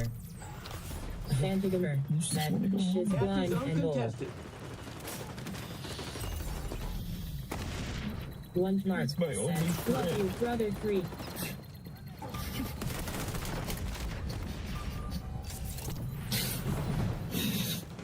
Enough. Said, time to dance. Fast Yellow 22 said, love you man, positive vibes.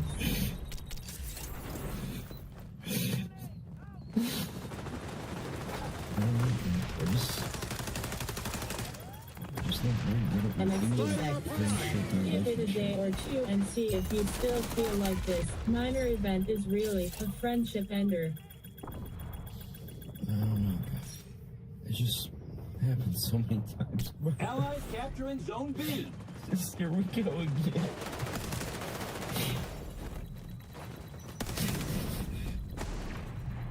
And then right after that, he gets a donation and decides to shave his entire head and beard and eyebrows. It's like I'm like inside of an insane asylum.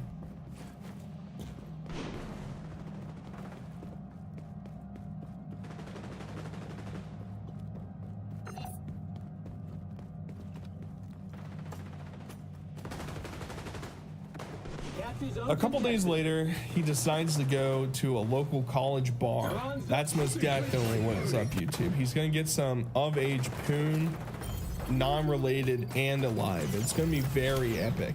Burger Planet Omaha. Hey, that guy's insinuating that I'm some kind of creep predator in a van. Can you time him out for 24 hours? Thank you. Hey, I talked to Mom the other night when we were studying French. Ooh la la. Man, what are you guys doing this summer? Allies capturing Zone B. You got any fun plans this summer? Are we gonna have a summer job or just chill or what? Yeah. What would you like? What would you like to do? What would you like to do for a summer job? I sold vacuum cleaners one summer after school. That shit sucked. You got some social media? You want me to run a notifications maker? Run up my social media, bro. What's up? So he's there, he's interacting with people online, he goes inside, and he gets pressed by some other fucking college guy saying, hey, stop filming the girls inside the bar, you creep. When you shave your head for a certain amount of money? They're not on the camera, I'm on. I'm on. Who are you? Do you know them? First of all, they're not on camera. I was on the camera. They don't want to be on. They're not on the camera. They don't care about it. All right, well, don't touch my shit, dude. No, take it. What? I'm not pausing it, dude. Who are you? I just don't want people grabbing my stuff. You can talk to me. But they were on camera with us too. They have no idea who you are. Well, we were talking in line, so. Was I out of line? I was just trying to offer to buy you a drink. I don't know.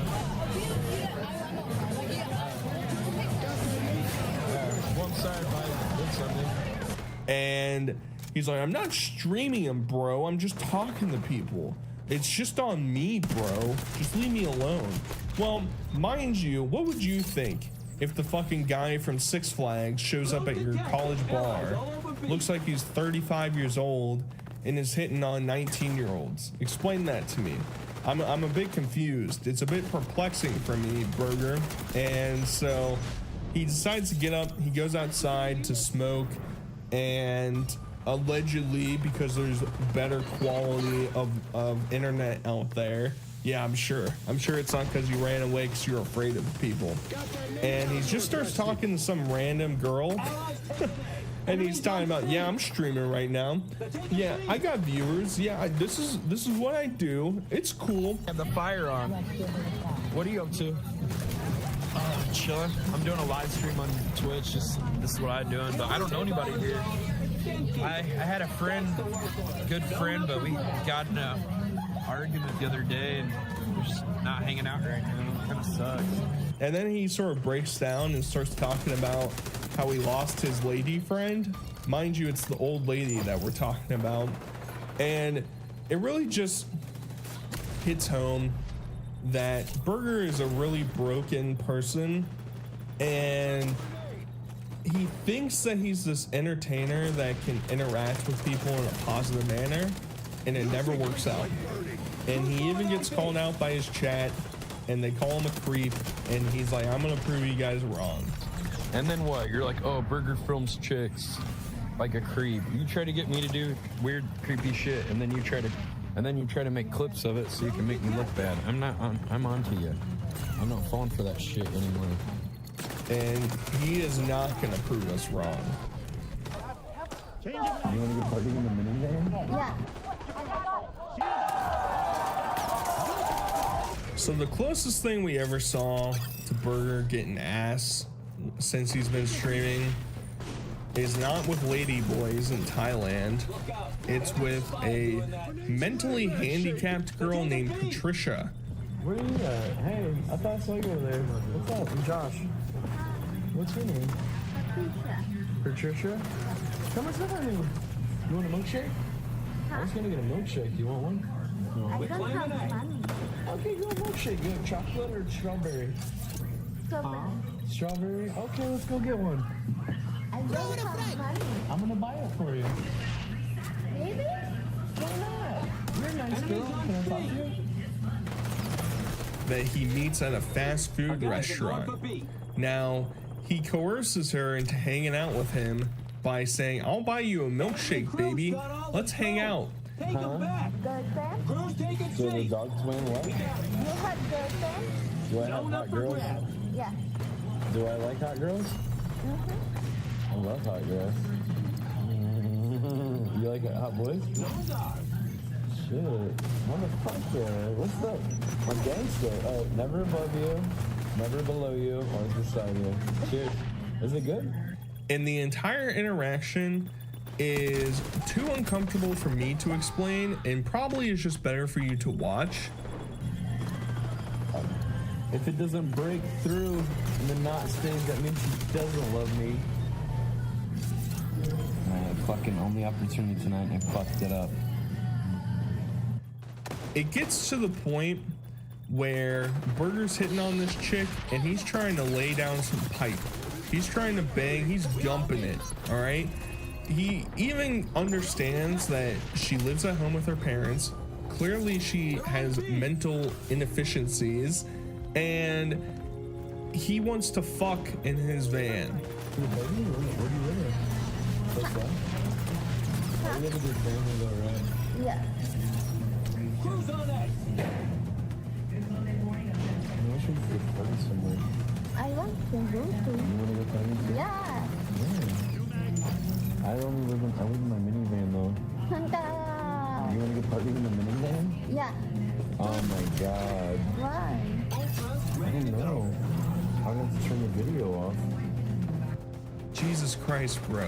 The depravity that we reach with Burger, it's like, I'm sure we all had friends in high school that would fucking hump anything, and Burger is so far past that point. Hey, can I kiss you? Huh? Can I kiss you? Where? On the mouth? No. Oh, why not? Why don't you?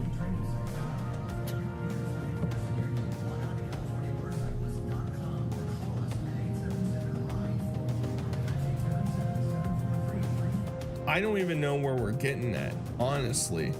You know, he's starting to transition to the ladyboys because, hey, any white Westerner that shows up, they'll fucking hunky-dory you, I guess. It's really confusing. And for the final segment, we're gonna talk about his quest for puss.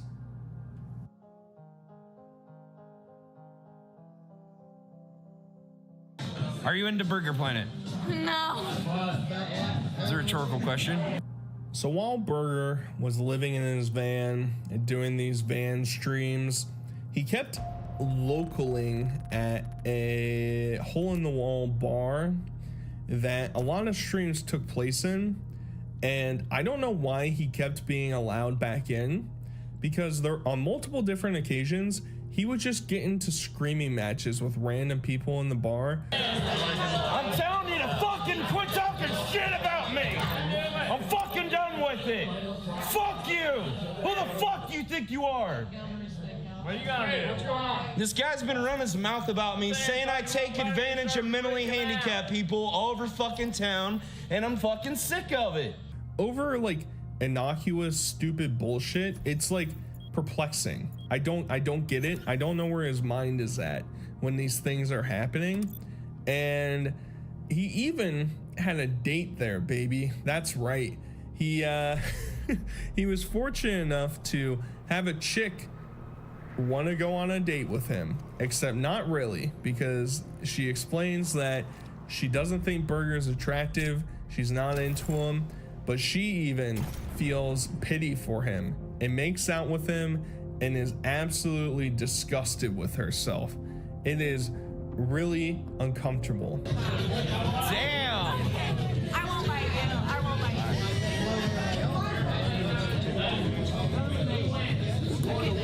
Whoa. Cut it short because you were starting to get the feels. I tell you, that was a lot. That was. I was trying to talk to you. You keep like turning your back. There's even like a random moment while he's inside of that bar at a different point where two people are walking by and the dude on his fucking phone holds up a picture of Burger and Patricia. Earth Ricky, just ban him. Permanent ban. What is that? Oh, it's a picture of me and Patricia. Oh, that's fun. So he can't even like get away from the sins that he's committed in the past. They're gonna follow him forever. And since he insists on streaming in public non-stop, people are gonna find him annoying and people are gonna search him out and try and destroy him. It's just, I like these hole-in-the-wall type of bars, right? I don't like the social stigma that is associated with a lot of these interactions that Burger's trying to force, right? And for a dude who is relatively socially awkward, compounding that with everything being streamed gives you a recipe for something that is just so uncomfortable. There are times that he just like interacts with random towns and just like does the weirdest shit, including one time he was on a float for a parade and was like playing music. He was being like a DJ or something, and the moms of like the cheerleaders or whoever's behind him start complaining that the music's not loud enough, nobody can hear it, and he just fucking goes off on them.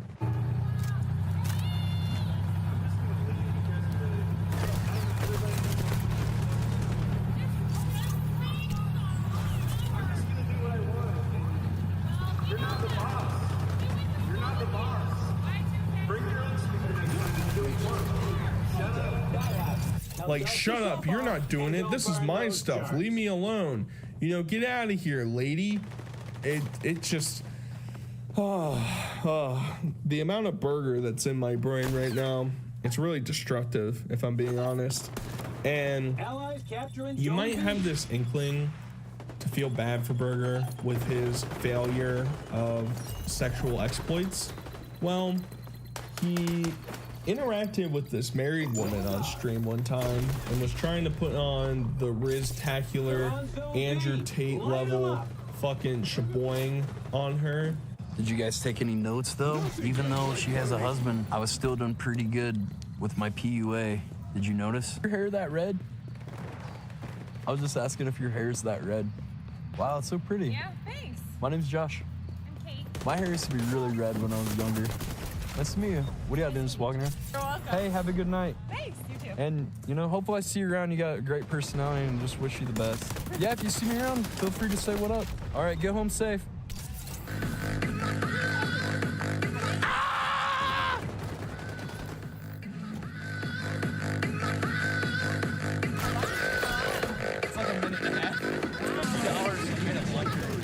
And as soon as she got a text from her husband, she bounced. And he's sort of just like trying to come off as like some weird Sigma character. Like, did you guys see how much I'm slamming the poon? You guys see how into it she was? It's like, and like there's this whole other story about this like dating company in Los Angeles that tries to teach men how to get women. It's all those things are just obviously scams, but they're also pathetic.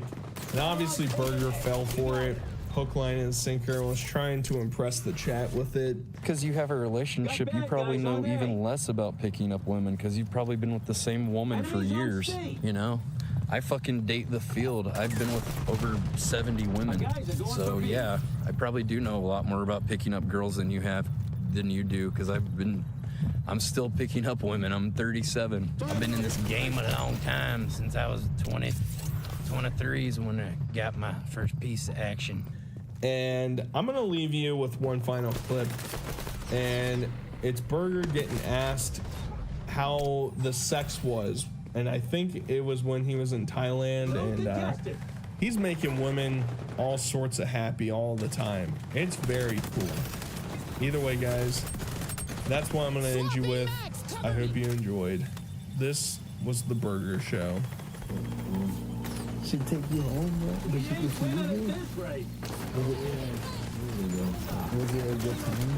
Yeah, okay. She had 2 orgasms. Yo! In case there's any confusion, get all the zones. In case I don't Guys see are ya. moving on B. Crews taking C. Good afternoon, good evening.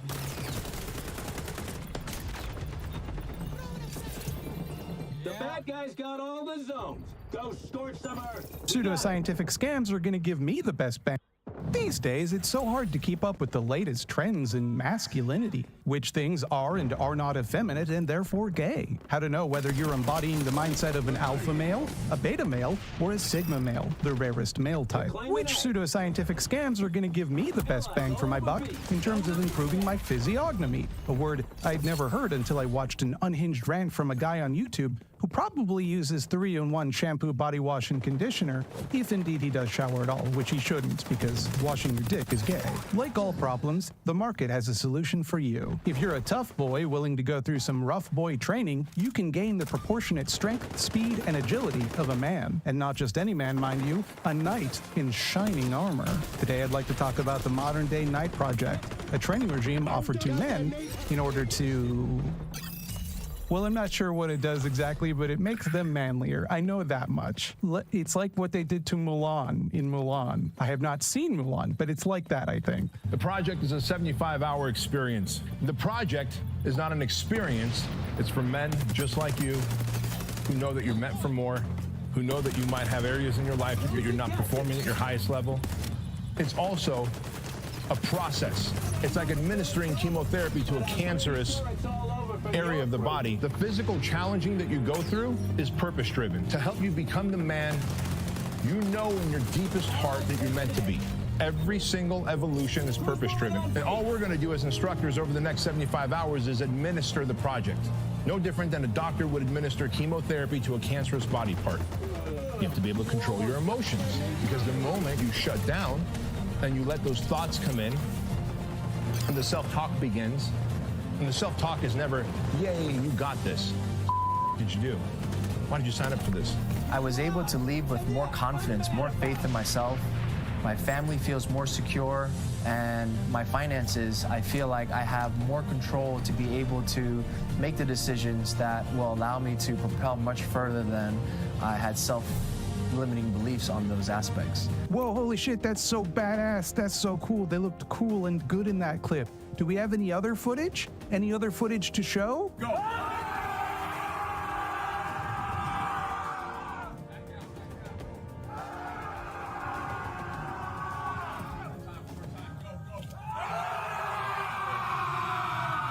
I think we can all agree that what we just saw was peak masculinity. Men in this modern day world need 3 skills: withstanding scrapes and boo-boos, the ability to endure cold temperatures, and yelling until they're beat red in the face at other men in parking lots. Having those things is going to make you more confident, more attractive to women, more well-adjusted in general. This, to me, this is the picture of mental health. You can trust these guys with your safety as you go through all sorts of things they admit are dangerous and likely painful. You don't got to take it from me.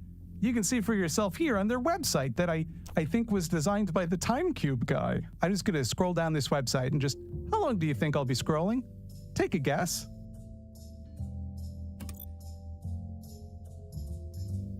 Pretty long already, isn't it?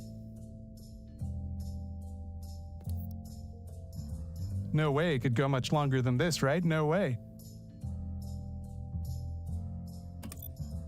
Their logo has a skull with a Viking helmet, and they do a bunch of shit with axes. So it seems more like at some point they were going for a Viking theme rather than a knight theme. But I imagine they didn't want to call it the Modern Day Viking Project because, like, Vikings were famous for bathing, and that would turn off their target demo. Despite appearances, I think if people want to improve themselves, that's great. It's not for me, but if that's your thing, go for it. If people gain confidence from enduring difficult challenges, more power to you. I think that's wonderful. If this were simply an exercise program that was very difficult, designed to be really hard and punishing, and people, you know, were adults and they could just choose to do that if they wanted, that's fine.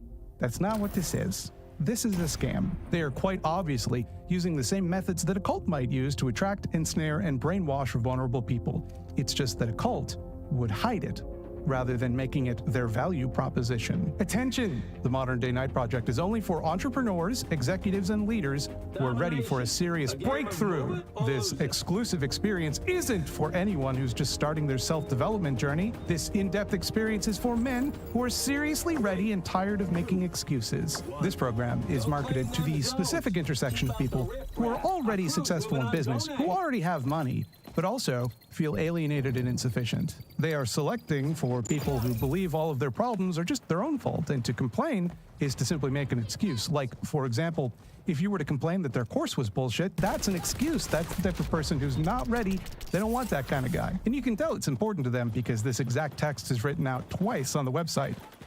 Sorry, did I say twice? I meant 6 times. Here's the project founder explicitly advising his followers to ignore other people's thoughts and opinions, such as, for example, say, a warning that you don't need to give him money. And I don't want to get too distracted here by Bedros' Twitter page, but just a little tasting for you. Listen, if you are an entrepreneur, you have a product or a service, then you got 2 very important things you got to do. Number 1, you got to make sure this damn thing makes a lot of money and makes you a lot of profits. The reason is you didn't become an entrepreneur to work 24/7 only to make 9 to 5 kind of income, right? So if you're not making the kind of money you want, you better start figuring out how to do that. Make money, you say? Can't believe I never thought of that. I'm glad I followed you for this stunning insight. Number 2, if you truly believe you have a great product or service, it's better than anything else out there. You have a duty and an obligation to promote it, to share it, to showcase testimonials, before and after, transformations, case studies. And if you don't, then you are literally telling your future customers to go buy an inferior product or service from someone else, and you're really doing bad by them. Hold on, let me grab a pen. You're telling me that products and services can be advertised? Speaking in my capacity as an alien from space who just landed on Earth, you should give him a bunch of money so that he'll yell at you to make you more business. One tip-off that the Modern Day Night Project is not on the up and up is that for as long as I've been looking at this website, which is many weeks at this point, all of their classes are sold out, except for the last 2, which only have a few spots left. You better act now. Here's a little web safety tip from me to you. If you ever see that on a website, do not buy anything there. Just trust me on that. Put away your credit card, because if the thing was worth buying, they wouldn't need to sell it to you that way. Also, the heading is previous class lists, so don't know why some of them are in the future. Also seems like the ones that are sold out are only sold out in the sense that you can no longer buy tickets because they already happened. They market their program specifically as a way to cure mental illness. Not a mental illness, mind you, just the abstract concept of mental illness, to cure addiction, to overcome trauma or depression or whatever. All with the weasel wording you might expect that gives them an out when you inevitably don't. Because you won't. You're gonna flip the switch and suddenly all your problems will be gone. Whatever your problems happen to be, just project your problems onto this program. Those are the ones we'll fix, yours specifically. What a coincidence. My problems are my problems. You know what's interesting though about that though is that among their listed top staff, they don't seem to have psychology degrees or like there are any medical professionals whatsoever, like one might want for a program designed specifically to cause pain and mental anguish in people. If you think I'm exaggerating about the idea that the program is designed to create pain and mental anguish in people, I should mention they do have a facilitator of suffering. That was more important than having like a doctor, I guess. That's how you know it's a real business. It's worth reading through their release forms to see all the ways they try to dodge lawsuits, like expecting attendees to examine all safety equipment for malfunction, something they are likely not qualified to do, especially because who knows what equipment is involved. The contents of the program are not public, and the release form also forbids you from making them public. Surely, it is the duty of the facilitator of suffering to maintain safety equipment. Otherwise, how has the suffering been facilitated whatsoever? It's just been caused. Anyone can cause suffering, but okay, it's a very tough boy training. You gotta crawl through all sorts of mud and jump in stuff you don't want to jump in, and guys yell at you, and it's gonna make you really, really strong. Now, let me ask you a question. How much are you willing to pay to become the best version of yourself? What do you think is an appropriate price to have sweaty guys yell at you for a weekend until you become a better leader, father, and man? Give it a moment, decide on a figure, write it down on a piece of paper, and whisper your dreams to it. Were you thinking more or less than 18,000 United States dollars, which also does not include airfare to the project compound? You have to give them $18,000 to fly to their secret compound, their words, to have them do secret stuff on you to make you into a toughie. Do you see what I mean about how this is like how a cult operates, but like they're bragging about the red flags instead of hiding them? But fellas, I hear you. How are we going to get the old battle axe to approve of us learning how to use battle axes? Well, there's also a testimonial section from the wives of men who've completed the program, and guess what? It was good for them.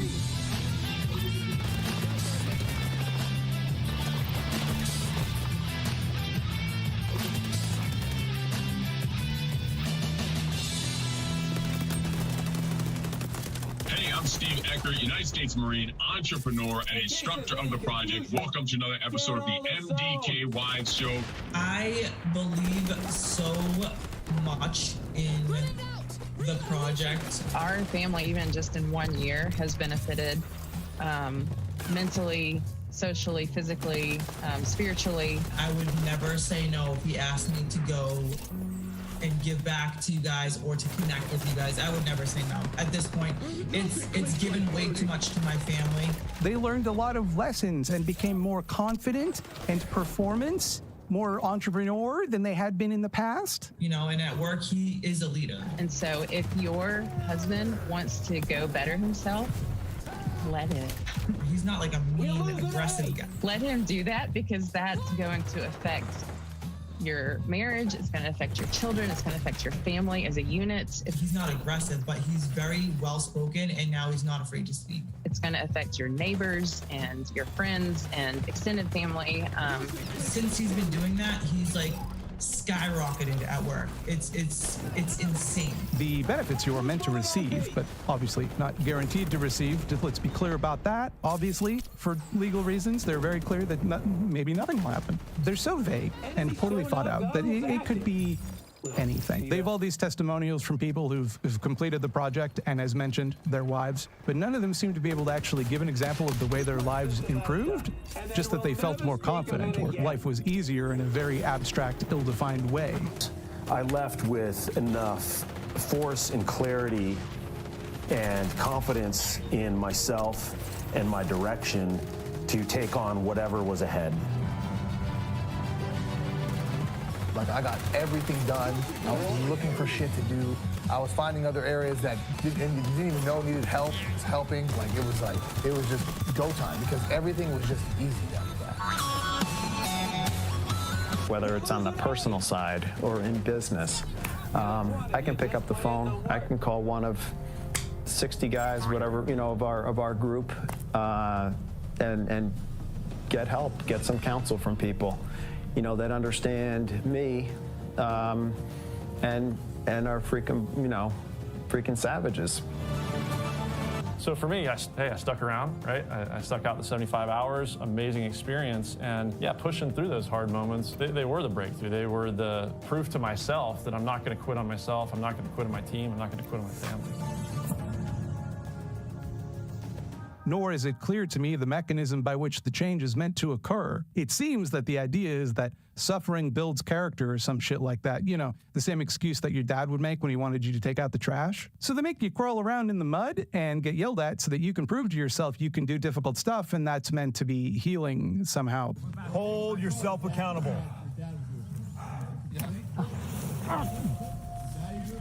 See, you quit again. You stop fighting. No, it's not.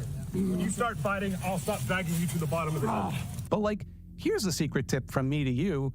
You can do difficult stuff for free. You could, right now, train to run a marathon. You could learn a second language. You could learn a new skill or some shit like that. And in doing so, you'd actually be demonstrating personal growth because now you know you have the discipline required to make actual changes rather than just doing something difficult because a muscly man was yelling at you. The idea that suffering builds character is a weird way to market a program meant to help alleviate suffering. And so long story short, the project was really created to help men overcome their trauma. But it's wrapped with, hey, come work with a Navy SEAL, work with a Marine, work with an entrepreneur who's going to help you become more productive in life. Like, unless your specific problem is a phobia about crawling around in mud, I don't see how doing this actually helps you take responsibility for your problems.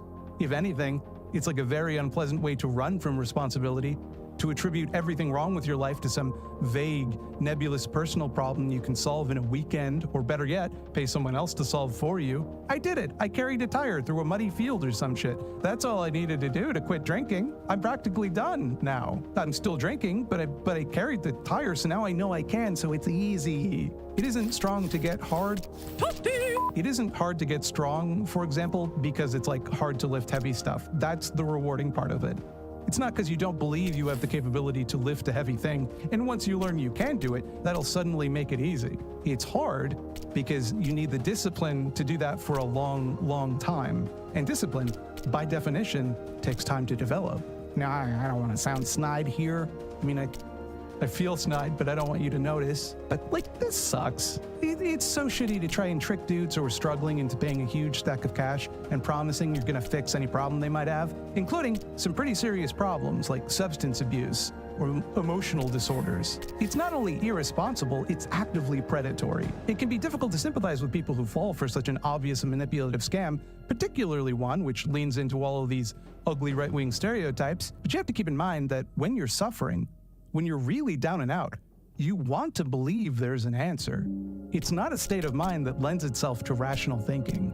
And it's all justified through this like idea of a crisis in masculinity, that men stopped being real men at some point, and they have to train themselves in order to become men again. At some point, men were stronger and more resilient, more competitive, more success, more dad.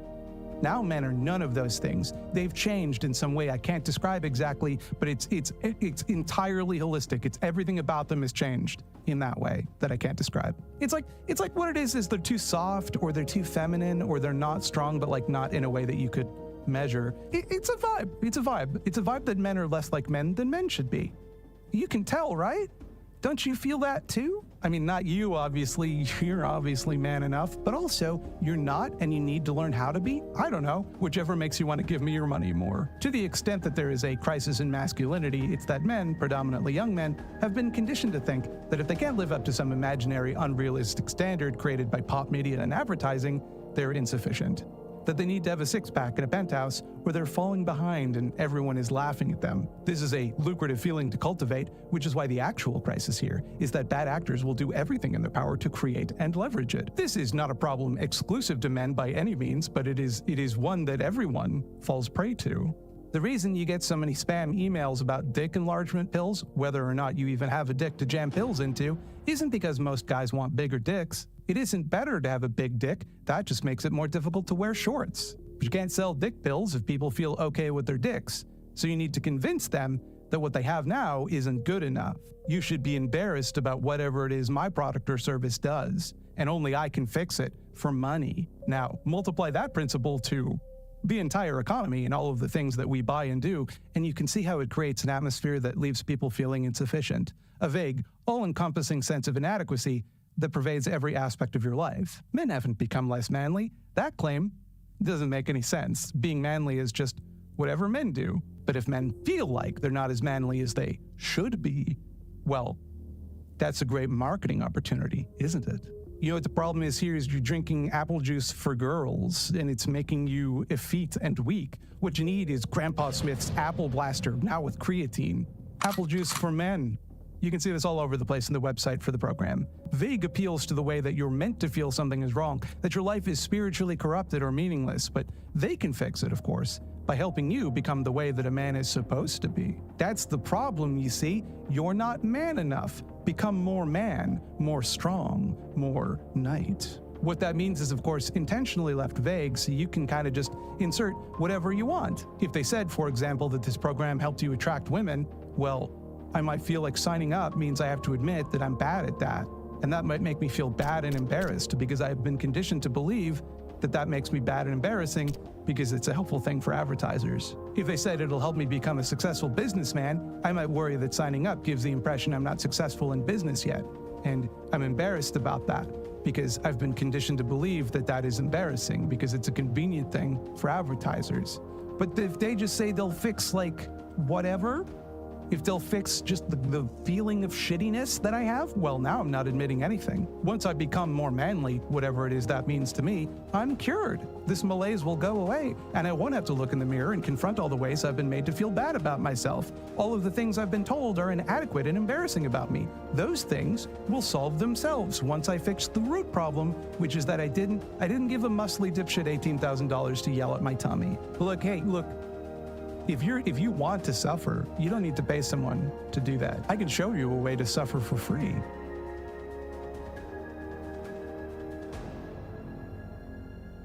The eyeball zone. Hello and welcome to the eyeball zone. Here in the eyeball zone, every evolution is purpose-driven towards putting eyeballs on small projects and creators. We maintain a pretty laser focus on eyeballs here in the eyeball zone.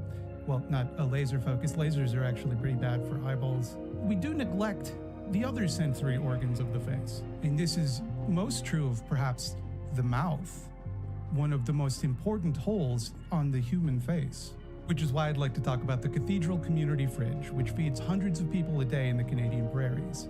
And they could use our help with funding, among other things, repair and maintenance. And to put that in perspective, I was told to stress the fact that one of the doors, and I quote, blew out of its hinges. Here's what Channel Comrade Re-Education had to say about this project. The Cathedral Community Fridge is a mutual aid organization out of the Canadian prairies that uses decentralized and democratic organizing to end food insecurity instantly.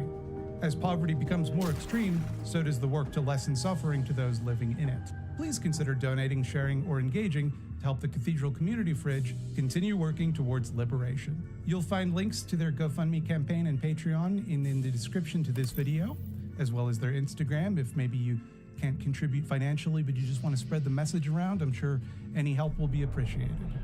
Hey, do you have a small project you'd like to crush under the burdens of his gaze? G-A-Z-E.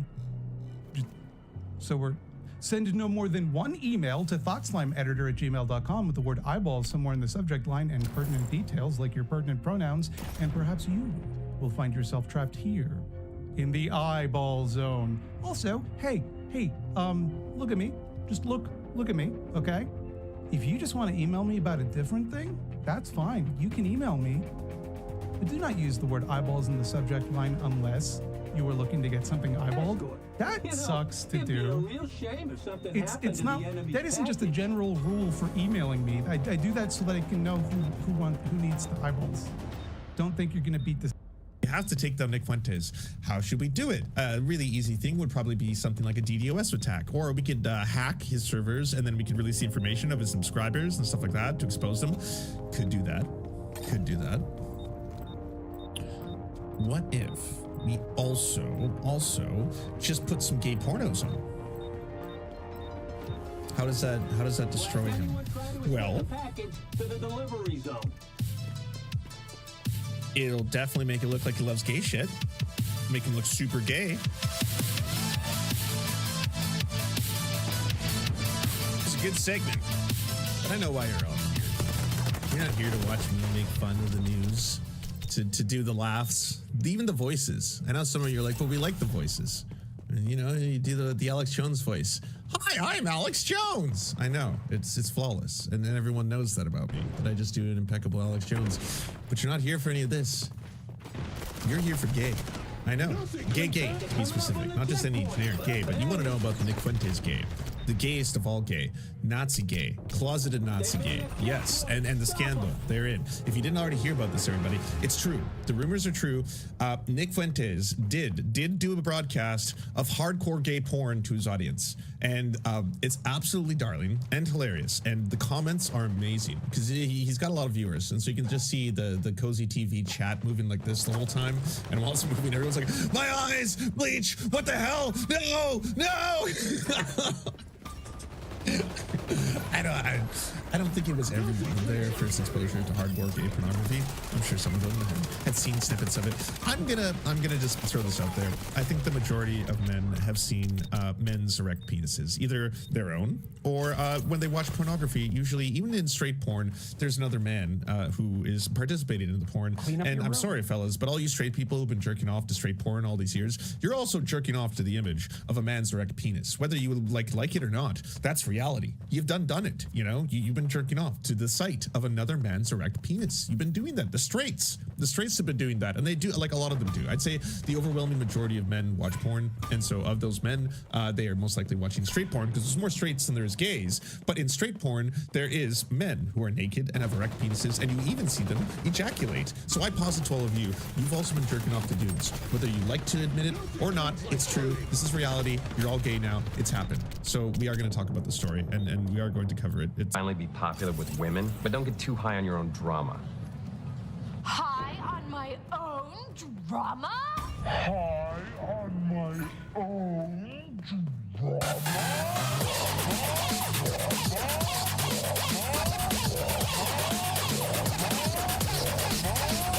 Well, actually, we're going to be combining two different categories. We're combining drama with another category. It's the first double category, everyone. We're combining it with the gay. Yeah, it's going to be a gay story. Real gay. Gay up in here.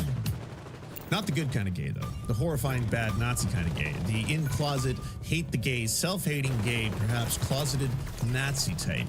Yes, we're talking about Nick motherfucking Catboy Fuentes and what may or may not have happened. We're going to find out, and then we're going to do a deep dive into some real gay shit, or real Nazi shit, unfortunately. That's the sad side of the story. Nick Fuentes, if you don't know, he's a very popular neo-Nazi broadcaster. He's got a streaming service called Cozy TV that a lot of far-right and people who follow him and his brand of white supremacy, groypers, they call themselves. Basically, young white nationalists, fascists, Christian nationalists, usually united by a hatred of black people, a hatred of Jewish people, a hatred of indigenous people, a hatred of women is something really, really big that unites them all because they're also incels. He calls himself the king of the incels. And yes, he has very, very few categories or groups that he does not in fact hate. And LGBTQ plus people are an abomination. They are sinful. They are to be destroyed. He's spoken in very, very strong terms towards the extermination of, trans people, gay people, all that kind of stuff. He's a Holocaust denier. Again, in terms of hatred, the guy, he does it all. He's also been surrounded by rumors of homosexuality for some time. Now, not just because he says weird shit, like it's gay to like women. That's one of his. He has zero experience with women. He's a self-professed incel, involuntary celibate, and a virgin, and a proud virgin. Now, he's done a lot of weird shit. Like, when that story came out from his ex-roommates, that he apparently would, walk around their bedrooms with a blacklight to try and find their cum, like he was the cum hunter. I was like, that's weird ass behavior. Even for weird kind of white supremacist Christian incel Nazi shit. That's on the weirder scale of strange that you're trying to hunt for your friend's cum. But I guess you do you, just to prove they were in fact not releasing any essence or stuff like that. That one's unusual. There's also a white supremacist catboy Nazi. Unfortunately, yes, the catboy scene does have some Nazis in there who makes a lot of gay porn and shit like that, but also will do it with very racial shit, blackface, that kind of stuff, and other horrifying stuff, a lot of slurs, all that kind of stuff. They've actually had some encounters together. They've done interactions and they went on a date and filmed the live date, but it wasn't a date because they were into each other. It was kind of they were united by their hatred of minorities is what they were trying to say. But again, it's this weird kind of Nazi energy infused with self-hatred, all this kind of stuff. That's going to bring us to now, this moment in time where apparently Nick Fuentes on his live stream to thousands of potential Nazis broadcast hardcore gay pornography. Yeah, the real hard stuff. Yeah, we're talking like filmed inside of a government office style stuff, all right? Full penetration, sucking, fucking, all the good things. That's what should be allowed on the respective forums. In December, the term groiper, which Fuentes followers call themselves as a racist offshoot of Pippa the Frog meme, was banned from Getter, another free speech social platform. Fuentes himself was booted from the site too. Gab has a porn bot problem, and CEO blames MAGA rivals. I think it's just kind of like a lot of these companies run by the far right, whether it be like Twitter, run under Elon Musk, or a lot of these websites. They have a lot of problem with porn bots because they claim that they actually care about the user experience and keeping their customers safe. I don't think they give two fucks about keeping their customers safe or keeping the amount of, like, you know, CSAM or child abuse materials off the sites, or keeping child abusers away from their websites. I think like they want to do whatever is the bare minimum that can meet the threshold to be allowed to operate on a scale that they do, while at the same time just make money. That's it. They just want to make money and have free speech, aka be as racist as they want without like criticism. Safe space for all of the racists get themselves a little safe space. So yeah, basically, while being claimed being censored, here's the kind of things that maybe Rumble might be censoring him for. Okay, it could have something to do with the pornos. Content warning, everybody. Hardcore gay pornography coming up live on the show, but it's gonna be censored and blocked out. I think it's gonna be blocked. Yeah, I'm not gonna chance it. So enjoy the rest of your evening. I think this was just like, you know how there's a lot of broadcasters who have famous send-offs. You know, this one is probably going to be one of the ones that Nick Fuentes will be remembered for. And have a great rest of your evening. Have a great rest of your evening. All right. Americanism, not globalism. I'm going to turn off the sound. Okay, so the stream's fine. Oh boy! Oh boy! And then the party started. Yep, that's when things got a little bit beyond PG-13. Yeah, here it is, everybody. Now, they've unfortunately blurred out the comments.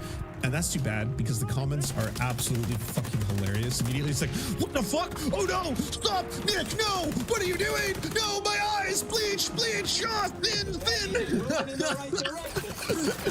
And they've been so, like, I guess, Nazi coded by Nick Fuentes for so long that a couple of them already started doing what would later become the conspiracy theory, that this happened to be the Jews. So some of them were like, is this the Jews? Are the Jews doing this?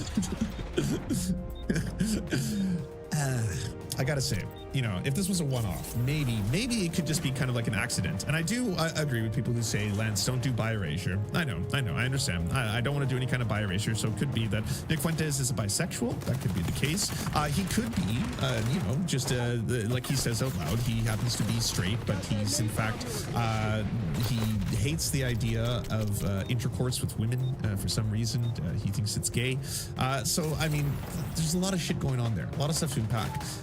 It seems to me that Nazis at their core fundamentally deeply unhappy people, you know. I think Nick Fuentes is partially Hispanic, right? There's that, so there might already be some self-hate in that. If you're trying to talk about the purity of the white race, I'm sorry, Nick, we would not qualify under the Aryan inspection. All right, as soon as they ask, like, Lance, why are you hairless? And I'm like, oh well, funny story about my mom. Yeah, I'm being marched off to the trains just like you would be. All right, the pure Aryan race. I mean, we're talking blonde, blue eyes. That's that kind of stuff. Everything else eventually will fall by the wayside. So I'm sorry, Nick. You would not be one of the I believe chosen whites by a Hitler-esque leader at that. Cuban. Okay, he's partially Cuban. So yeah, sorry. Yeah. Unfortunately, that will not be Aryan enough for the Nazis. You won't be getting past that. In terms of all the other shit, though, I mean, there's so many instances like. When Destiny was going through his little friendship with Nick Fuentes, doing live streams with him and stuff, and yeah, some debates, but they were also just doing friendship. Fucking let's do memes so Destiny can show all the groypers that he happens to be not soy, that he's not one of the soy liberals. He's one of the cool liberals. Liberals can be cool, please. Yeah, come on, gripes. In the midst of all that, there was certainly some chatter about whether or not, hey, is Nick Fuentes perhaps in what he says. Like Destiny was trying to tell everybody, it's a meme. It's a meme. It's totally a meme. The groypers are all in it, and they just make fun one of them, and it's a meme that a lot of incel people do towards each other, which would make sense ultimately because it is certainly something that a lot of men, especially straight men, I grew up surrounded by straight men and befriending tons and tons of straight men. I didn't have a lot of gay friends growing up, so I was around a lot of straight dudes. Yes, it's absolutely 100% a thing, man. Because of male insecurity, which is so fundamentally rooted in the idea of what a masculine man is supposed to be, male insecurity is really, really terrified of two things: being called a woman or being called gay. And those two things sometimes could be reinforced by women, by the way, who are also reinforcing patriarchal stereotypes, who might condescend or look down upon you if you happen to be suspected of gay. Like, oh, what are you, gay, bro? Like, what, you're not into this? You're not gay? That kind of stuff. Well, that's going to play into male insecurity, where guys are going to be like, no, definitely not gay, and not feminine, not those two things. No, masculine, straight, so straight. I want to fuck everything. Trees, dirt, give me it. Have you seen Saltburn? Like, so that's, yeah, it'll play into a lot of that. So that could be going on here as well. Again, there's probably a lot of layers to this, which are going to be difficult to fully understand from an outsider perspective. At best, you know, you can try to apply maybe some armchair analysis of the situation, but to say the least, it's complicated. You know, it's quite complicated. So while I can't play the actual gay pornography on the stream, we can take a little bit of a journey, if you will, to some of the history of Nick Fuentes and his homosexual relationships and or friendships. They could be platonic friendships, true, but there's a little bit to What would you want to say to him now? So President Trump, I would just say, President Trump, I got a 6-foot cardboard box of President Trump in my house, and I salute that every single day. We interrupt this crap to bring you this crap right here with Creationist Cat. Good evening, I'm Creationist Cat. And once again, the internet is flipping its collective freaking shit, all due to alt-right superstar turned gay icon, Nick Fuentes. Yes, Fuentes has caused a wave of hysteria to hit the white supremacist community that is so severe you'd think their brains were about to get blasted by a basketball thrown at an uncommonly high speed by an evil cyborg girl with superhuman strength. But no, it's all due to a possible romance between Fuentes and a mysterious man known simply as Catboy. Sorry, wrong Catboy. And I want to be absolutely 100% clear, because I've covered some of, you know, the neo-Nazi closeted individuals, whether they be, you know, far-right Christian fascists such as Steven Crowder, who may be bisexual, maybe homosexual, we're not entirely sure, Benny Johnson, Michael Knowles. There's a lot of what-ifs, all right? And we've covered some of it because not for the fact that, like, hey, it would be super bad if they were gay. That would actually be the only good thing about them, fundamentally. But otherwise, they're still horrifying monsters. People who are willing to make gay people's lives worse, people who are willing to make the rest of the LGBTQ+ community's lives worse, who would like to be a part of and or push for exterminationist projects towards those groups, as long as they're one of the pick-me's or the ones that are allowed to survive and not be put on the trains, right? One of the good ones. Such as the two shopping for cute little matching jackets. I think that's a good fit. Catboy noticing the angelic gold ring in Fuentes' sparkling eyes. Wait, do we have the exact same eye color? There's like a gold ring around. I have the gold ring. Fuentes nearly crashing a car by kicking a ball into moving traffic. What? Don't do that. And listening to the absolute gayest duo of the 1980s, Wham!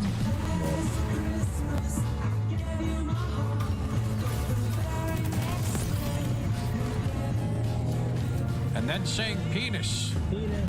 But first. So this was a while ago, by the way. I just want to add this whole thing, this little date that him and Catboy went on. And I guess maybe the message was that, like, sure, Catboy happens to be like a hardcore gay sex worker, but at the same time, he's a Nazi like me. So, like, we're united in our hatred of, like, Jewish people, black people, native people, women, that kind of stuff. And no homo. Right? Like, not me being gay, wanted to hang out with him, but it's more just kind of like we're both Nazis. So we were just a couple wayward Nazis who found each other. You know, this is what it feels like when Nazi doves cry. First, who is Nick Fuentes? You may remember him. I'm gay, and even though I'm not as gay as this Nazi idiot. Right. I'm gonna be honest with you. There are times because like I'm far more straight than I am bi, way more straight. You know, honestly, you know, the 9 times out of 10, I'll most likely be like, oh, I'm more attracted to the woman in this case than the man. And there's that 1 out of 10 though, right? So for someone who's just like mostly straight as I am, but only a little bit gay, but occasionally gay enough to be like, all right, this will be fun. I sometimes feel that it's going to be a bit of like stolen valor, or I feel like an imposter within the queer community if I'm going to be like, we don't claim him, and it's like, Lance, you're bi though, and you're pretty admittedly pretty straight. I was like, okay, fine, all right, but I'll back you up when you say we don't claim him, kind of things. But I'll say for the bisexual community, no, we do not claim. That's going to be my first bisexual community rejection. All right, if it turns out that in fact Nick Fuentes or Steven Crowder or Benny Johnson or Michael Knowles, if any of them turn out to be bisexuals, no bi erasure, none at all. That's again, it's something that I'm glad they were capable of finding out about themselves. But hopefully they won't use their platform to then make other bi people's lives worse. So yes, none of them shall be claimed. I miss that guy I streamed with Destiny, ContraPoints, and Roaming Millennial that I happen to think looks like Vanilla Ice with a squished head. Until about 1965, this was a white Christian nation. And you can say that it's not in the letter of the law. I don't think that... I'm going to need you to stand still for a couple seconds. Okay, perfect. I once was an ordinary house cat until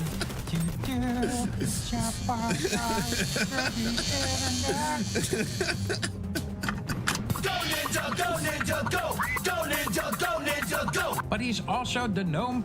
Is Creationist Cat back? No. So if a lot of you are confused, I think half the people here have no idea what this is. This is old internet. This is old political YouTube. This is what political used to be. Maybe, I don't want to say 10 years ago. Let's see how old this is. 7 years, maybe? 4 years? Wow, okay, so this is what political YouTube was 4 years ago. Either way, 4 years ago, this was the face of political YouTube.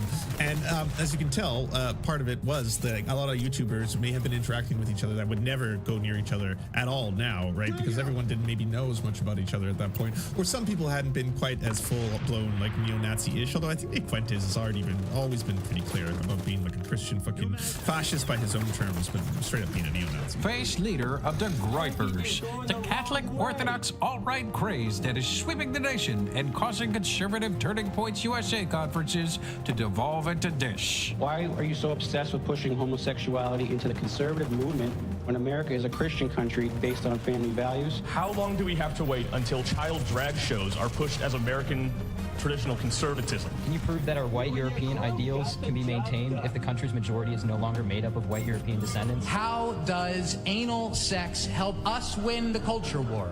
You know, I hate to break it to them. And if you didn't know, around this time, there was an awesome civil war that was going on between Charlie Kirk and the Groypers. See, the Groypers felt that Charlie Kirk was a false prophet because he's always one of the kind of like, I'm a Christian nationalist, but trust me, I speak for the white folk. He wasn't as extreme as he is now. Now, Charlie Kirk has basically reached like Nick Fuentes levels, as has a lot of the right. The right have been moving so much further right. This is just within the span of like 4 years that now they're kind of indistinguishable from one another. And again, you can point towards a lot of different factors that have helped that push, but like now there's less of a war between Nick Fuentes, the Groypers, and the Charlie Kirks of the world and Turning Point USA because they're aligned on a lot more issues than they used to be before. But yes, back then this was like the Groyper movement who would show up at Turning Point USA events and then they'd go on the mic to be like, you know, why won't you talk about the homosexual agenda and how anal sex is actually destroying American society, you know, things like that. What kid with the MAGA hat? They existed to try and push the right even further right, essentially. But he's definitely not getting it to the ethno state. But Fuentes is also a huge Mussolini fan. I don't know, man. If Antifa were marching down the streets and they were waving the banner of Benito Mussolini or Francisco Franco, I'd be joining them. Who wants to murder globalists? Globalists. Time to kill the globalists. Wants CNN workers to be deported, arrested, and murdered. I want people that run CNN to be arrested and deported or hanged. But he's a huge fan of women. And I'm attacking whores. I'm attacking sluts. Stupid, dirty. By the way, didn't like the other day, Sean DeBlack got in a whole bunch of fucking, you know, Asmongold makes a video about him. A whole bunch of people make videos about him because he says that they should have executed more slave owners, slave masters to be precise. That was the quote. And then he's like, and then the descendants of slave masters or slave owners or people in plantations, maybe many of them wouldn't exist. That was what he said out loud. And the fucking pushback on that, which again, you know, didn't sound like the spiciest thing that I think a streamer has ever said on any platform, so many people being like, well, this is calls to violence. This is extremism. As you can tell right here, he's basically calling for the indiscriminate slaughter of, yes, slave masters. Again, not a thing that I thought would be incredibly controversial to say at all. Bitches. Says cool stuff like that. That, by the way, that's at the same time, those same people will be like, well, I think we should have debates and discussions with individuals like Nick Fuentes and just find out where exactly does he stand on all these issues. And it's like Nick Fuentes is very open. I think we know exactly where he stands. You watch one of the many Southern Poverty Law Center compilations of the amount of things that he says. Yes, they're racist, vile, anti-Semitic, homophobic, sexist, misogynistic. Like the guy, yes, he hates everyone. Everyone. It's a lot. Faggot pussy. Race traitor. You work for Jews. And of course, he simply loves to pick his nose and eat it. And he's boogering. Nom nom. And then pick it again until it bleeds.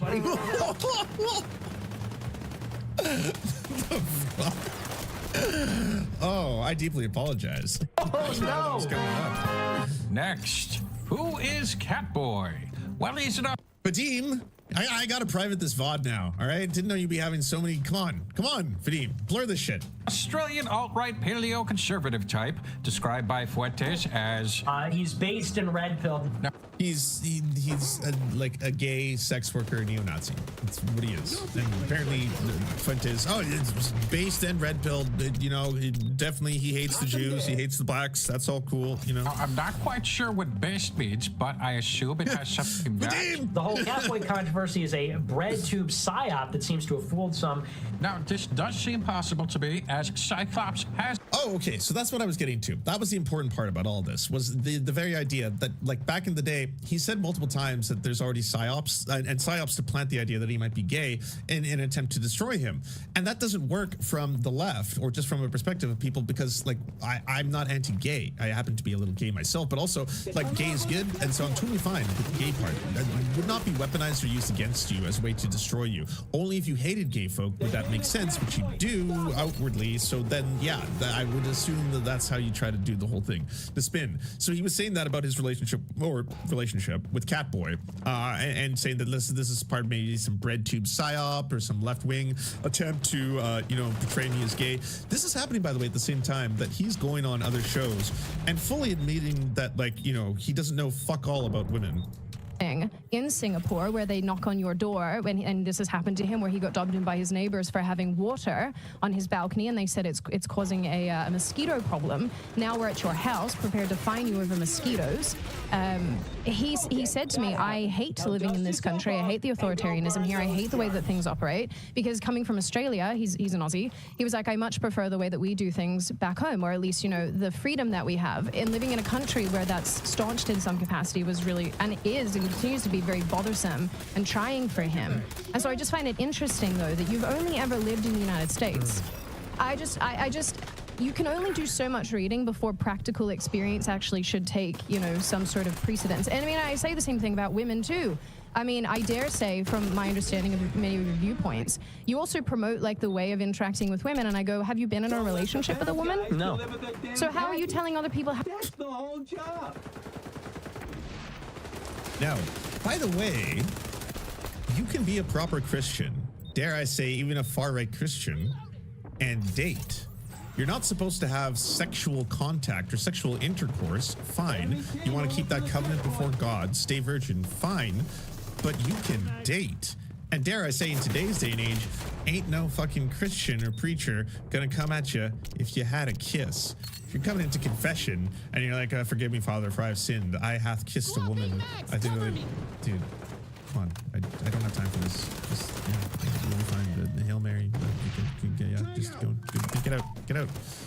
So that, to me, also, I mean, I submit to the court of public opinion. There's certainly something going on there when it's like you're so adamant about being an incel. Like, not only am I not going to have sex before marriage, but I'm not going to have any contact with disgusting women because that's gay. How to behave towards women when you yourself have not had any actual physical, interaction with them in a romantic capacity, or in fact in any capacity where you uphold them in a way that treats them with respect. I mean, if you're out here arguing that women are basically half the value of, well, you know, I'm not going to put words in your mouth, in fact, because that's not right. But, you know, if you are looking to some other regimes around the world that do think that women are half the value of a man, I have to question what kind of a person who's had no experience with women is in a position to you know, basically promote these ideas. Well, I'm having an experience with a woman right now, and I've had lots of experiences with women in my life, not romantically per se, but, you know, I've talked to enough women, I've been in, you know, I've known enough women to know sort of what's going on. And I think any man...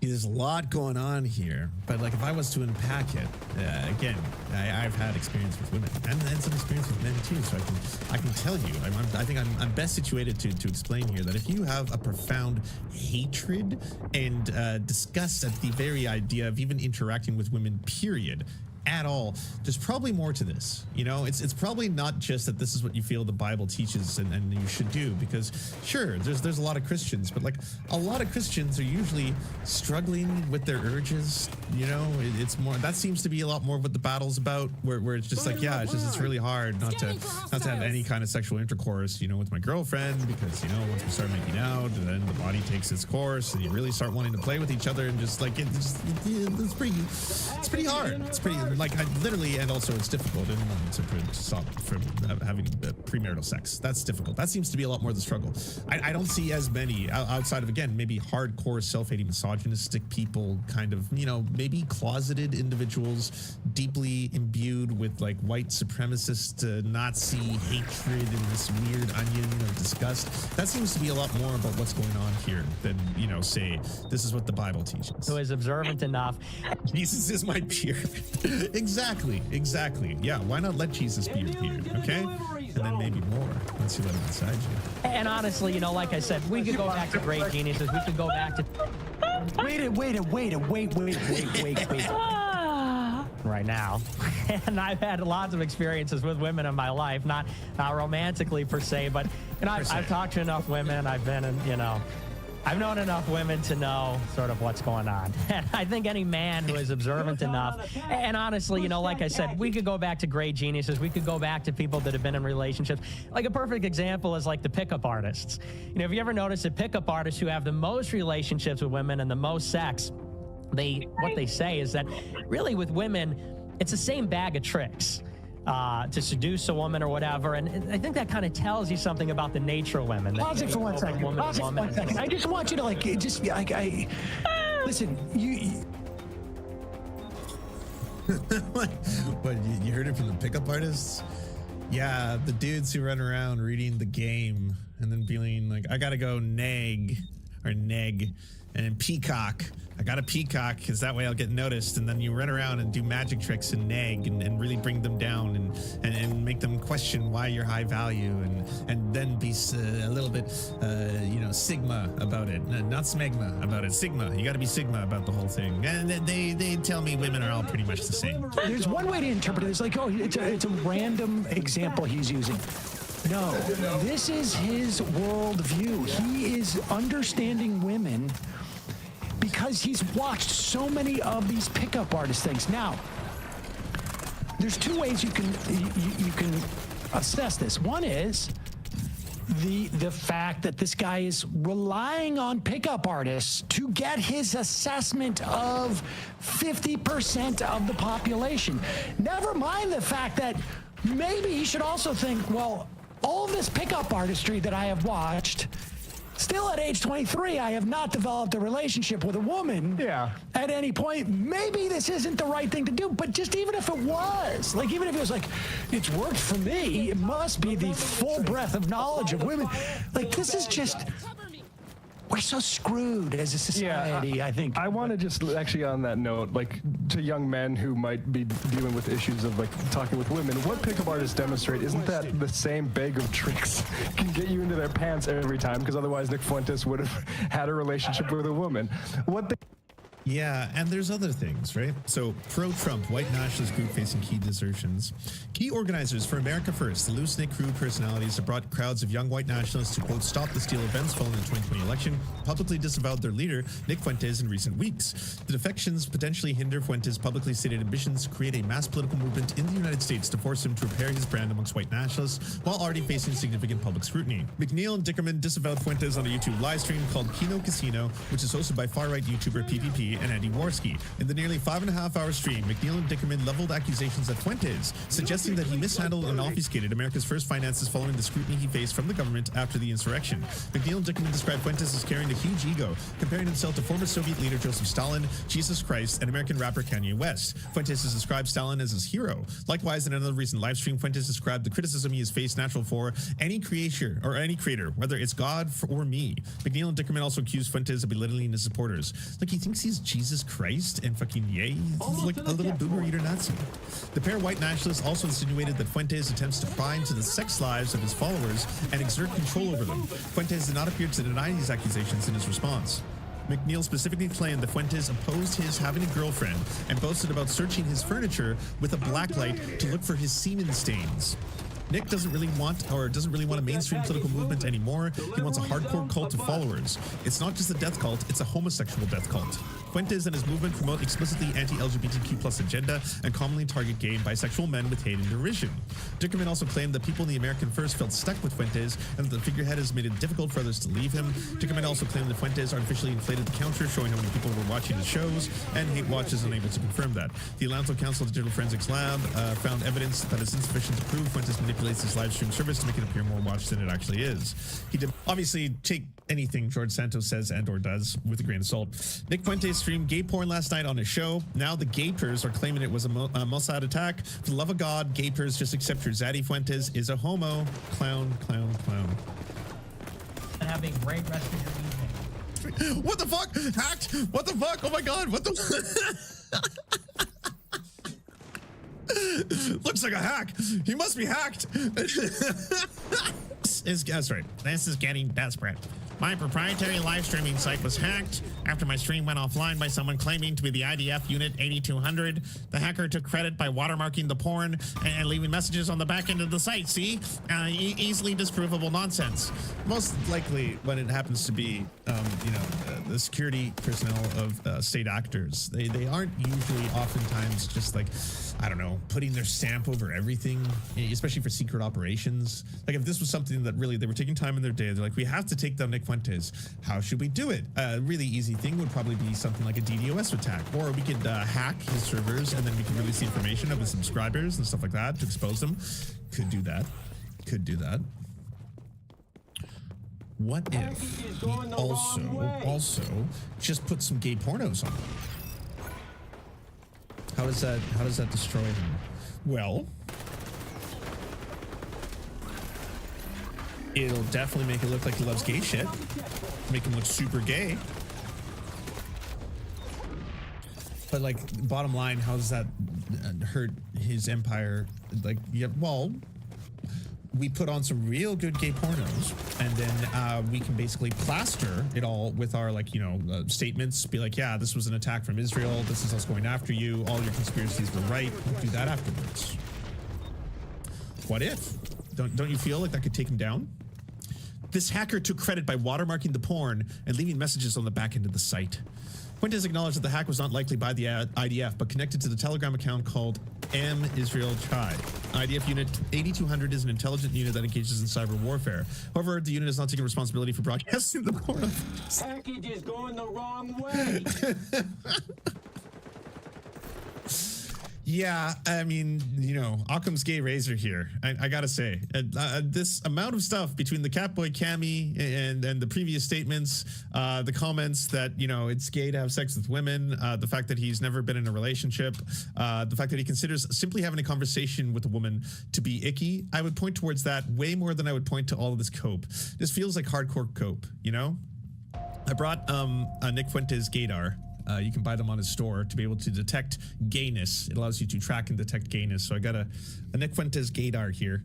And so, if we apply this and then we do a little scan, hold on, push the